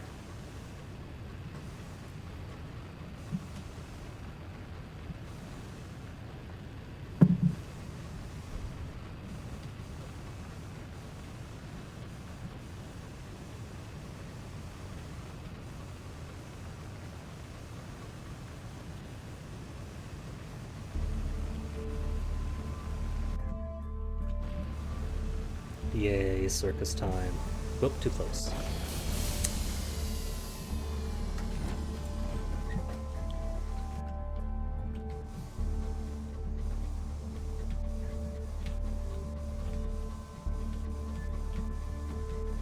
Ding, ding, bing, bing.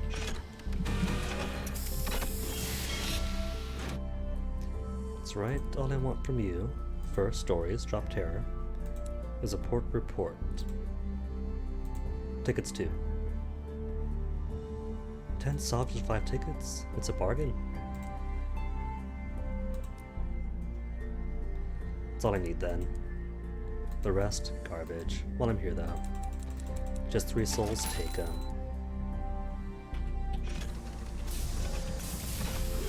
Now then, are there any Takadi scouts around here as I usually see? Or is it all dreadnoughts now?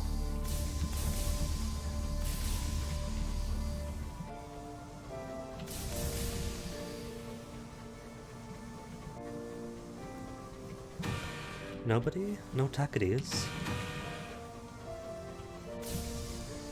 No Takadis to attack with these?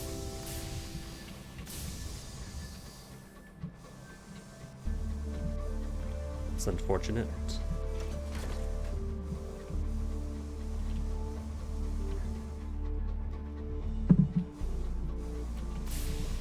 Don't tell me I've already kicked them out of New Winchester. Couldn't be, that's impossible.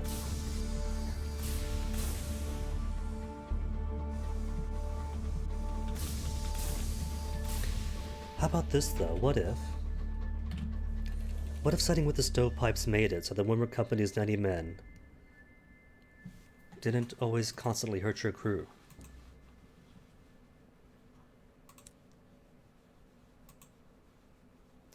Gossip, permits.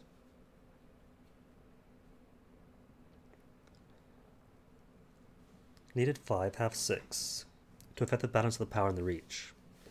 You know what? Why not? You have provided the company with a great deal of information. You would rather they use it to strengthen the Empire's hold on the Reach. You are ushered to a closed meeting with a frugal general manager and his prudent secretary.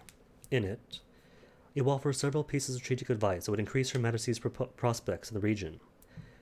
When you have done so, the manager casts a glare at the secretary, who nods. Of course, the manager says hurriedly. We'll ensure this reaches the proper ears back home. 5 Vulture stovepipes, 96 now, thriving. Tackety's merely 71, prosperous. Gratitude down to 1, reputation, esteemed with the company. And actively disliked with the Tackety's, rip. Sorry, buddies. Next captain, I promise. If it turns out that the skies turn to nothing but dreadnoughts, well, that means it's going to be easier targets. But this is eerie. There's no... I haven't seen a single Tackety out here, apart from the Liberator over at Maggie's. Do I hear something? Or is that just a sound of Winchester? No, that's just the ambient side of Winchester.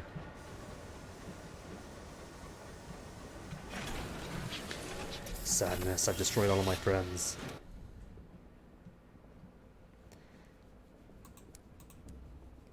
Parsimony's chairman wants munitions.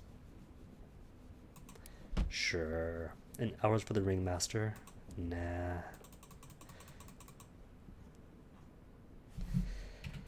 Alright then, let's go get all the port reports. And drop my crew. To see how they're doing and get more hours off of them. This character isn't going to need it. But if I want to see the other ends of the true end, then sure. I'm going to need loads upon loads of hours.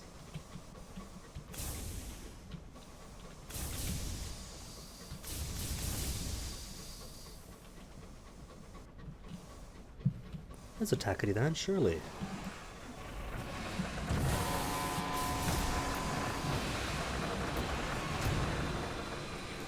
Alright, might have wanted more repairs while I was in New Winchester. It's okay though. It's been a while since Port Avon, so it's going to be a quiet day in Port Avon. And full repairs for only 25 sovereigns. Because of how bored the engineers there are.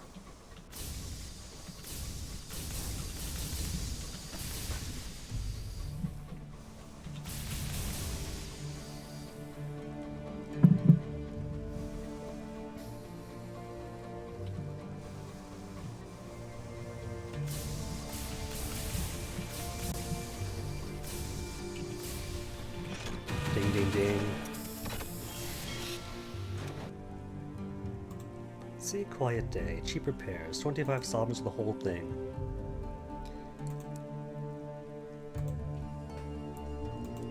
Settler, you're here. You made good time. That was good time, really.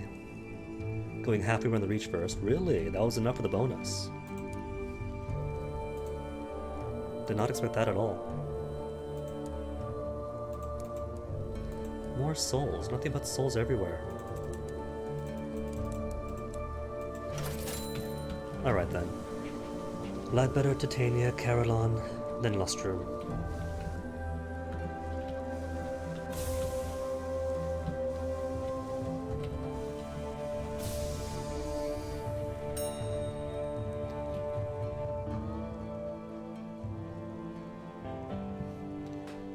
Game. I know this is the 3rd time Steam has started today, but that doesn't mean I forgot all about full steam ahead. Can't blame Comcast for that one. Just something's weird here in which leaving Port Avon makes full steam aheads initial morning message pops up again. I don't know why. And I don't recall it doing that before.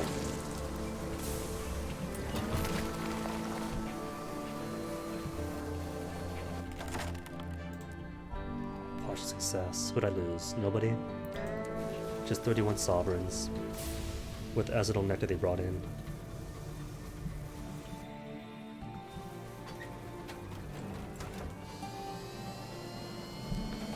Boost.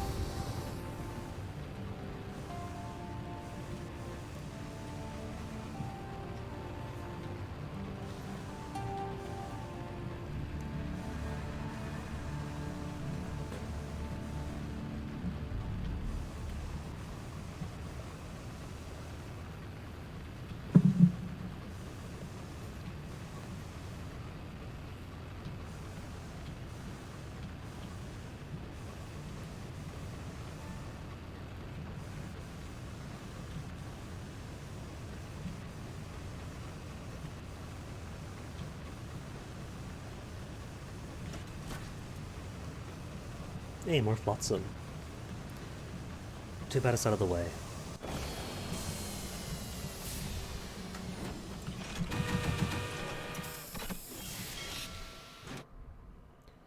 Loading bay, hunting party, just get rid of terrors. Cool. Only difference between going with the hunting party and just picnicking is that if you do the hunting party and succeed, you get a cage catch too. And that's really it.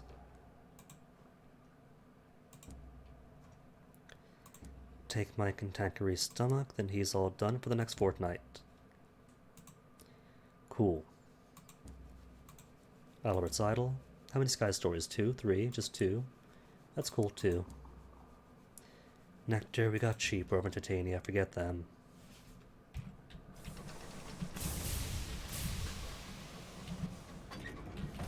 Got the port reports, they're done.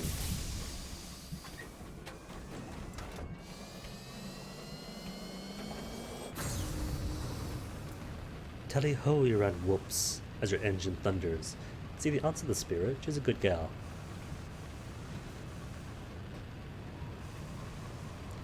How could one question if the aunt really is my aunt, if she so clearly represents my own values?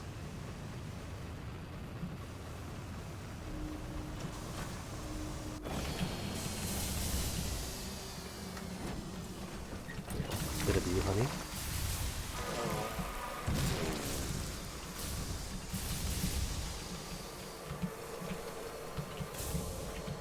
But I have to wonder, there's a delay here. Between docking, so what if? This homestead comprises a scattering of houses and ramshackle barn. A cloud of dust rises from the yard. 2 men are fighting. Tell them to stop. They run on the floor, grasping for punches and shouting complaints. Ignored. The men are graying and scarred. Their arms are brown as teak and knotted with muscle. They strike indiscriminately, but, thus far, ineffectually. As far as you can tell, they're fighting over what color to paint a shared outhouse. Forcibly separate the pair. Or still supplies? No, we're a man of the cloth. This is nonsense. They are too old to be settling their problems this way. Especially out here, far from medical aid. Neither man thanks you, but they are more sulky than angry. Even on these far lonesome rocks, men still find cause to fight. You suppose that consistency is reassuring. But you saw that, right? The small delay between docking and actually docking. So what if you docked, went a bit forward, interacted with something else? What takes precedence? They both pop up at once. What I should do then, it wouldn't be too hard to arrange the setup for this. Just gotta find a homestead, find something nearby, lure it over, then kill it pretty much on the homestead. Dock, interact with the corpse, and see what happens.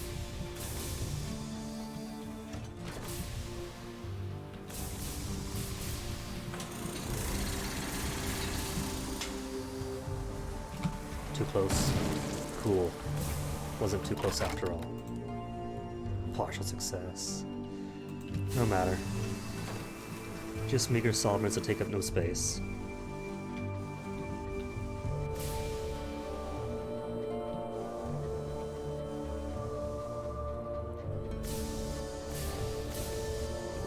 Excuse me. Excuse the bees. I'll come back to him. You're telling me I passed by Titania billions of times, and only now saw the Lawrence Scott house? Nuh-uh.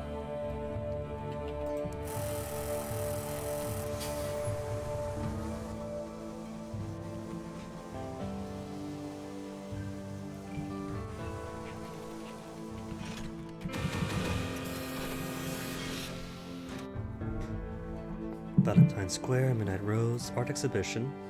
Attend. Absolutely, positively, without terror. Port report hasn't changed at all. Nature Reserve. Candy the Boon already had it. But at least the House of Cavi's okay.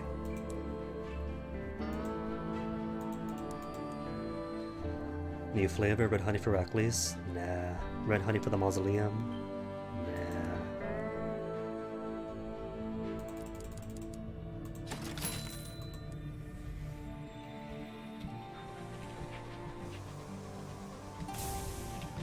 But what about? Turn around, turn around.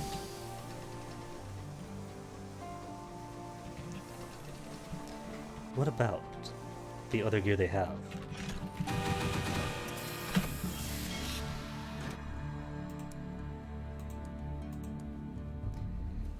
Contentable cabins, a bunk for every crewman and a crewman in every bunk.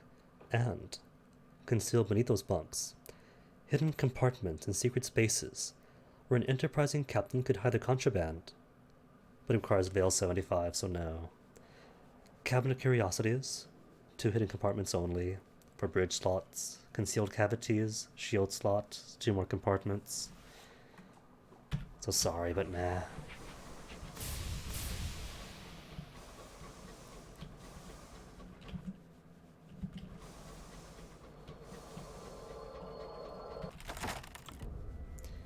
Partial success. Oh no, 29 sovereigns. What's the count now? 9,615. Still plenty. Apart from, say, the wealth ambition, I can't imagine spending that much. Granted, I've already got the engine I want, the gear that I need.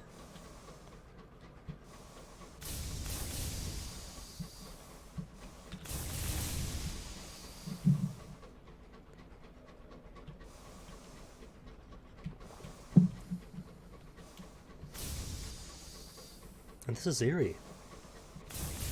There really are no Takadis about.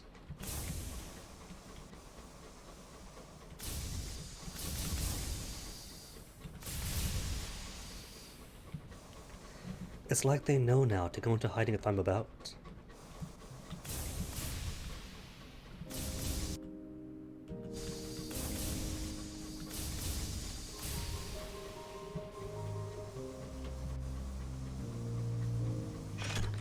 Bing bong.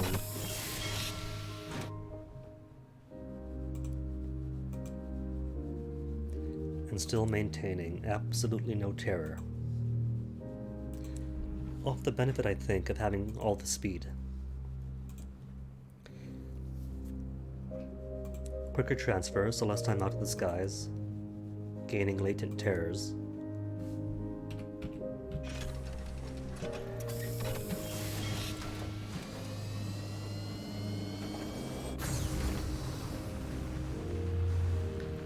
The driver's expression is unholy as you're full steam. That's the ticket. Oh, making my driver happy. Just monitors, see? Would have been Takadi's before, but I'm being too efficient for the Windward Company. And yet, all this time I'm helping them out, the Nutty Men are still going to beat up my crew.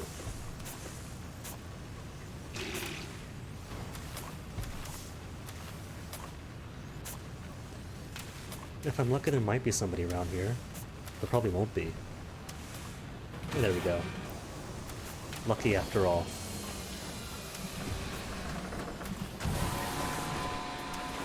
Newton's Nocturne. Full name.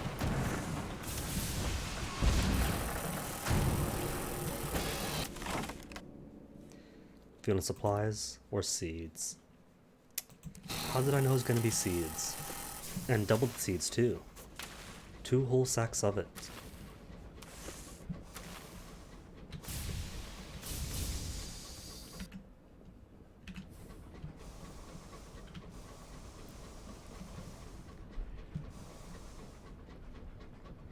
Though come to think of it, if the stovepipes do have control of the reach, the benefits for balance of the reach is you have more wrecks, and who cares about more wrecks? If it's Takady's in charge, you get more homesteads, which is really cool.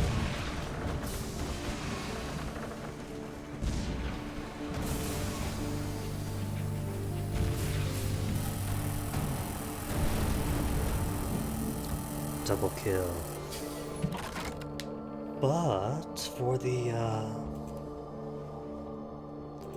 stovepipes, it's more rocks to mine. See, whole repair does give nameplates.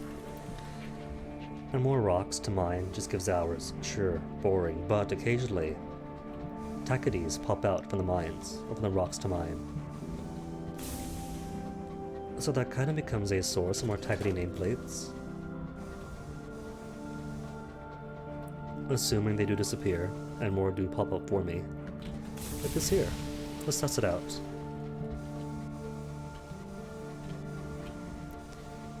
Diamond on the map in this part of Lustrum could only be a rock. And so it is. Nah, nothing popped out, but it could have.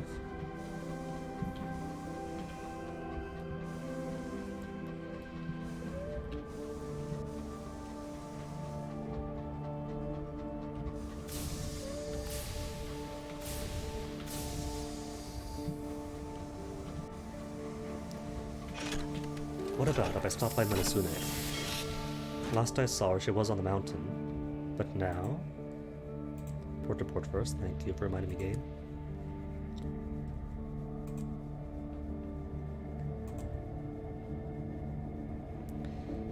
Ask Melisune about Mr. Penny's. She appears unhurt, which is more than can be said for me. Presumably the monster left her alone. She laughs. Of course I'm fine. I didn't, pick a fight with it. Between you and me, I think it regretted that nasty business. Said if you survive, they should give you this. Obviously, I thought of keeping it, but it's no use to me. Besides, it's I can go back and see it any time. Maybe have a crack at fixing an array even. Best wait to learn about something quickly fixing it. Maybe one day could build one of my own. Her eyes almost gleam with possibilities. Melusine Murgatroyd, Queen of Immortality. I like the sound of that. Cool. Happy endings then. Counting house. I'll hold off on it. Just collect all the nameplates for now. Crew? How's your labor, crew? Not much to report, Captain. Ready to start loading up the barrels and you are. The barrels of ours are carefully loaded into a cart to be transferred to the train. Just 3, that's it. Foreman has bad news. The claim has run dry. I'll come back later then. Back when I have more fuel. Or more, not fuel, more space for it. Clearly, what I'm tossing out is going to be the seeds. Goodbye, goodbye, goodbye. And that's it for now then. Mountain sings from our terror chops. Cool, cool. And speaking of mountain sings, could I go back up? I could, but the risk. Windward Company. Surely like me now, right? Tension with the company of the Takadys grows by the day. The poison air can with the Windward Processing Factory is only the latest insult. The Windward Company was not the first to begin harvesting the mountain, but no other came in harder or faster once the hours were detected. The company began by bribing prospectors to sign over successful claims, and even offering to help process lucky prospectors' hours in the huge factory ovens. But nettymen are cheap, and big sticks even cheaper. As the claims began running out, things changed quickly. Now the whole facility is out of bounds. The guard is uninterested in any business you might have. No, She does not know who you are, who you may be friends with. This branch is a closed facility. Certainly it is close to you. Oh. Despite all I did for them, too.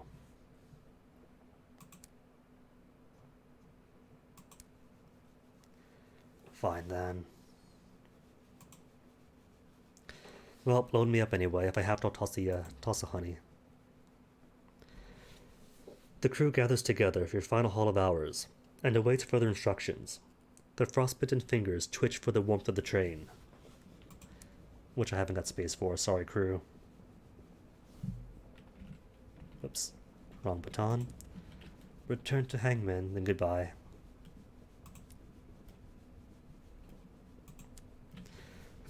What to toss? 36 or 33 out of 26. First off, seed. Nectar, sure, the 2 more food. Yeah, that'll do.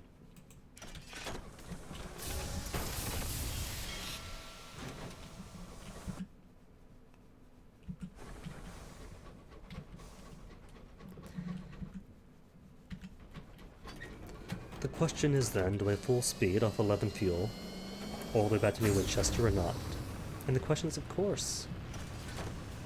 It's quicker this way, so of course I should.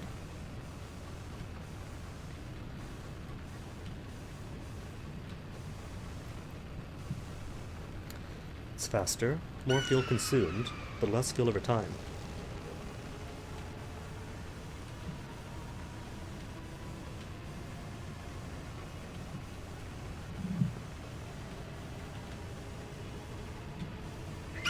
No hit. Oh. Almost made it through that.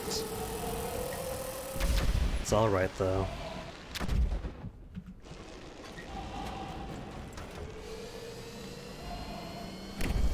Nine fuel is still plenty.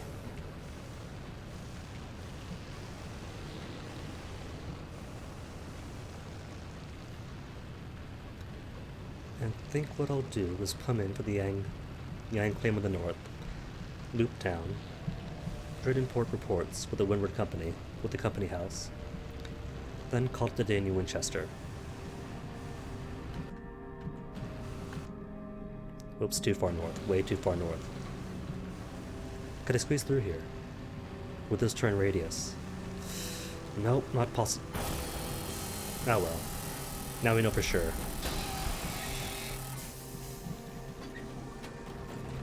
That's what I get for siding with the stovepipes this time.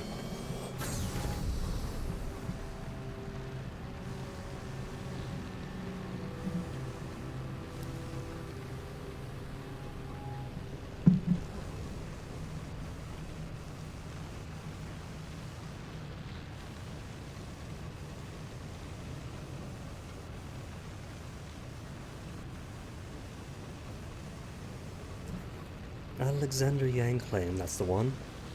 Hook on right, and that'll be it. Hold on, first off, more Tacadies.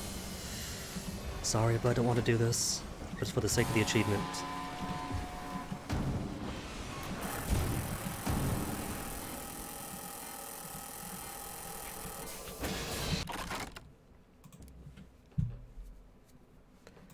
Six mangled nameplates. 6 more mangled stains on my soul. More guilt on my conscience.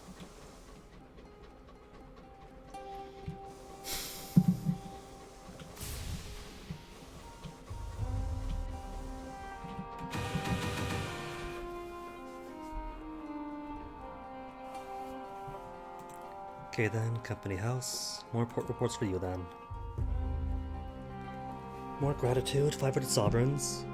Thriving, 104 now. Takati still prosperous, but should be enough to do balance one more time.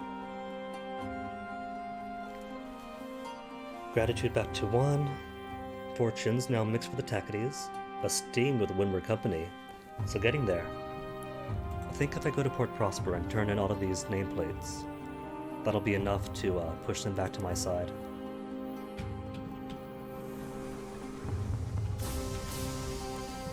Which I could do. There's 19 minutes left in the hour.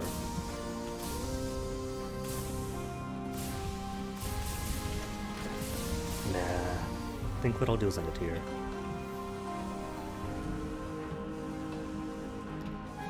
And then tomorrow, start off with the actual ambition. Hunting down the old friend. First though, what's the news say about the Winchester War? Latest news? Lustrum has been turned upside down this week.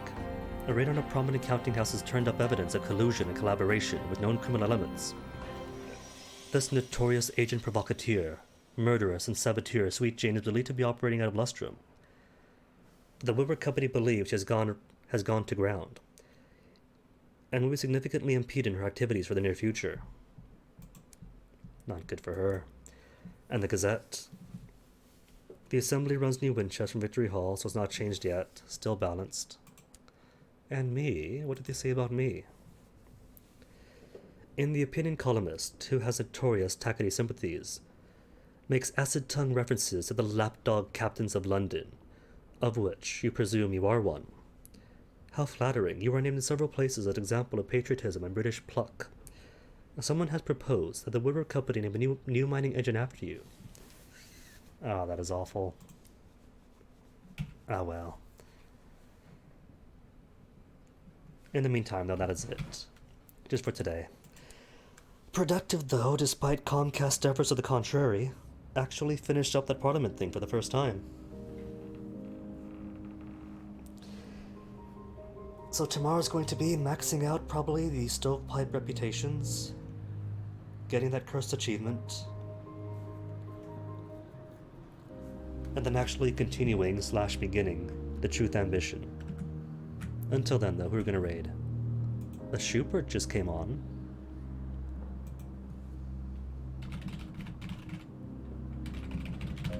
And Schubert does have cute emotes. McCall's up as well. Thomasina playing Apex Legends. What? Since when? Thought she was more of a Sims 3 person. Sims 4. Well, you know what? Schubert is gonna be.